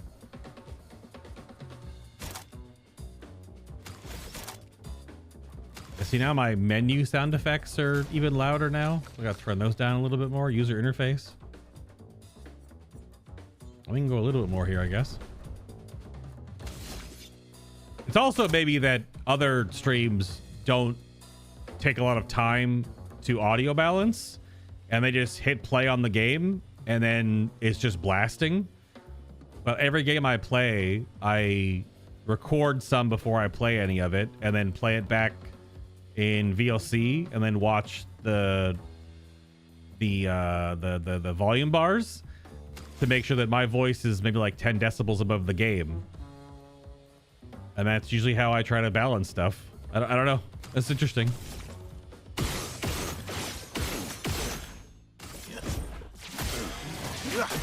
A lot of HP.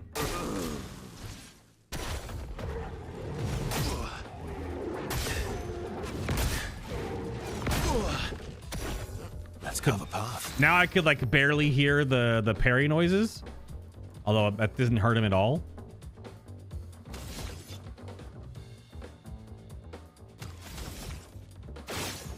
I lost like all my perfection though.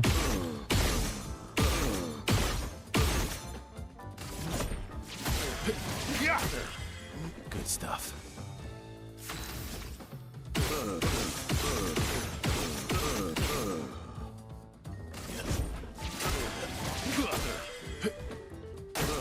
Not impressed.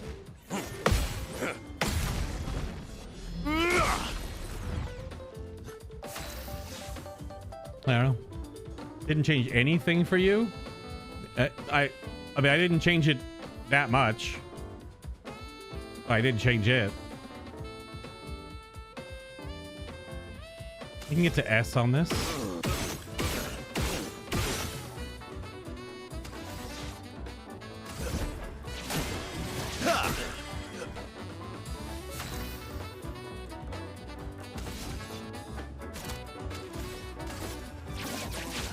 Phantom stars. The first Phantom Star. That's a lot of Verso XP. My God. 250,000? Where'd you pick up those resplendent chroma catalysts? You just had them in your backpack? You holding out on us? Check the VOD at all? Or just your own recording? I mean, I've played some of the YouTube VODs to check the YouTube VODs.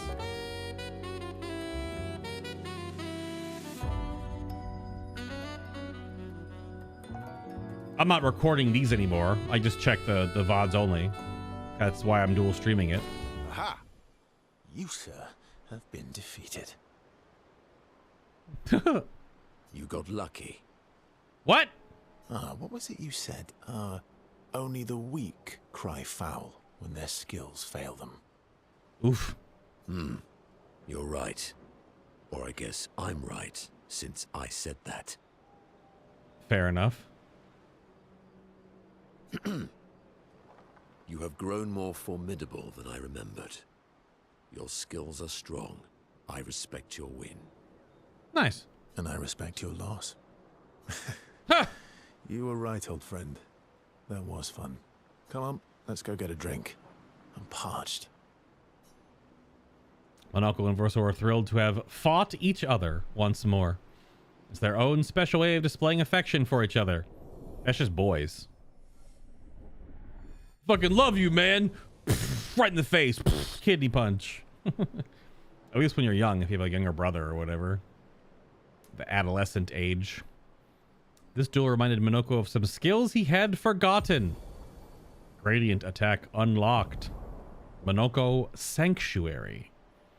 They share a few drinks which Monoko can't drink because of his mask, then head back to the others. Is that a mask?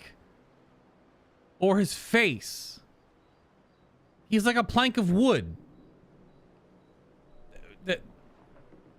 Or are Jestrels all wearing wood planks on their face that they can't see through? So do they have faces? I thought their faces were the planks of wood. Like they're enchanted planks of wood with a soul that animates the mannequin body behind it. I have no idea. He even has a face drawn on his plank of wood with like a... He's got like an eyebrow. I'll go like this. You're finally here. We are. You ready? Yeah. All right, Gremlin's turn. Still thinking about what you saw. I wish Gustav was here.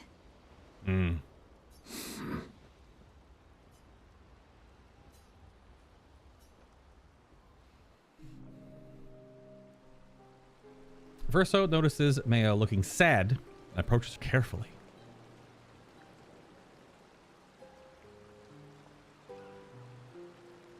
You okay? Yeah.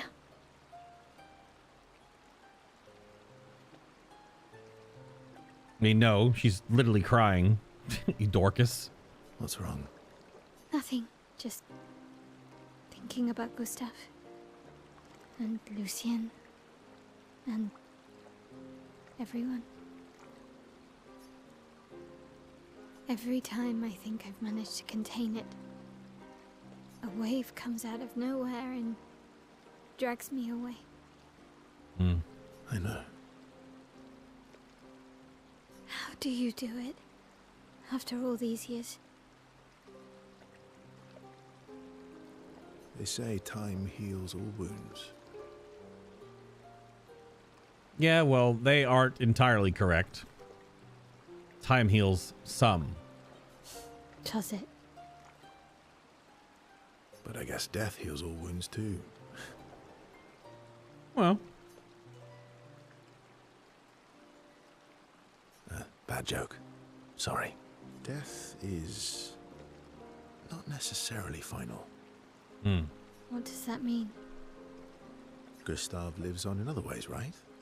Through your memories, through his influence on your life and everyone else's, through the Lumina converter and his research.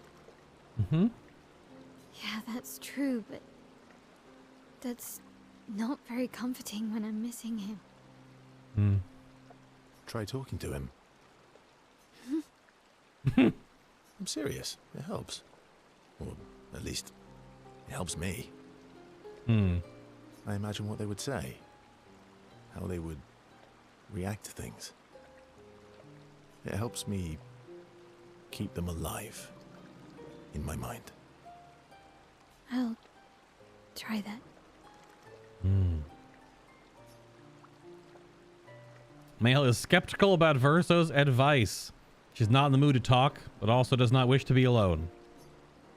Yep. Verso understands. He sits with her in silence.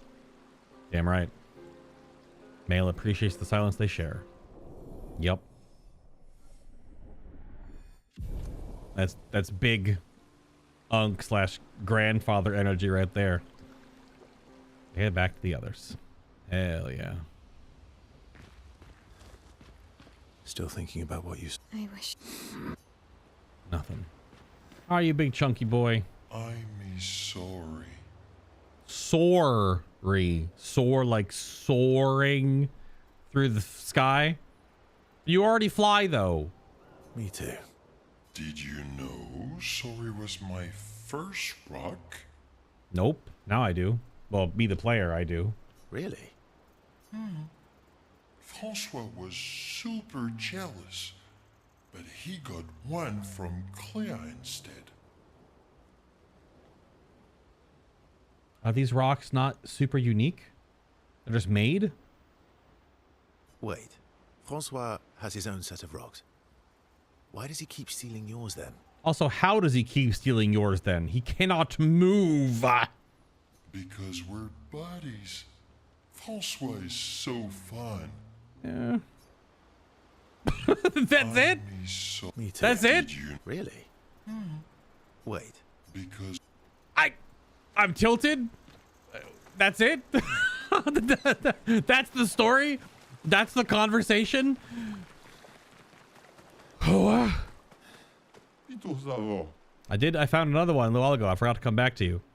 Also, are you wearing a plank of wood on your face, or is that your face? All right, is it going to be a useful reward, or is it going to be like a hairstyle that I'm never going to wear? Oh, 3 color of Lumina Pog. Okay, useful. I just dunked a whole bunch of it to get anti-charm on everybody. Which I don't even think that she tried to charm Verso once. So there was some charm tech on last boss. Also, there's like no story about what we just experienced with Lune and how she just went up to the giant dancing muse mermaid siren and like hug-sploded it. Nothing? Nothing about that? Unless we're about to get a cutscene right now that's about that. Nope.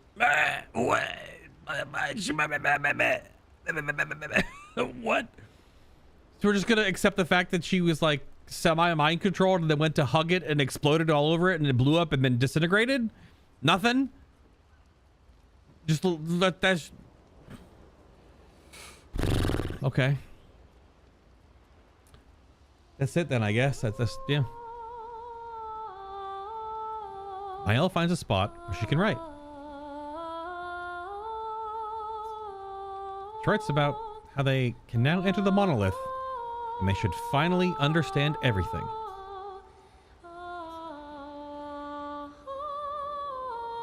Mael immerses herself in Gustav's journal, poring over every detail. Poring? She will forever cherish his memory. The memories of Gustav inspire Mael. Oh? Mael gets skill unlocked? Gustav's homage? What?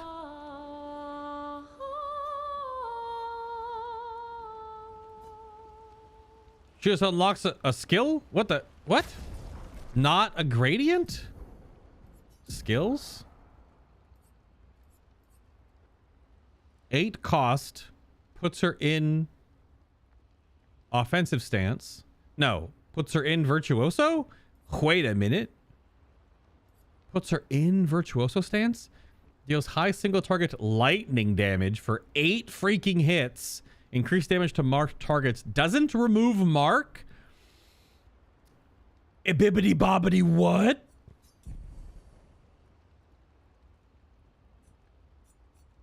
Oh, it was the ultimate. It's like sitting over here. She has 3 more as well. What? Okay, well, that's gonna find it. Does that just replace sword ballet? I think it just replaces sword ballet. Because sword ballet critical hits deal double damage, but that only hits 5 times. And it puts you in D stance. This puts her in virtuoso. Increased damage to marked targets, which is what, 25% additional damage or something like that? So a little less than crits, because crits are 50% additional damage, but it doesn't remove the mark. It's also 8 hits. It's 3 more hits. And it also costs 1 less. All right, well, that's making it on the board. That just seems like a better version of sword ballet. I guess depends on like crit damage modifiers and if you're at 100% crit rate. She's at 78%, so whatever. That makes it on the board. Now I think, like, is Swift Stride? I mean, it's a low cost swap to Virtuoso, but now is Swift Stride like crap baskets? Because if we have to wait a turn, you can Mezzo Forte into Homage, or be fed AP from the other 2 in a multitude of ways. I think Swift Stride is out of here.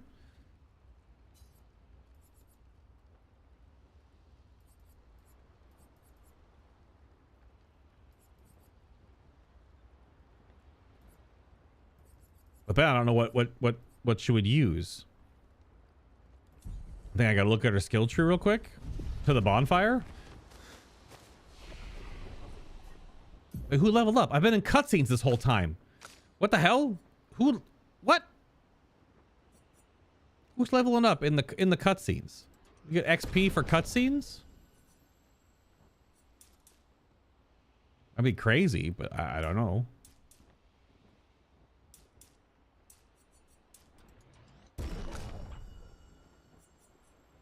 I felt like I checked this afterwards.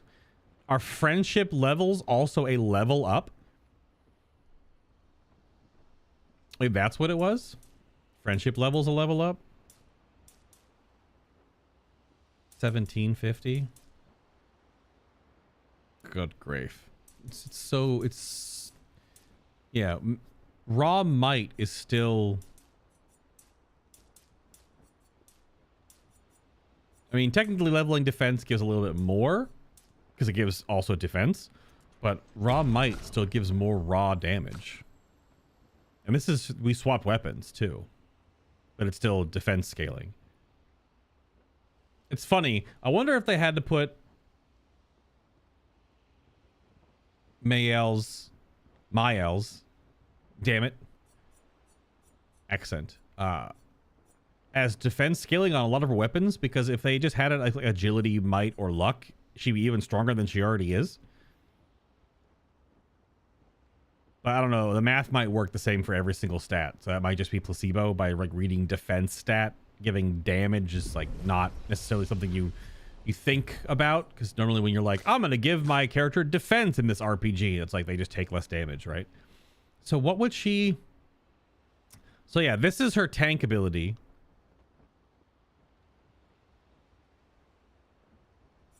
So what would she use instead?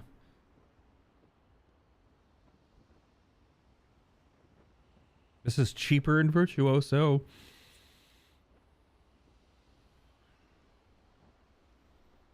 Payback is reduces cost from parries. It's another break ability. Put you in D stance. Reduces self-health to 1. Refills all APs, which is 2 Virtuoso. Miser all her fire tree skills. Medium single target fire damage, 2 hits, supplies burn. D-stance is more burn. This consumes burn.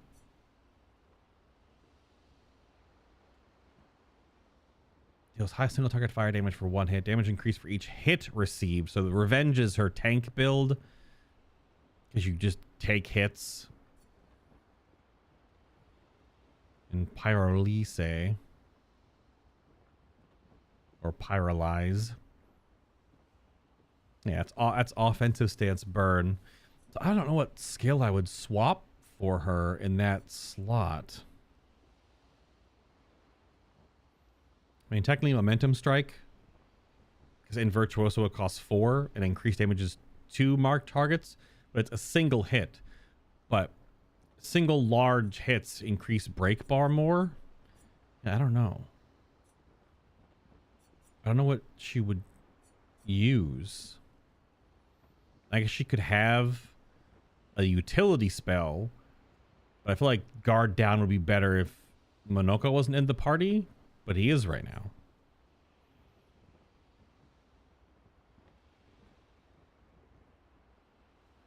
And she's not doing the tank build. I don't know, I guess I'll try Momentum Strike.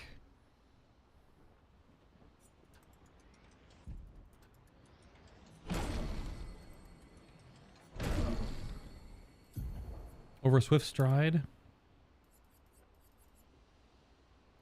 Because it only costs 4, which means after opening with Fury, she will be on 4 on her next turn without feeding any. So she could use this, but this will drop stance.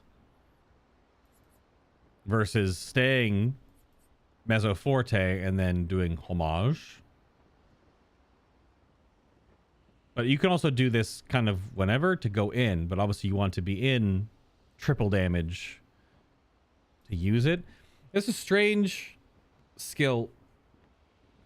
I guess it just depends, because it's not going to do... It's like never going to do more damage than either of these. And I already have a single marked damage synergy here that also has Virtuoso Stance synergy. I don't know. I want to just try other abilities to see what they look like, I guess. So, Q, have you found any difference? Did you go pop over to the YouTube? Was there any difference? I mean, it should be the same audio out. I think the biggest difference is that every single person's audio setup is going to be different.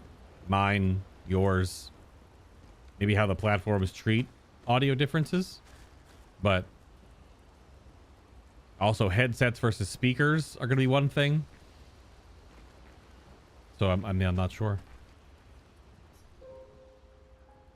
I'll double check again today when I go back through and do bookmarks after dinner, which I'm about ready to go start doing here soon. Oh, there is a cutscene. It didn't say though. Okay. We've done it. We're really going to face the Paintress. And finally break this cycle.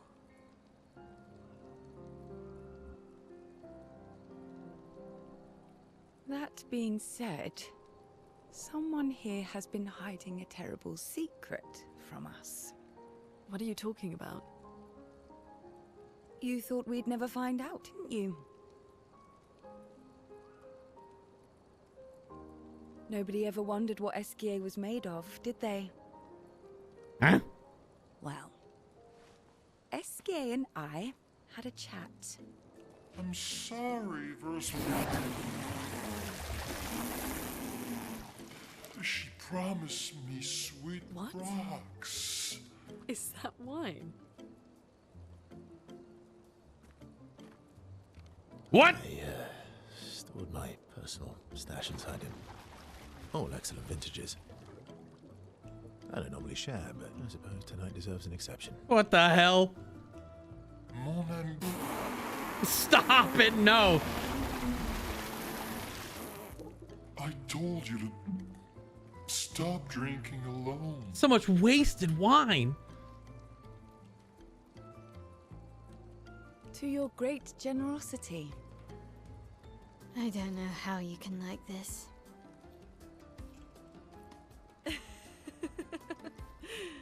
It comes with age. Do you have apple juice? Based. Also, apple juice is basically also wine. Leave you to it.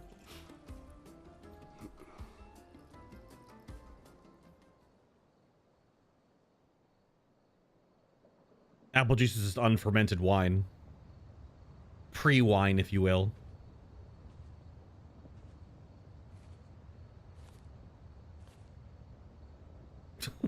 So stupid. Oh, hello, Alicia.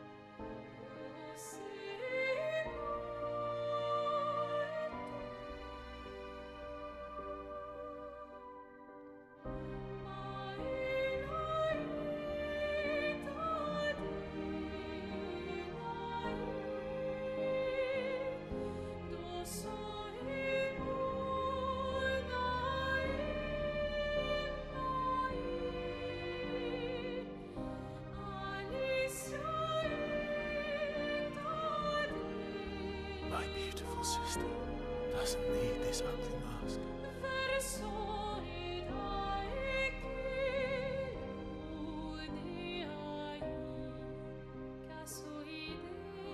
You embrace her, yet you're condemning her to die. You brought him here. I'm not here to fight. But my son, do you know what it means to disappear into nothingness? Have you thought through the consequences? Not just for you, or even me, but for them. Their memories, their dreams, their love for each other. Who really is the one painting death, and who paints life instead? We exist and we will exist for as long as she wants. You want to spoil what we've been given. Sometimes we paint the bars of our own prison. Your despair blinds you. You think you're ready to pay the price. But are you willing to let them pay the price for you? May everything be decided before their very eyes, between the bars of their prison, in the shadow of the monolith. In the shadow of the monolith.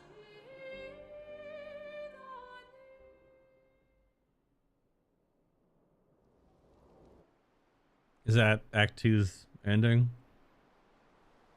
No? I thought we get debated really hard with like when Act 3 starts.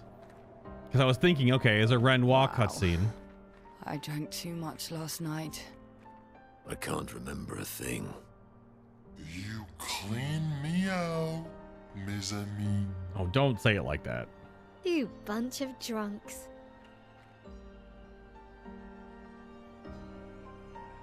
So it makes me think that something is going to the monolith is going to the monolith the end of Act 2, and then there's still a whole chunk after. Clearly, if there's an Act 3, because there's nothing else to really do right now. I can't fly. So yeah, something clearly has to happen at the monolith that switches to Act 3. Because all the other areas we can't get to are all flight based, or all the loot under the water is dive based, which we can't get to either. So, okay game. Sure. But that's going to do it for today. Cliffhanger on a cliffhanger. Something like the OG Final Fantasy VII last disc. Something big. Yeah. And then there's still more game after it. What happens at the Monolith is some amazing boss fights. I mean, yeah, clearly. But interesting. I feel like I'm getting a little bit Final Fantasy VII debated. So like in Endwalker, we thought like the end boss was going to be Zodiark, and Zodiark was like 4 levels into the MSQ end boss. So you're building up to this huge moment, and then you fight Zodiark, and then that's like not even halfway through the MSQ. So you're like, well, where the fuck does the story go now? And then you get there and you're like, Oh. like so clearly that's what's gonna happen, is that I can't fly and I can't dive into the water and I can't go anywhere else to explore. There's so many other places you can, but obviously we have to go right there. So that will be maybe Monday. Usually I take Monday off. Sunday, Mondays are off. Saturday is our community day. So Tuesday next week. Yep. That's gonna do it. We've come a long way. Still have a long way to go, I guess. So thank you very much for tuning in and for watching. And we will head to the Monolith next stream for part 12 of CLAIR OBSCUR Expedition 33, But I'm Bad. Yeah, if I don't see you over the weekend, have a fantastic one. And y'all have a great night. Have a great morning. Whatever comes first. Back to this on Tuesday. I will review the VOD a bit more and see if I can make any additional audio adjustments.